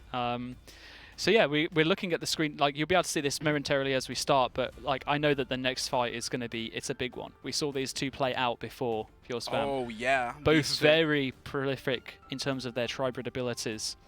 So we're not going to be seeing any tank setups in the next first fight that we get to watch anyway, at least. In terms of tanks, actually, I haven't seen as many tanks. Now we've started to dwindle down to the last few players in the tournament. Definitely seen a lot of the tribrids. A lot of people, you know, they are going, as you said earlier, with that same sigil setup. You know, the sigil of Rampage, sigil of Specialized Strikes, and then also the Potion Master as well. I mean, even in these rounds where you only have a few potions, if you manage to save one dose, that is huge. I mean, yeah, 16 HP when it comes down to only a couple of HP. The 2, the 5, the 7 HP differences that we've been seeing in this tournament. Yeah, every little bit of extra support that you can get is obviously going to be helping. Yep, absolutely. So I guess now that you've seen everything kind of like unfold the way that it has, we're at this point. How are you feeling in terms of the next few rounds? Do you think those tribrids are going to continue to steamroll like we've seen, or will the tank find its way to come back? Because Solo Mission, he's still in it. You know, he's still one of the tanks that's able to continue on. So maybe he'll show us just how strong it is. Yeah, I'd still have to say that the tribrid setup is give you a slight advantage here. But you know, when you've got the porcupine that just makes the massive difference in these fights, because you don't need rampage, you can just stick on the same attack style the whole time. And the Verax, which we've seen even Solo Mission, I think picked up at some point, is really unique. And well, it's not unique because we've seen it loads of times before, but it's unique in the terms of no one really expected it because of all these sigils. No one's thought, oh, the Verax won't be relevant. We've got Ancestral and all this stuff now, but still we see it being utilized by a lot of different players. Hey man, like we say every time, I hate to say it again, but I will. Anything can happen. We just don't know who's going to take it. It could be a tank. Anything anything can happen when it gets down to the wire. Exactly. It's all a matter of a bit of RNG as well in these best of ones too. But we are nearing the finals now. I think we're getting there. We've got a few more rounds to go. Oh, there's a familiar name in the background here that we can see as well. Also opting for the tank setup. For those that are wondering at home, we're just giving the players a little bit of time to just make sure that everything's ready, as well as ensuring ensuring that there aren't any issues for them in terms of the way that they're going to play out the next few fights. We've obviously been experiencing a little bit of a delay in between actions, which is rather unfortunate, but it looks to be a lot more stable now, at least from what we can see on the screen. So hopefully going forward we won't have a little bit of slow-mo, although it does help me get words in edgeways when it comes to casting, because I can focus on the combat that is They are going so on. quick, aren't they? With They the rampage are, sigil yeah. as well. Like, we speak about momentum, which basically, when you start chaining those different attacks together, you get that increased accuracy and damage. You could be a tank, but if you get hit these 50 bolts, these 70 VLSs, these 40 barrages, you're just having to eat constantly, and before you know it, you're out of supplies. So it's really, really fast-paced, and that's what makes it so much fun compared to previous tournaments in the past. I mean, you don't get a lot of food, really, when it comes to this inventory setup. You've got 10 sharks, 4 Karambwans, and 1 anglerfish. There we go, got the words out in the end. And so yeah, and those dissipate relatively quickly. Now this first fight we're going to be watching is Mazhar against Lol. We saw Lol obviously earlier putting on a fantastic performance in the last fight, and they are absolutely controlling this one against Mazhar at the moment, already dumping a lot of their specs in, and it's really gone to show because Mazhar now is still at 46 HP, even after consuming 3 different pieces of food at this point, and Lol is just not stopping, just literally dumping all of their specs straight away. I do wonder who this is. This is going to be one of those guys, Abu or 1013, because the way they're one-ticking their switches, just doing the freeway or the 4-ways and just instantly managing to barrage their opponent and just zip around the map like a glorious figure skater almost. It's just so graceful and it's just beautiful to watch. Low right now is up quite a lot of supplies. Maz just off to a bad start. As before, once you get the momentum, you just got to eat food, and when you eat food, there's a delay, so you're not able to actually fire back instantly. Looks like Maz is going to get his footing in maybe here and go for a barrage himself, but doesn't look like he's able to catch it. LO just doing such absolute bits with the combo he's got right now. The VLS 20 through the prayer. Beautifully done. Mazhar retaliates with a 20 as well, but it looks like he's down quite a bit at the moment. Low goes for the bolt, could kill him here, but Mazhar doesn't get the hit in. Use another special attack. Both players low spec right now. Mazhar got a bit more, but he's just being chained like crazy. These rampage hits are just stacking monumentally for Low right now, and he's up by quite a lot of supplies. Maz is almost out of food, Ben. Yeah, it is a very considerable advantage that we can see here in favour of and I think it's going to be a very short amount of time until we see this fight come to an end. Mazhar now completely out of food, full HP, but has nothing left to recover. So all Lol has to do is continue on with this barrage. Now, I hope this doesn't end right now, but whilst it's in the midst of the action and all of your eyes and your ears are open and you're in tune, I just want to quickly mention I've had a message come through from the Jagex team, the Old School mods, and they want to just let you know that the teams have been and are continuing to investigate the cause of the lag, and we'll update you when we have more to share. We're going to proceed with the final rounds, however, and let this tournament play out.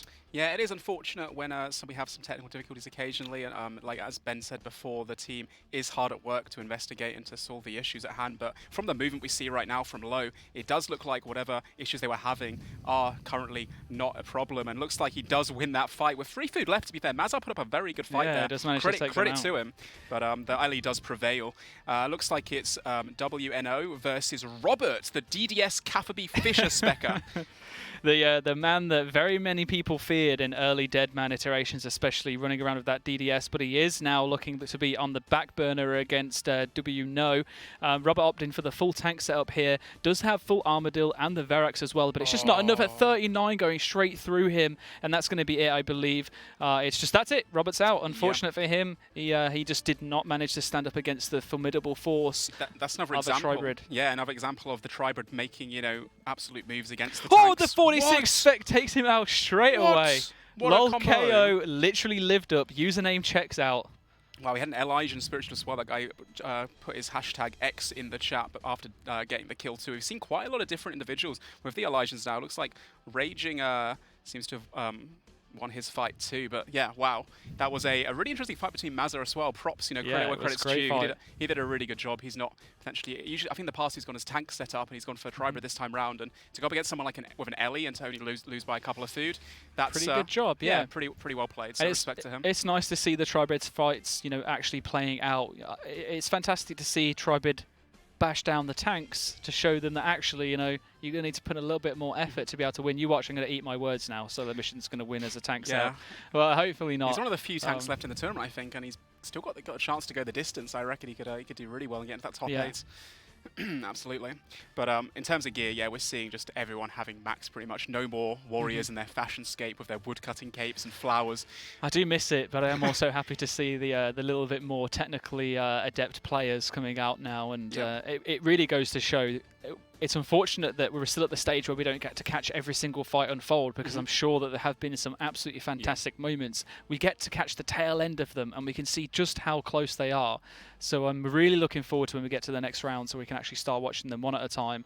And talking about fights, we are going in to the next round here, and the first fight that we're going to be seeing is QuadBridder up against Wolf 90. I think these guys might be friends. I saw them talking before we jumped into the battle, saying, check Discord. So either they're mortal enemies, just flaming each other before the fight begins, or they're saying, you know, good luck, mate, give it your all. Let's put on a show for the live stream. Quad does get that. Oh, he actually got chance there, but a 26 on around 50 HP by Wolf, who catches that freeze as well. And both these players are kitted out in absolute max. They've got Ellie, they've got Arcane, Ancestral, the VLSs, of course, as well. Imbued Hearts, Justicia, Plate Body. They are not messing around. It's literally everything you could possibly have, and they've worked hard to get them. So both these guys probably expecting to go, you know, all the way to the finals, although only one can prevail in this matchup. Currently, it looks like QuadBridder is slightly in the lead compared to Wolf, but, you know, anything can change in a matter of seconds. Going for that barrage, utilizing the DD, not getting frozen. You know, those splashes are so imperative. Oh, a 17 there on the right prayer for Wolf, but unfortunately for him, only hits quite low compared to what he could have done there damage-wise. He needs that he needs that comeback right now. QuadBridder has, yeah, like a full inventory of supplies by the looks of things. Although they have so many switches, they've got to keep picking up. It just took him straight down to 34 HP there. Now, let's not forget, right, we're now in the situation where we're seeing a lot less tanks, okay? Yep. A lot less Sigil of the Porcupine, because people want to have Rampage, Specialized Strikes, Potion Master. Yep. QuadBridder has got Sigil of Menacing Mage, so technically, he has the upper hand at the moment. Yes, he might not have the great spec advantage, but he should be able to have the more healing potential if those freezes catch, if those magic spells can happen. 20% chance to curse his opponent to deal 12 damage, and then healing back for the same amount as well. So I wonder if we'll be able to see many of those procs coming through. Yeah, it's a really good point to make, actually. I didn't even notice that first. Obviously, usually most players would opt for the Specialized Strikes, because getting that extra VLS that can potentially hit a 60 is massive. But I mean, in these fights that get elongated out for quite a while, because you have Elijahs, you have max gear, you hit a lot of zeros, then maybe... Oh! Saying that, there's that extra spec from Wolf. The 57, just like that. That is huge. And does also catch the freeze, gets a bit of momentum, gets a few extra hits in on his opponent, which does add up in the long term. Goes for VLS back again. Wolf takes a 0. QuadBridder looks to be out of supplies. Despite having quite a good start, Wolf has brought this one back fantastically. Well, just those 2 sharks to see them through the next few hits that come their way. And obviously, we are seeing maximum gear here, so the likeliness of those hits actually, you know, connecting are much lower. But when they do, we've already seen some pretty big numbers. So there's always a possibility that Quad can bring this back. Wolf does have a very strong looking inventory though. Still got combo food available. A nice little setup there where you can see they're going to be going for the, you know, the 1-tick 3-eat, probably just in case they get low if Quad manages to get out a nice VLS spec. But now that is Quad completely out of food. Going to have to entirely rely on prayer, RNG, maybe some redemptions. The Menacing Mage, though, coming in clutch at this point. An extra 12 healing for him. If he can get multiple of those procs, then maybe, just maybe, there's a chance. But all Wolf needs to do is be patient, stay cool, calm, collected, and just continue whittling down his opponent. And I think he's got this fight in the bag. Yeah, he's got quite an advantage right now, being almost full HP and having free food left, eating one of them up just to be at the, you know, the full maximum HP he can be sat on. And 22, he does get the proc off though. QuadBridder's not giving up. He's in it to the end. Does catch that freeze as well. Keeps the tank gear on as well. Takes a 0. Goes for a VLS through the prayer. Only hits a 0, unfortunately for him. Does get the DD advantage though. Can Wolf clutch this one out? He is up quite a bit of food, but we've seen people come back, and it could happen right here and right now, ladies and gentlemen. Wolf now proccing the Sigil of Specialized Strikes. There's that spec, 15%, just enough to be able to get the VLS, but it doesn't actually hit. Wolf now only has 1 Karambuan left, so actually Quad, as long as he can stay alive for just 1 hit on his opponent, he can even this fight out pretty much. Yeah, absolutely. He's Wolf right now is having an absolute nightmare trying to just catch this freeze. He really He's just splashing 24/7. But Quad currently has done a great job of staying in the game. Down 60 hit points now after being down like 150 plus. Oh, there's a bolt proc there through the prayer. 13, he'll take that. Goes to the VLS, gets frozen finally. Damn. And looks like these guys are potentially like, friends or something. But yeah, Fools, Frontline, 2 massive clans in the game that a lot of people know about. At this point, all the guys that are in this are probably able to, win the entire tournament. And it really does come down to, like we said before, remaining cool, calm, and collective. But in general, you got to make sure you're able to get those hits in, not miss any opportunities, catch those freezes, and not give up, most importantly, because we have seen some huge comebacks happen, and we almost really have. Yeah, I mean, the fights just during that last round were absolutely incredible, really exciting. I think people have heard enough about what we have to say about those fights. Let's pass you back over to those on the couch and see what everyone else thinks.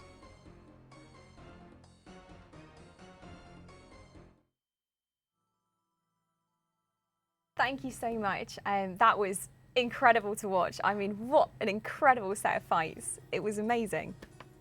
Absolutely, some big names just dropping out there. We had skill specs early on, Manked Up Mage, Robert as well. Robert, these are some big names that are just dropping out now. And we're, of course, coming into the final 8, right? And I think what we said earlier is just sort of happening, right? Sort of seeing these normalized builds, the ones that people have worked on the season, they're coming to the top. It's this Tribrid, it's Specialized Strikes, Rampage, and the Potion Master just seems to be the things that are coming Absolutely. Like the meta so far in terms of like sigils and stuff, it's been really varied up until this point. So far it's really becoming apparent that it is those 3 sigils that are doing the best. Is this a surprise to you guys? Not really. I think we're getting to the point where even sigils probably aren't going to make a massive difference, because you can just see how much some of these guys are just effectively playing with their food and just, throwing these guys around because of the skill difference. I think in the final 8, I think these sigils will really come into play though. Yeah, and I think that I think we've seen a bit of interesting diversity there, just a little bit, like Menacing Mage, we all theory crafted. Yeah. Is that swing going to be big? But just not really seeing it there. Of course, if everyone hasn't seen what the list are, we've got a list now of the final 8. So we've got Just a Noob 43, Zo's Range, Iron Foe US, which Foe may have, I don't believe that's actually Foe. Maybe it's an old, or maybe it's someone, wanting to keep Foe going.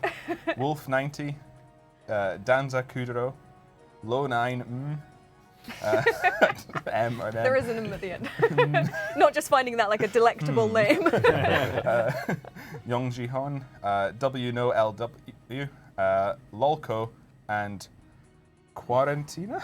I'll give you that. That was quite good. Beautiful. That was a good. Yeah, that was good. Beautiful. Interesting to see no solo mission.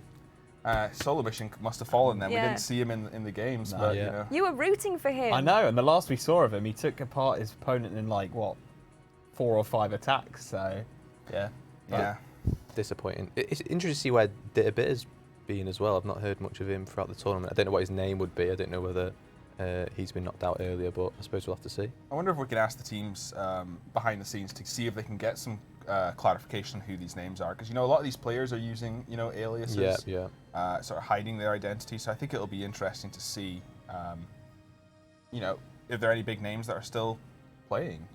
Absolutely. I mean, I guarantee these are people who are known by the PvP community. Yeah, absolute Tribrid monsters. Is 1013 in this list, as we mentioned earlier? Inya as well. Absolutely. So I think that'll be really interesting. I mean, at this point, right, everybody's got a max setup. Yeah. We even saw Oda had his Ellie and his Arcane. It passed it on. And I think Justishar as well. You see people making those little optimizations. It's not Barrow's legs anymore. It's Justishar leg guards. So. And that's what they're all going to have now. They can all make those tiny little adjustments if they want to just be slightly different. But as you said, it's going to be Ellie's all round and the Justy.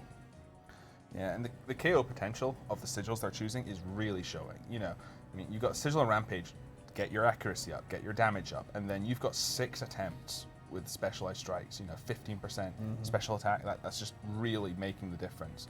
And you definitely saw it there, at least in some of those fights. That last fight we saw was 150 food difference just because of how high those special attacks hit. Almost brought it back, just not quite, Absolutely. Then also that variation of the Menacing Mage almost brought it back in the second to last fight there, getting that HP back, but just not quite enough. I think as well, my previous prediction was pretty wrong. We've still seen Potion Master prevalent. I haven't seen a lot of these extra sigils. perseverance. I mean, I saw a couple in some of the fights, but as soon as I'm like, oh look, he's doing a different sigil, we can maybe talk about that. He lost, you know. And I think the biggest prevalence is, you know, clearly there are some people with the curse of PureSpam, right? You know, as soon as PureSpam's rooting for them, you know, they just die on the tank in the screen. fight. You know? Especially skill specs, poor old skill specs. Yeah. Unfortunately. But what about for you guys? What were your like standout fights? Oh God, probably Wolf, to be honest with you. Looked really good, to be honest with you. For me, out of everyone I've seen so far, I'd probably favourite him, to be honest. Are we placing bets for the final I 8 do, here? Oh, Maybe.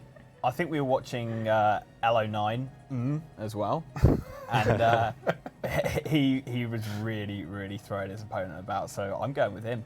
I mean, he was against Mazhar, and he's a name in this tournament for sure. That like a lot of people recognize being really good Pika, and it was a really one-sided fight. It was, and, yeah. And obviously, like in a one-on-one fight where RNG could just decide a single encounter, you know, maybe they fight again and Mazhar wins 2 more times, but those switches were pretty on point. And I mean, in this tournament, it's not about RNG in one fight. It's you look at, you know, these players have probably had bad RNG in some of their fights and come back. Still, or, yeah. You know, maybe their gear helps out, maybe their skill comes back. I think there was about 60-ish plus food still left in the inventory by the end. So, and it really does show, like, that fight is a classic case of why momentum matters in these fights. It was those early hits, the early freezes, the early specs that just put Mazhar on the back foot, you know? I think my vote's going with LO9 based on what we've seen so far, but... I mean, by this point in the tournament, obviously they've been fighting and focusing for so long. It's one of those things you really do have to focus a lot, especially when there's such a big prize pool, you know, on the line as well. So this is kind of the point where you start to get a little bit, potentially a little bit tired as well. I feel like now's when they're going to start to feel it as well. Top 8, money's on the line, big money's on the line. The pressure will start to hit them a little bit, so that will play a factor. Will we see some solo mission shakes? We That's don't the know. question. We might see them. We might not. We'll have to find out. Absolutely. Talking of money, just to recap, I mean, obviously the winner will be taking home 20k. Second place is still 10k. I mean, that's a lot of money. Third and fourth, $1,000. It's a lot, you know. And that's the thing, right? We're in the round of 8. These people right now, round of 16, round of 8, you're talking about membership. You know, these people are getting their money back for what they paid, you know, to get in and some more, and they'll get to play, and that's great. But this round, it's the winners of this round that are now in the money, right? This is the one that's important. And what you guys have got to look forward to with this is all these rounds are going to be played individually, right? You know, we'll have 4 fights, one after the other, and now we'll really get to see everybody's skill who's left, right? You know, instead of jumping around and seeing someone in the round of 128 and then we don't see them till the 32, or maybe we saw someone really good in the 256 and they're now gone. And I think we'll also see who can deal with the pressure, because at this point, like, we know they're all skilled, but it's, you know, you could easily get to this point, start thinking about the money, start thinking about, you know, the bragging rights that you could have if you do win this competition, and that can get to you. Might spur you on. It might be. It could, yeah. It might make it worse. Yeah. Speaking of membership, of course, we can't forget something that is coming to Old School Rules game very soon. You know, you might want to get a membership for. Of course, we got Group Ironman and Leagues 3, which is going to be absolutely amazing. So make sure you do pop those in your diary. Dates are down below. Now, for these final 8 fights, what are you guys expecting to see? Final 4 fights. Chaos. Chaos. Absolute chaos. That's what I want anyway. I mean, if you've watched the past couple of fights, it's all the cream of the crop now. Yeah. It's come down to the wire for most of the fights, so I think we're going to see something similar. It's going to be one hit in it, maybe even one food at the maximum, but it's going to be really close. I think we're going to see the fight almost be decided at the start for a lot of these fights. You know, whoever gets the big specs and the big freezes. You and say off that, there. but obviously in a few of those fights that we just saw, people really made a comeback. I think that's where it pays to be such a professional and so experienced that, as you say, the momentum can, you know, it can win a fight. But if you're able to then turn that momentum on someone who had it previously, like how does that feel, being in such a, like, you know, end stage of this and then thinking, yep, I've got this, and then we saw like Wolf there almost taking it back, you know? The thing that's like super understated as well in this isn't just, you know, the stress of the tournament, but tilt can be a thing as well, right? You imagine, you know, tilt is usually associated with losing, but if you're in your last fight, you were like, this guy has 10 hit points and I'm hitting 0, 0, 0, splash, 0, splash, and you're just thinking, God, that was so close and it didn't need to be in. I was so far ahead, you know, you might feel good for winning, but is that already getting into your mindset, you know? We talk about this being a very mechanical game and all these 8-way switches and one tick and this really being a deciding factor, but I really think the mental game is super important. Oh yeah, all it takes is to misclick a plate body and you're suddenly, you know, very open, or you can be caught with an easy freeze. So yeah. And it's so easily done. I mean, under that pressure as well. As I think Ian touched upon earlier, obviously, so Manked, if you guys don't know, one of the top PKers listens to lots of classical music when he's PKing, which is insane. What about you guys? Do you have any weird things you listen to when you're PKing? I'm gonna probably some metal? crucify myself here, but a bit of George Ezra. Really? Yeah, bit of Shotgun, mate. Really? Yeah. No, I'm in the zone. I can't have any distraction at all. Really? Yeah, I'm one of those. My face is like right next to the screen, 3 inches away from the screen, and I still lose. So. What can you do? I think we have some action replays so we can relive some of those fights. Let's have a look. Okay, so we got This is Manked, isn't it? Manked, yeah, and I think this is where you see the momentum just all over for Manked, and he brings it back, doesn't he? And then it switches again. We had a little bit of lag here, but it was a fight of so many switches of momentum, and unfortunately Manked just losing it out in the end. Yeah, it was small margins in the end, wasn't it? Yeah, Manked was definitely on the back foot at the start of this fight, and you know, as you said, maybe he was really focused and managed to almost get there. It's a shame because, you know, Manked's won 2 Deadmans now, I think. Yeah. Lost count. So many. I know he won the All-Stars tournament, so, you know, he's involved in a lot. so close. so Look at that of last hits. hit. Yeah. What if Manked had just hit like 1 or 2 higher, right? Big Oda, the fan favourite, everyone's been cheering him on, and again, we were talking about how Oda had the Ellie, and right here, The upper advantage, he's Yeah. been ahead on food, right? He was dominating Quad Britter, and it was just this spec here, I believe, is coming up. It just pulls a lot of low numbers as well, and his hits as well, which, you know, doesn't help.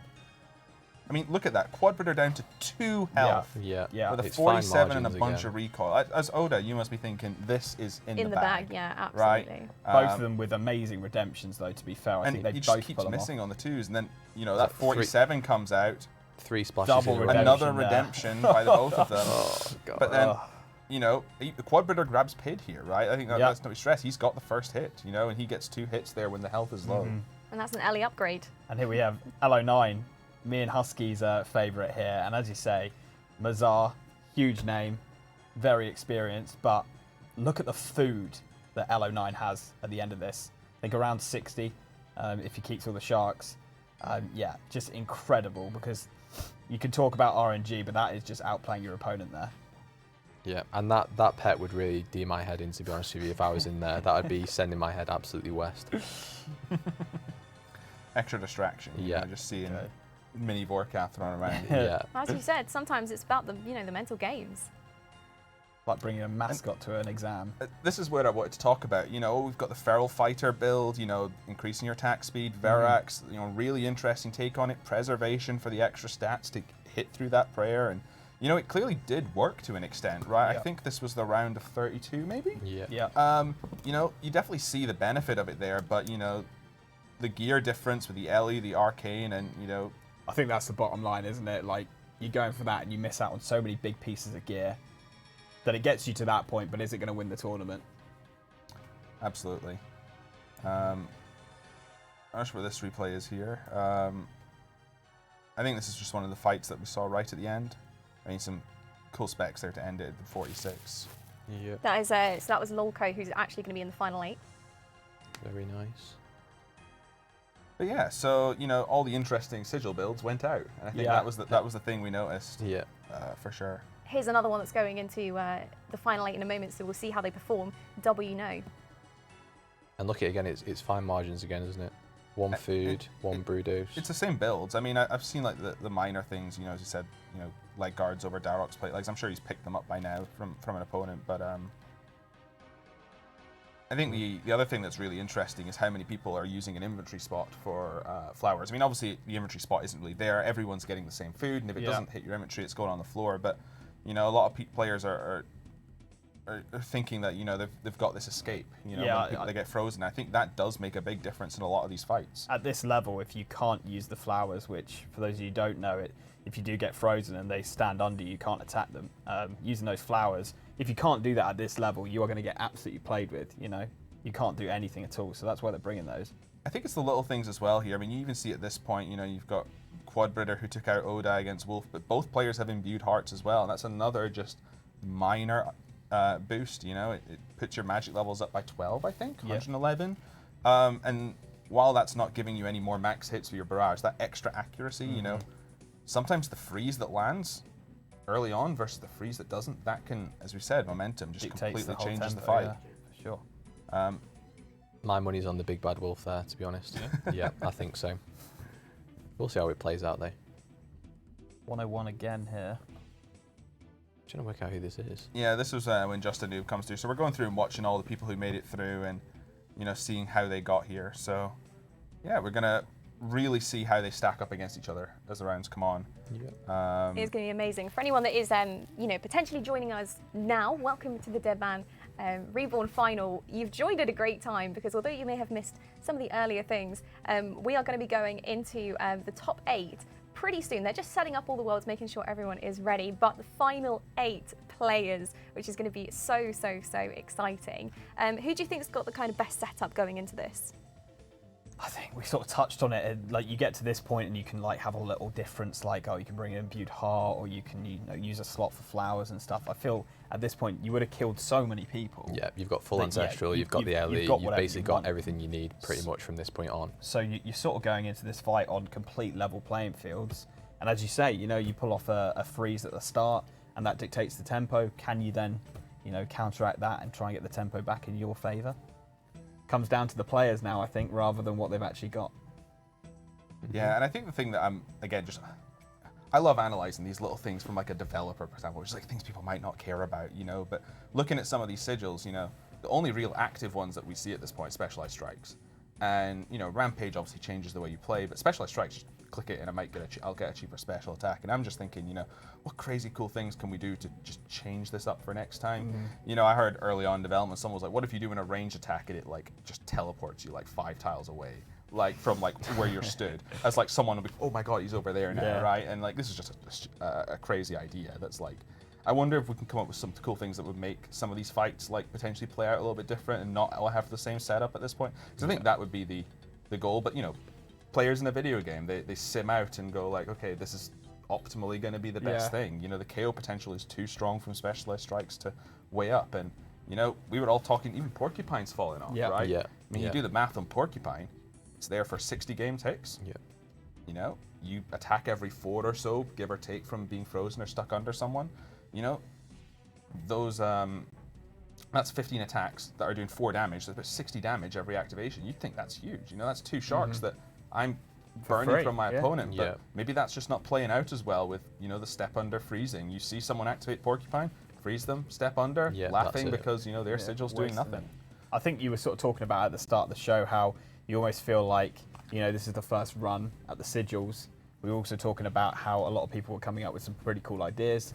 And, you know, hopefully everyone wants to see Deadman again and maybe we can have another swing Fingers at crossed. some cool sigils. Fingers crossed. There's also a hashtag on Twitter at the moment, hashtag Deadman Reborn. So if you are enjoying Deadman and you want to see more of it, make sure you do pop a tweet out as well. Get some wacky ideas in there, you know?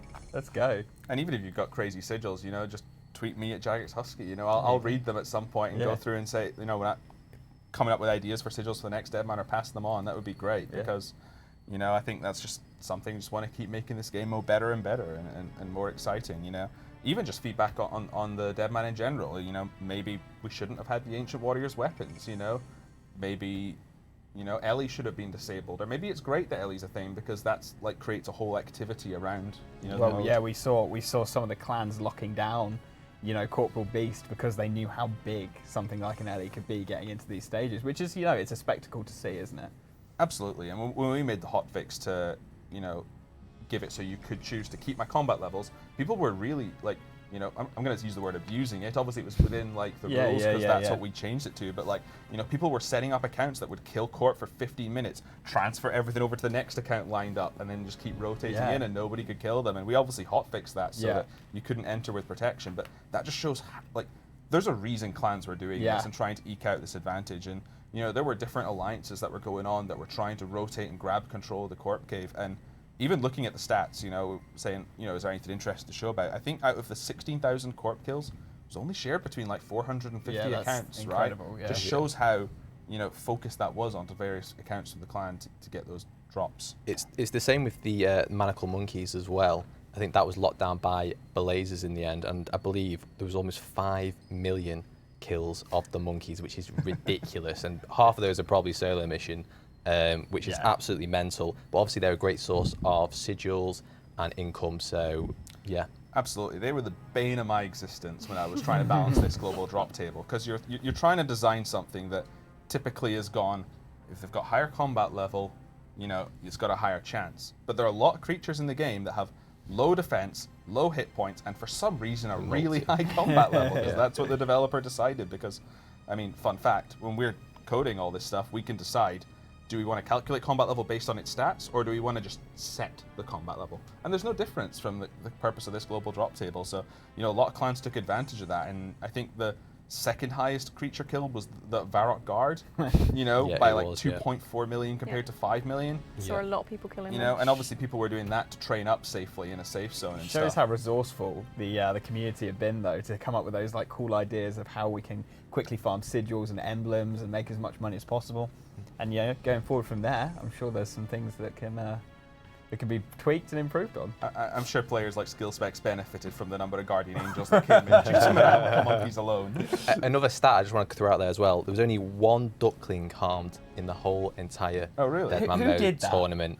So whoever did that, we're out for you. Yeah. Unbelievable. Stray cannonballs during a riot. Pinging off to the side, yeah. Absolutely unforgivable. Right, well, it is time to go into the final 8 for Deadman Mode Reborn. This is where the money is truly on the line. You're not going to want to miss this. So it is over to Ayiza and Ian. Thank you so much for that, Knightenator, Husky, Lynx Ocarina, and Vitoso. Myself and PureSpam very much enjoyed our break standing in the dark because these lights are very bright. Yeah, boiling right now, Yeah. but probably not as sweaty as these current competitors are. No, with $32,000 on the line, Ben. Talking about competitors, just for a moment, reeling in the jokes a little bit on a more serious note. Apologies for unprofessionalism. I'm going to pull out my phone and have a little note that's been sent across to me from the JMods. And I've been told that following our initial investigation, we believe the cause of the lag to be a result of direct network attacks. Investigations will continue and we'll take actions as necessary. We'd like to thank you for your patience whilst we dig deeper. Now, we did see improvements in the last round, so hopefully we don't see any more of those network attacks coming our way going forward. But we'll continue to keep you updated as and when we can, and the information comes through to me via the power of technology. But that being said, we are going to be going into the next rounds now, and I do believe we get the opportunity to start watching these fights one at a time. Absolutely, we're into the top 8 now, and I've been on my phone as well briefly before this. We resumed the cast, and momentarily ago I was told that of the 8 players left, I know a few names. I've been asked not to reveal exactly who they are just yet. Probably for similar reasons that that Jagex's servers are currently facing in terms of maybe direct attacks and some mischievous behaviour going on. But of the top 8, we've got some really big names in here, so stay tuned. I look forward to revealing that when I'm able to. Off the bat, we have a fight between LOLKO and Jeong, and it looks like both players aren't a Tribrid actually. We have Jeong going for the Tribrid setup, and at this point, everyone's going to have an Ellie or Arcane, I imagine. LOLKO does have an Ellie as well. Will the tank be able to beat the Tribrid? Looks like the Tribrid as well has planted seeds everywhere, and I've filled up the lovely little 4x4 arena here with some beautiful flowers, or maybe it's just in anticipation of burying his opponent at a graveyard site potentially. Perhaps. I like that. Nice thinking, getting on your little creative side. I was thinking a little bit more gardening, but obviously you've got a much darker mind than I do. But hey ho, I guess that's why we're here casting together. A nice duo, a little bit of yin and yang, baby. Yeah, exactly. I like that. All right, but we are seeing though LOLKO, even though going in for the tank setup, is able to dish out quite a lot of damage over tier to Jeong, and that was a really nice VLS followed by a bolt. Now, just doing a bit of a ring around the roses, really seeing who can catch who. Does look like that's going to be a freeze coming in for Jeong, and takes LOLKO down to 27 HP, who has now had to eat through a lot of their food. But actually, looking at it, doing a pretty good job of staying in this fight in terms of supplies, and it looks to be that Jeong's the one that's down. Yeah, I think Young might have a little bit of food on the floor potentially, although saying that, potentially, maybe not. Looks like both players are almost out, and wow, I'm actually really surprised. LOLKO, the full Armadillo setup, the Elysian is beating the Tribrid, the max Tribrid. This guy has everything, Young. He's got the Imbued Heart as well for the extra mage accuracy and mage defense. Goes for the VLS, but his opponent has the Porcupine up right now, so any hit he's going to do, he's going to get retaliated quite a bit of damage, plus those Vengers coming in too. It is looking pretty even towards the end though. That's a big barrage there, a 0 bolt for Jeong. Can he get the DD? Goes for a Staff Bash, slight misclick, but it's not over until it's over. Oh my god! It was nearly over right there. Jeez! The damage stacking in coming in. We had a bolt which then ran in with a nice Vengeance procking back onto Jeong from LOLKO, and it seems now that LOLKO is definitely there was another chance on the there upper as well. hand here. The VLS 0 on about 38 hit points there. Another 0 from Jeong as well. Both players out of food. LOLKO does have the advantage in terms of HP, but Jeong is able to Tribrid and step underneath. But against the Vengeance, against the Porcupine, he might just dwindle himself and they down. have just activated Porcupine as well. So for the next 36 seconds, it didn't matter gosh. anyway. I don't think there was a chance for Jeong then towards the end of that fight. Absolutely incredible scenes. Did that play out the way that you anticipated it to? I really expected the Tribrid to win there. Now, the player that won there, LOLKO, he represented his clan Rot/Execution. Execution being a World 45, one of the original demo mode clans. I guess they've got an alliance going. Those guys were, camping Corp for the past 2 weeks with a 1-in-1 KF thing with increased drop rates to get that Elijah Sigil. And obviously at this point, all the players that have those Ellies that haven't picked them up from fighting other players, they've been given them from these 100+ or 1,000-man alliances because they are like the best of the best with the highest chance to go through. So yeah, that tank guy right there, that was the good decision clearly for that team. Yeah, to be able to take out such a such a monster Tribrid. What about you, Ben? Were you expecting that? Well, I was really keen to see how that one played out, just because of this whole dialogue we've been having versus Tribrid against tank setup. Yep. And well, really no, I thought the Tribrid was going to win just because of how strong they've been showing throughout the entirety of this tournament. But it's nice to see a tanker go in at least. If nothing more, just so that I can see them fight again. Yep. Well, we're jumping to the next one. This one is a Tribrid versus a Tribrid. Both players, of course, at this point, I mean, we'll keep talking about Ellies and Arcanes. Everyone's going to have max gear. That guy Low, I don't know who he is, but he's PKing just like 1013, who's a master on the sticks. He's just, going in and out, ducking underneath, going for extra hits. I think actually this guy's the guy that took out skill specs as well. So even though Jay went out and almost actually beat him, at least he can have the pride of saying he almost beat potentially one of the winners and one of the top 8 players in the tournament. Right now, Low is just doing a fantastic job of taking his switches, keeping his tank on perfectly, faking out his opponent, and taking absolutely no damage whatsoever. The only thing that is faster than Low's switches right now is the rate at which you speak PureSpam. Sorry, I get really excited when these fights, and they're just so fast-paced too. Of course, the Rampage just stacking up the momentum of these players currently. Low 9 at the moment being frozen, stopped in his place. W No has managed to get back into the fight slightly, but unfortunately for him, his hits just aren't really doing too much. Goes for a double VLS, just clutching at straws right now to try and get back into the fight. He does have one more special attack momentarily, which he could utilize, but Low does eat straight up to full HP, full green bar, puts up the prey melee. He's not giving his opponent any chances. In situations like this, you've just got to, you've got a massive lead. You've just not got to give your opponent any edgeways to be able to, come back and get one of those lucky KOs, Ben. Yeah, and this is really just about maintaining that massive lead. You can see that so clearly with just 3 sharks to No's name compared to Loam with a full invent, only gone through their potions, now having to eat a little bit, but I just don't think there's any chance here for No to come back. I know that anything can happen, but it would take an absolute miracle for Low to suddenly fall here. And there it is. The freeze has happened now. He's just running around and a 48 volt. The question mark coming out, it's like, yeah, question mark. I would be questioning that too, because they just got absolutely decimated. Yeah. And for anyone thinking like, who is this robot right now? What this guy can't be real. Well, he dropped the hashtag FL, one of the most prolific 1v1 teams in the game. They've got a lot of really fantastic hybrids that represent them, and I have a feeling that might be 1013, who's probably well known as one of the best Tribrids in the history of the game. So yeah, that guy was absolutely working his opponent. That just goes to show again, like the Rampage, like once you start proccing those hits and you get some good RNG, there's not too much your opponent can really do if you're hitting them off prayer constantly. No. And yeah, really goes to show that the Tribrid, I think, is going to take the win now after seeing that guy fly around. I think he's got it in the bag. If they manage to get through into the finals, I'd be very surprised to see them not end up winning. And here we are going to another fight now. Zozaringe against just a noob 43. Probably not that much of a noob given the position that they have in their tournament right now. And it just looked like they're both going in for the Tribrid as well. We've got Sigil both. Actually, we now have different in Sigils too, but just a noob nearly being taken down.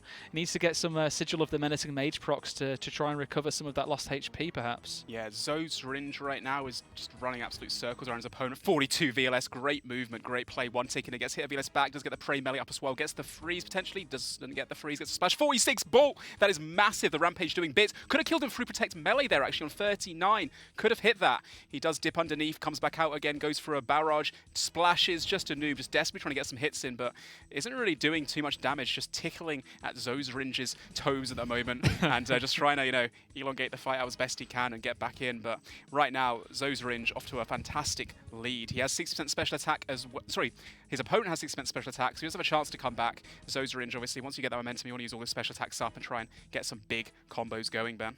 Yeah, absolutely. And there's a special attack going in, but unfortunate on the tank with Protect from melee up, didn't do any damage at all, and actually taking quite a lot of damage there in retaliation. So maybe not the right move to have taken in that moment, but still pretty solid in terms of their supply advantage. Yeah, I guess just a noob being currently frozen in place is going to have to try and get this freeze to be able to start taking control of the fight again. We've just seen specialized strikes be activated once more by Zozaringe, probably trying to make sure they keep up with the cooldown of that so they can keep it active as much as possible.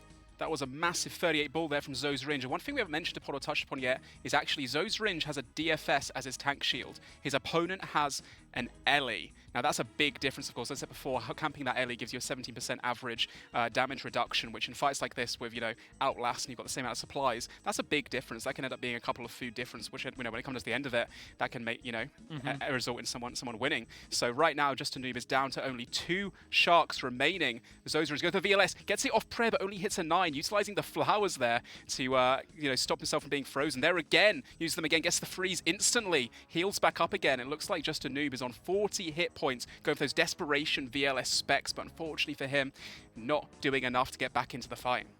No, it's not, and it looks like this may be the end for Just a Noob as they chomp through the last little bits of supplies that they've got. A 32 hit going against them. Zozaringe is on still having free food there, plus the Karambrand, so 4 in total. And they're another for 26. He's down to just 1 HP, and that's it. The recoil 1 to KO, so his redemption out. couldn't even proc. Unfortunate there. It would have just taken a 0 hit to maybe, but I don't even think with the redemption coming in, there would have been a chance at success there. So Zozaringe doesn't want to be, I don't think he wants to be revealed who he is. I'm not too sure who that guy is, but he did drop the hashtag Blazers. So one of the Blazers boys going through right to the end right there. Not too sure who they are, or you don't want to reveal who they are? I mean, some players have asked me to keep it a secret for now, but we've got some secrets stored up in this one. I'm sure they want the glory. But when it comes to them winning, I'm sure they want to get their names shouted out. It's just, I guess, more so to protect themselves, just in case of privacy. Yeah, exactly. Next fight coming in, we've got Wolf versus Danza. Again, both players being in full Tribrid, and I mean, we say it every time, don't you say it anymore, but both players have absolute max gear. Actually, no, Danza does not have an Ellie, so I mean, before we saw the Blazers member actually winning without an Elijah Spirit Shield using the DFS, so we've seen it happen before, it could happen again, but this guy, Wolf, has beaten another Tribrid.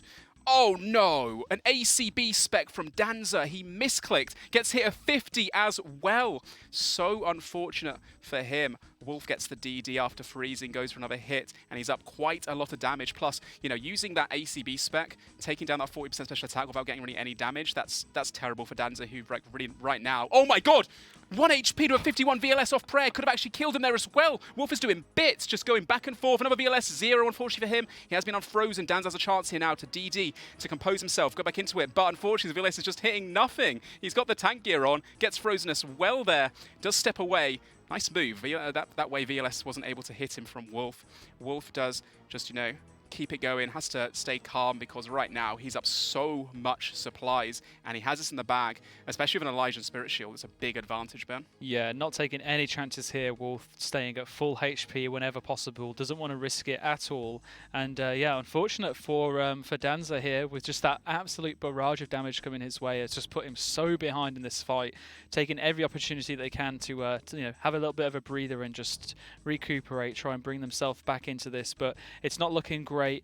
I'm really, really interested to see a KO actually with one of them using the throwing axe. So please, if you're listening, try and make it happen. I want to see it, but don't risk your success of the tournament. I mean, Ben, we're in the top 8 right now. These guys aren't going to start chucking axes for your pleasure and privilege. Well, mate. if you don't ask, you don't get. So, it is what it is. All right, but back to the fight. We now see Danza with no food left at all. So these next few hits are basically just going to be the end for him. He is actually able to, still keep himself in. He's got pretty lucky by getting a lot of zeros being sent his way.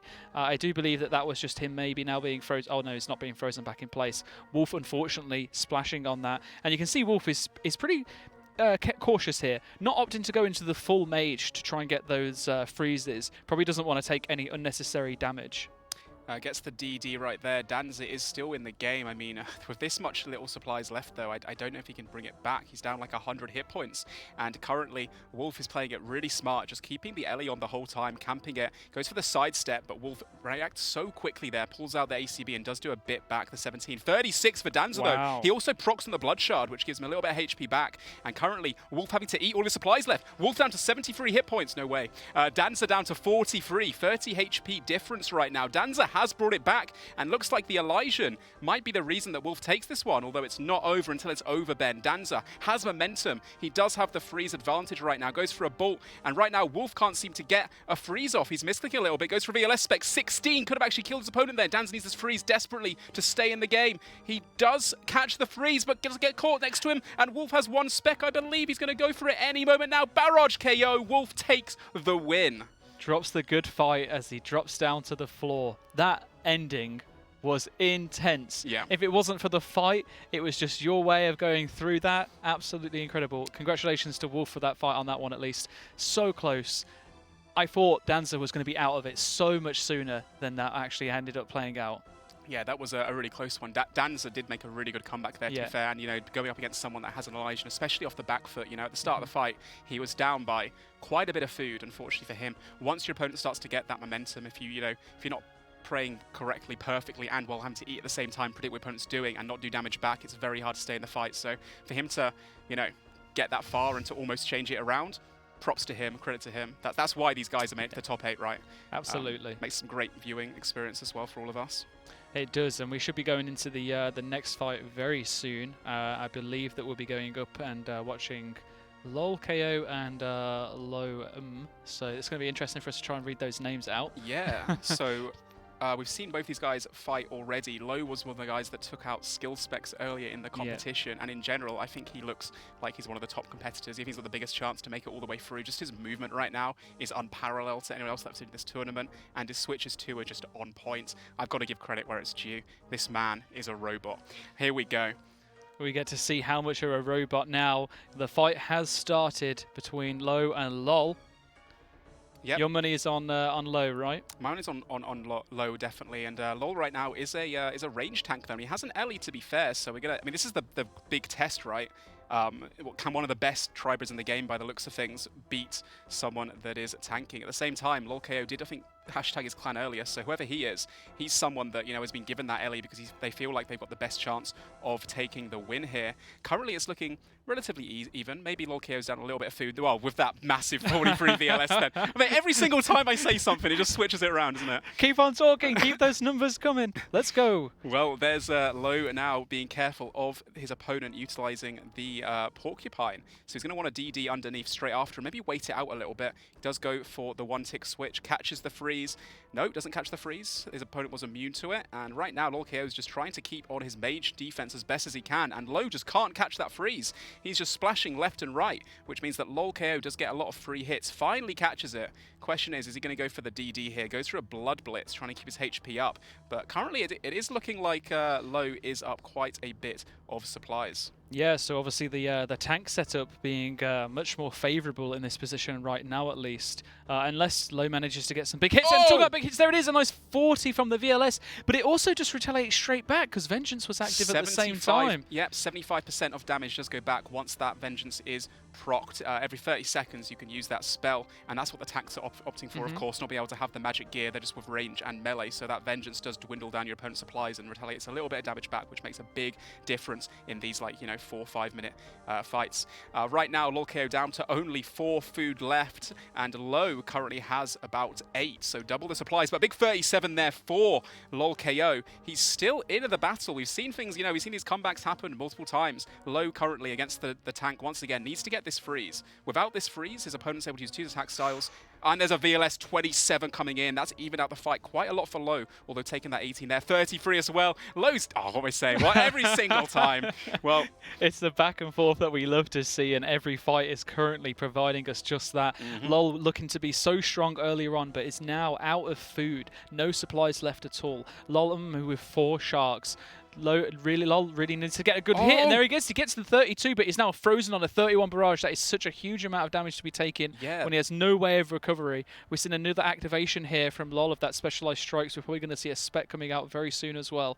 Yeah, here it comes right now. He's going to ACB. Fakey again. VLS anyway. No, going for the mage hit. Looks like there's only a tiny bit of HP difference between these 2 players. Both players do have a special attack to utilize any second now. Looks like it's 63 versus 87. Anything can happen here. The tank versus the Brid, and looks like Low does get an easy bolt there as well. He's going to go for the VLS any second now. Opponent down to 38 versus 57. He's got the freeze advantage too, doing a great job of utilizing his tank gear and 1-tick switch between 49 KO right at the end. What a move from Low. Wow. That was fantastic. That really was. What an incredible fight. It was so close. I thought for a moment we might see the range tank just end up taking it, but He probably heard us and thought, nah, yeah, for all the Tribrids out here, I gotta get it done. Lo and behold, Low ended up, coming out on top. Now, I do have another update just to quickly share with you from the team, obviously, as we are looking into the issues that we faced earlier on in the tournament. So I have another statement that I'm just going to read, so apologies for my rudeness. As mentioned earlier, we believe the cause of the lag was a result of direct network attacks. We opted to continue with the event tonight. However, we will also be reviewing the outcome on Monday. Following the review, we will update you with our findings and any actions we will take.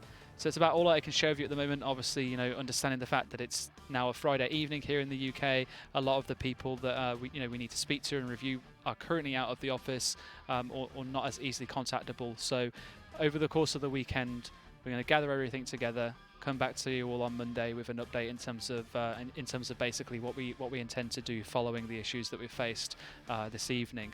So hopefully it hasn't put too much of a dampener on your moods, and we can carry on to continue enjoying the rest of the tournament. It does allow us some fantastic fights so far, so we really appreciate all the patience that you're sharing with us, as well as your support, and yeah, fingers crossed that the rest of the fights continue to play out the way they do, because I'm having an absolutely fantastic time watching them. Like, we've been waiting so long for to see these tournaments take place, and demo mode is, like I said, one of my favorite things in the game, if not, the best thing in my opinion about Old School. It's so fun, and we've got some of the top PKers in the game right now going at it for this prize pool. We have Zozrinj representing Blaze, as I think is what he hashtagged just after he won his last fight, and we've got Wolf, who is representing Frontline, I believe. So a little bit of clan rivalry here, I'm sure. These Tribrids, being some of the top PKs in the game, have probably fought in the main game as well. And currently, Zozrinj is just absolutely dominating his opponent. Wolf not able to really get any hits in, being refrozen, and Zozrinj is utilizing that rampage really well, changing attack styles every single time. Gets a VLS hit back at him, but gets hit as 0. Zozrinj with the Ellie, standing underneath once again. He's up so much HP. Although saying that, a 64 spec! Dude, every time! I kid you not. That's unbelievable. You can't escape from it. You are literally the curse of Deadman. I'm so sorry, Mr. Zozrinj, but you're also welcome, Wolf, for that little comeback there. The 64, that's 3 sharks gone for Zozrinj. Saying that, though, I think he's still up a little bit of HP. Now, Wolf does get that freeze and can switch over the momentum in his favor. Does get an extra hit there. If he gets frozen here, though, it's probably going to be over for him in terms of getting this little lead that he needs to come back again, but he does opt to go to the other side of the map, gets frozen there. Zozrinj sitting on full HP, gets hit of 38 then as well. The VLS off prez, 0. Both players having a few specs in their special attack bar, currently ready for the VLS any second now. We can see some more 60s and 70 pluses potentially. Looking at inventories though, Wolf has only 4 food, half a brew, and Zozrinj has like 10 food and half a brew, so it's a big advantage, Ben. It is indeed, but I do believe in miracles, and I think Wolf is going to potentially pull one out of the bag. We have to wait and see. There's a nice 25 bolt. Both players now have activated their Sigil of Specialized Strikes. We should be seeing specs coming out relatively soon. Which one of them can capitalize on that the most? I do believe now, though, both players are frozen at diagonals, and Zozaringe is the first one to be unfrozen. Doesn't go in for the spec just yet. Wolfie predicting it. Obviously saw the activation before. Popped up. There's a nice 44 coming in from Wolf as well. So there you go. Just like that. Almost balancing out again. Obviously, Zozaringe still up a little bit in terms of food, but that is exactly what Wolf needs. He needs to carry on doing that in order to bring himself back into this. Yeah, Wolf does have, he utilized his last spec there as well. Looks like Zozaringe still has one. A nice 31 Bolt 2. Wolf is down to 1 Karamwa. I'm going to eat that up to be on like about 60 HP. And Zozaringe has still 5 Sharks. Zozaringe is going to close this up nicely. He's got 30% spec as well, so a VLS spec coming in any second now. I think that momentum, there it is, 14 through the prayer. I think that momentum that he got off the start was just a bit too much for Wolf to try and come back from. And right there, the second that he's unfrozen, Zozaringe runs to the other side of the map to make sure he can't get DD'd upon straight away. Wolf goes for the Death Dot. Does pick up a little bit of food that he left on the ground earlier to sit back on 79 hit points right now, but he is in a deficit of around 80 HP. He's got a special attack. He's going to try and utilize that, make the most of it. If he can get him off prayer, he could have that comeback that he needs. Could do, but as just unfortunately just got frozen just as those as well. Oh, okay, never mind. We'll just forget about saying anything in regards of comebacks because it just happens every single time. Zozaringe did a little misclick there, and as a result got a hit of 44 VLS spec because his opponent was able to get him. Oh, beautiful redemption coming in from Wolf here. Yeah, there's just 1 Shark left on Zozaringe, but does have 70 HP to work with. Wolf only on 29 HP, but is dwindling his opponent down slowly. There's Zozaringe now back at 90 HP. Come on, Wolf, have you got it in you? Do you have what it takes? I'm going to say it. I don't think you can come back from this. Prove me wrong. Well, that's a nice freeze there for Zozaringe. Does go for the VLS too. Wolf can proc a redemption if he gets hit like a 10 or something. A 0 VLS spec. That's so unlucky for Zozaringe. Looks like he's got 1 more spec. Wolf, 1 more chance to be able to come back in this fight. He's going to have to make it happen. Here it comes. A 22 blood. Oh, there's a Blood Fury proc as well, which means that he's able to get another back. spec straight off with the strikes. 10 HP versus 17. The next hit, who has got PID here? Who's going to get the redemption? A redemption for Wolf, potentially. He missed the redemption. Oh, no he misclicked it. Wolf brought it back. As if. He's just like, yeah, he was up like 100 hit points towards the end and then just started hitting zeros and zeros, and his opponent got that VLS spec off. The slight misclick there as well, getting hit at 44. Wow, what a nail biter. That one was insane. Yeah. I nearly headbutted the screen in front of me. I ended up going so crazy. There's a good shot the camera was off because I'm telling you, this thing can do some damage. What an incredible performance. The amount of food that Wolf was down for so long as well, to have brought it back. You know, I think it goes to really show the strength of staying calm, cool, calm and collected, right? You've said it yourself, they're like nerves, you can't let them get to the best of you. And just like that, Wolf manages to get themselves through into the final. So now I do believe that we are going to potentially see 2 players from the same clan though, if I'm not mistaken. Yeah, both these guys representing Frontline. I'm not too sure who they are. I might get some confirmation momentarily. But hey, to everyone else that's made it this far, of course, if you're the top 8, you know, you've got some pretty nice pride and, you know, you have pretty nice respect on your clan, you know, all that kind of stuff. But it looks like it's 1013 and Inya, 2 guys who I thought were going to go really far. These guys are good friends, I imagine. Inya being known as Ghost as well. 1013 being the robot of the clicks. His switches are just absolutely insane. But to be fair, in fights like this, as we saw a minute ago, either of them could win it. In their books, I'm sure they're both happy to get this far, but with $20,000 first place prize on the line, whether or not they're going to be splitting it being clanmates, that might be up to that might be decided later on. Now, before we do jump into the final fight between these 2 absolutely formidable opponents, I do just want to reiterate the same message that I mentioned just before the previous fight, and that is an update from the team who are working behind the scenes, and they have said, we believe the cause of the lag was the result of direct network attacks. We opted to continue with the event tonight. However, we will also be reviewing the outcome on Monday. Following the review, we will update you with our findings and any action we will take. Obviously understandable, it's late in the evening here in the UK. It's also coming up to the weekend, so we need a little bit of time. But rest assured that we'll be looking into it and we'll update you as soon as we can. So wait out for the news on Monday. And until then, let's just enjoy what the final fight has got to show us, because hopefully they will put on an incredible show for us. Absolutely, this one's going to be insane. Both these guys, like I said, are some of the top dogs in the entire game. They probably wouldn't fight each other in a normal scenario, apart from these tournaments that go on occasionally, or maybe community-run tournaments that happen from time to time. But both of these guys, they're just happy to make it this far. I will also add, in the previous fight I mentioned before, I wasn't able to really tell everyone what all the names were. They wanted to stay anonymous. But the last guy we just saw who almost clutched a win is a content creator called Bellis07, so make sure you check him out as well, representing Blazers. He did really well.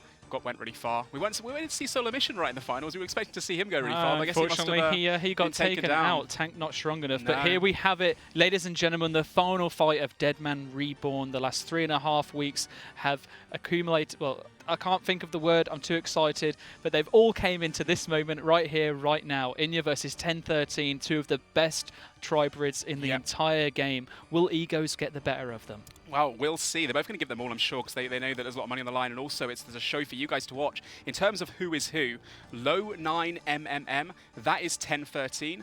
Wolf 90, that is Inya. Now, like I said before, they're in the same clan, they're good friends, but they're still going to, they've made it this far. They're going to do all they can to win. It's like everything on the line right now. Both these guys are, revered as some of the best PKs in the game. But, if you win the DMM tournament, that you are the winner. So, I mean, they're going to pull out all the stops here to take each other on. Looks like 1013 Low does get the VLS and runs away, gets another VLS, gets a free hit in there, but gets hit 34 back by Wolf.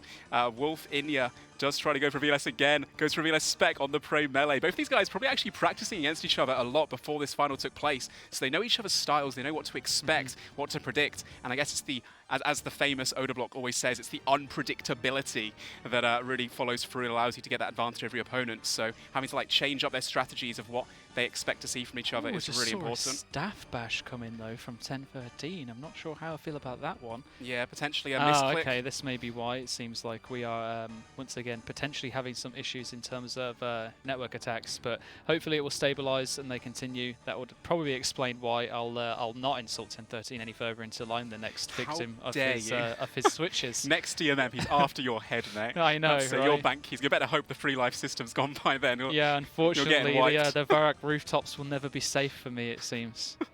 I think both players respectfully are just going to wait it out momentarily to give you guys the best show they can. It looks like they are going to continue here now that the lag has subsided. Wolf does go for the barrage again, gets a 24 in there, goes for the VLS spec, and Low does manage to quickly drip away to the corner of the map, but I think, again, they're dealing with a little bit of technical difficulties currently, so once again, apologies for that on the live stream. I think these guys will probably just wait a second, or maybe they're just going to keep trying to fight through it as best they can. Obviously, both players experiencing the same situation here, so not too much we can do, unfortunately. It is rather unfortunate to see, especially given, Deadman isn't an event that we get to see very often, and I guess it's one of the downfalls of having a purely online tournament. It's very difficult to arrange for over 2,000 players to be put together in person for an event, especially during a pandemic such as COVID. Even if that wasn't a thing, it would be very difficult. So yeah, we're just going to see if the players can wait it out whilst we continue to investigate the network issues that we're having, which do appear to be as a result of attacks on the servers, unfortunately. Yeah, I guess this is the one benefit of these guys being good friends. I guess anyone in the top 8, right? They're all going to be good mates. They want to put us in a good show for us, and that's respectable. Being in the same clan and being friends means that they just want to make sure it's the fairest possible for you guys at home to give you guys a good show too. So maybe a clap in the chat, a smiley face to say thank you for the boys for giving us a nice matchup when they're able to, and just wait it out to see who the the true 1 versus 1 winner is. These guys don't want to win through default or through a little bit of lag. They're gonna wait it out. And I respect them for that. So and yeah, hey, thank you guys. They get more screen time. We get more time to talk. More time next to you, buddy. I'm going to miss you, mate. It's been such a wonderful event once again to be able to catch up with everyone. I really like to talk about RuneScape, obviously, as the big nerd that I am too. But yeah, really, I could never have told. Never been able to tell, mate. Yeah, no, I could probably talk for days about PvP, to be honest with you, man. Probably not a good thing. I'm sure the Twitch chat doesn't want to hear that anymore. But we are on the final battle if you are joining us currently in this $32,000 tournament. This is Low 9 versus Wolf. Low 9 being 1013, Wolf being Inya. Both in the same clan, both good friends, but everything is on the line. Who wants to be the #1 player of Deadman mode? Looks like both players have all their special attack as well, or a lot more of their special attack regained as well from waiting it out, which means some potential some KOs potentially going to happen as well. The 60 pluses, the 70s from the VLS, although maybe they're going to wait out things just a little bit longer. Yeah, we may be waiting a while until we can see those coming through. Oh, never mind. There's a 31. Through Protect from Melee, though, at least, with the Armadil on. Interesting that they really do just stick in the Armadillo quite a lot and don't tend to switch out to that tank. I guess it's because, again, you mentioned they know that they know their play styles, opting for the mage range and only really using melee for the specs, right? And also, yeah, exactly. Because of the VLS rolling off your opponents like 25% of your opponent's defense, even though Armadillo has negative attack bonuses, a lot of people say this probably. Why are you speccing an Armadillo? It doesn't really matter too much because the VLS is just so accurate. It's not going to make a huge difference. And having that mage defense bonus, not getting frozen in these tribrid fights, is just so crucial to controlling, gaining that momentum, and keeping it going. But currently, in terms of supplies, looks like Wolf Inya is completely out, aside from one Brudos. Gets a 47 volt there, though, into the barrage. Looks like 10-13, low 9, is almost out of food as well. This fight is actually quite neck and neck, despite the advantage, and I think they're going to wait it out a little bit longer to jump back into the mix. Nope, they're straight back into it. 28 bolt from Wolf there as well, going for the freeze. Isn't able to catch it. Low bolts back on the Prey Mage. Might get a hit in here. 0. Wolf, the VLS spec, 45 KO! No way! Takes it down. The front light lit alliance, and yeah, it looks like Inya manages to take down friend and also temporary foe, 10-13, and manages to take the victory in the Deadman Reborn 1v1 finals. Now, of those of you that may be unfamiliar with the way that we play Deadman out, we'll announce obviously Wolf as the rightful winner, but it will be subject to the standard checks that we'll be doing over the course of the next few days, just to ensure that all the participants that came through in the tournament were playing cleanly and fairly, and then we'll fully announce the winner officially on our socials early next week.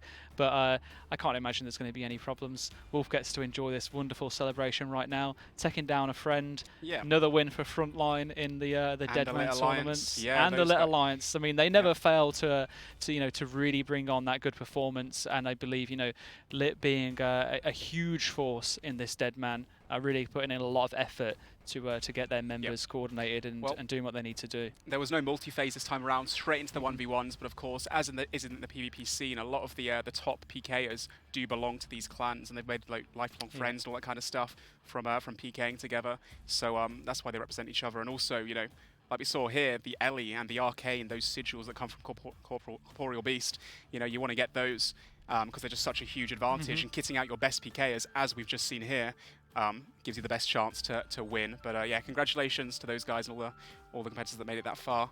What a fantastic tournament, aside from obviously the elephant in the room, which are the issues. But other than that, I've had a fantastic time. It's been an absolute pleasure to have been able to cast this event alongside PureSpam, a great caster and also a great friend, and also a pleasure to be in front of everyone at home. I hope you've enjoyed the show, despite the little bit of problem, probably underselling it a little bit. But nonetheless, thank you again. I think that's all that we're going to be doing this evening. We'll pass it back over to the couch and have a little break, I think. Bring it in, buddy. It's been a pleasure.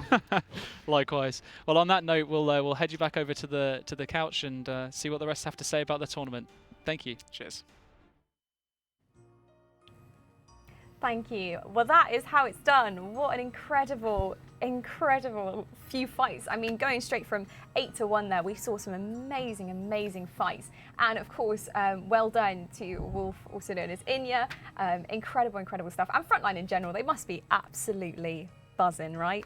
Oh, 100%. $30,000? Yeah. Not too shabby, is it, for a night's work? Well, I'll say a night, 3 weeks, but still, it's and not. hundreds and thousands of hours. Very true, but it's still, it's not a bad day at the office, is it, really? It's not. And you called it. I do want to say I actually called it in the last day. I actually went with Wolf, but you guys went with 10-13, so, yeah. I mean, we do know what we're talking about, don't we? So. Yeah, I mean, these are the people that just, we were picking up just from what we could see in the fights, seem to be doing very well. I mean, I think the thing that I really enjoy watching with 10-13 or low 9 fight is just the amount of movement. It's every tick is just trying to move, making myself a harder target, harder to read, harder to pick up on what switches are coming. I think that makes such a big difference. But, there were some other standout things in that round of 8. We saw Lol KO, the only tank ranger made it to the top 8. We thought that we got it down to only tri-breds, but, made it through to the round of 4, even picked up that Ellie going from round of 8 to round of 4 and just didn't quite make it. And I mean, what a phenomenal comeback from Wolf, Oh, it was amazing. That both of those semi-final fights, they were insane, weren't they? Oh, at one point Wolf was about 5 sharks behind, And you know, It didn't look good, to be honest, did It it? didn't look good, yeah. But I was nudging Link, going, oh well, Wolf's lost it, and then like it, boom, yeah. he comes back, big boy in you, the big bad Wolf, love it. egg on half. Absolutely, absolutely. And the story to go from that to then winning in the finals, you know, it does just show that, you know, sometimes the little things that you do to just edge out when, you know, keep calm under pressure, you know, Yeah. it pays off, you know. And I think Frontline are absolutely going to be thrilled that two of their top players that, you know, and for them that is probably the culmination of their entire clan's efforts, you know. Did they lock down Corp for just that much longer to get an additional Ellie? Did that make the difference and get through, you know? Yeah, incredible. I mean, incredible seasonal and an incredible tournament. What was your favourite bit? There's too much to say, to be honest with you. I mean, there's loads of bits. I mean, I think the Sigils brought a completely new dynamic to the finals, especially. I also really enjoyed the fact that there wasn't the multi-phase and it went straight into 1v1s. I thought that was a lot better way of doing the final, to be honest. You say that, I love the chaos. I think It is cool to see, yeah. I think there's merit to both as well, because like I see like this has been really good from the aspect of getting, you know, the best players into the final stages of the tournament. I think that a part of me did like that the chaos broke it up at the start, but you know, maybe there's room for a little bit of both next time. Maybe it can be let's go through the top, you know, worlds first, then we have a bit of chaos where, you know, we have like all the people who didn't get into the finals get to have some fun multi and see who comes out. I reckon just put like a Falador drop party midway through with like amazing epic weapons. It'd be great. Yeah, Throw anything there. throw a 2,000 hit point boss in the It'd be wilderness or amazing. something. And just It'd like be have amazing. people throw it out in multi, you know. It'd be fantastic. You know, I think that stuff like that could be pretty cool just to break it up. But all in all, I think that went fairly well. I And think so too, yeah.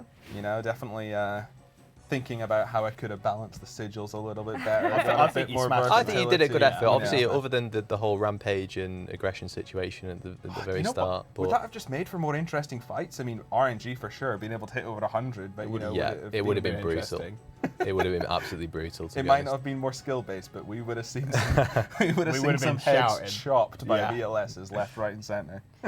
Now, one thing I want to ask you, Link. Obviously, we're seeing the best of the best here. I mean, people who have really practiced PvP for such a long time and got to insane skill level. But for anyone at home that may be wanting to dip their toe into PvP, what would you suggest? Probably going with last man standing. It's such an easy way to jump on any account. You don't need to put any hours into any account to start just giving it a go.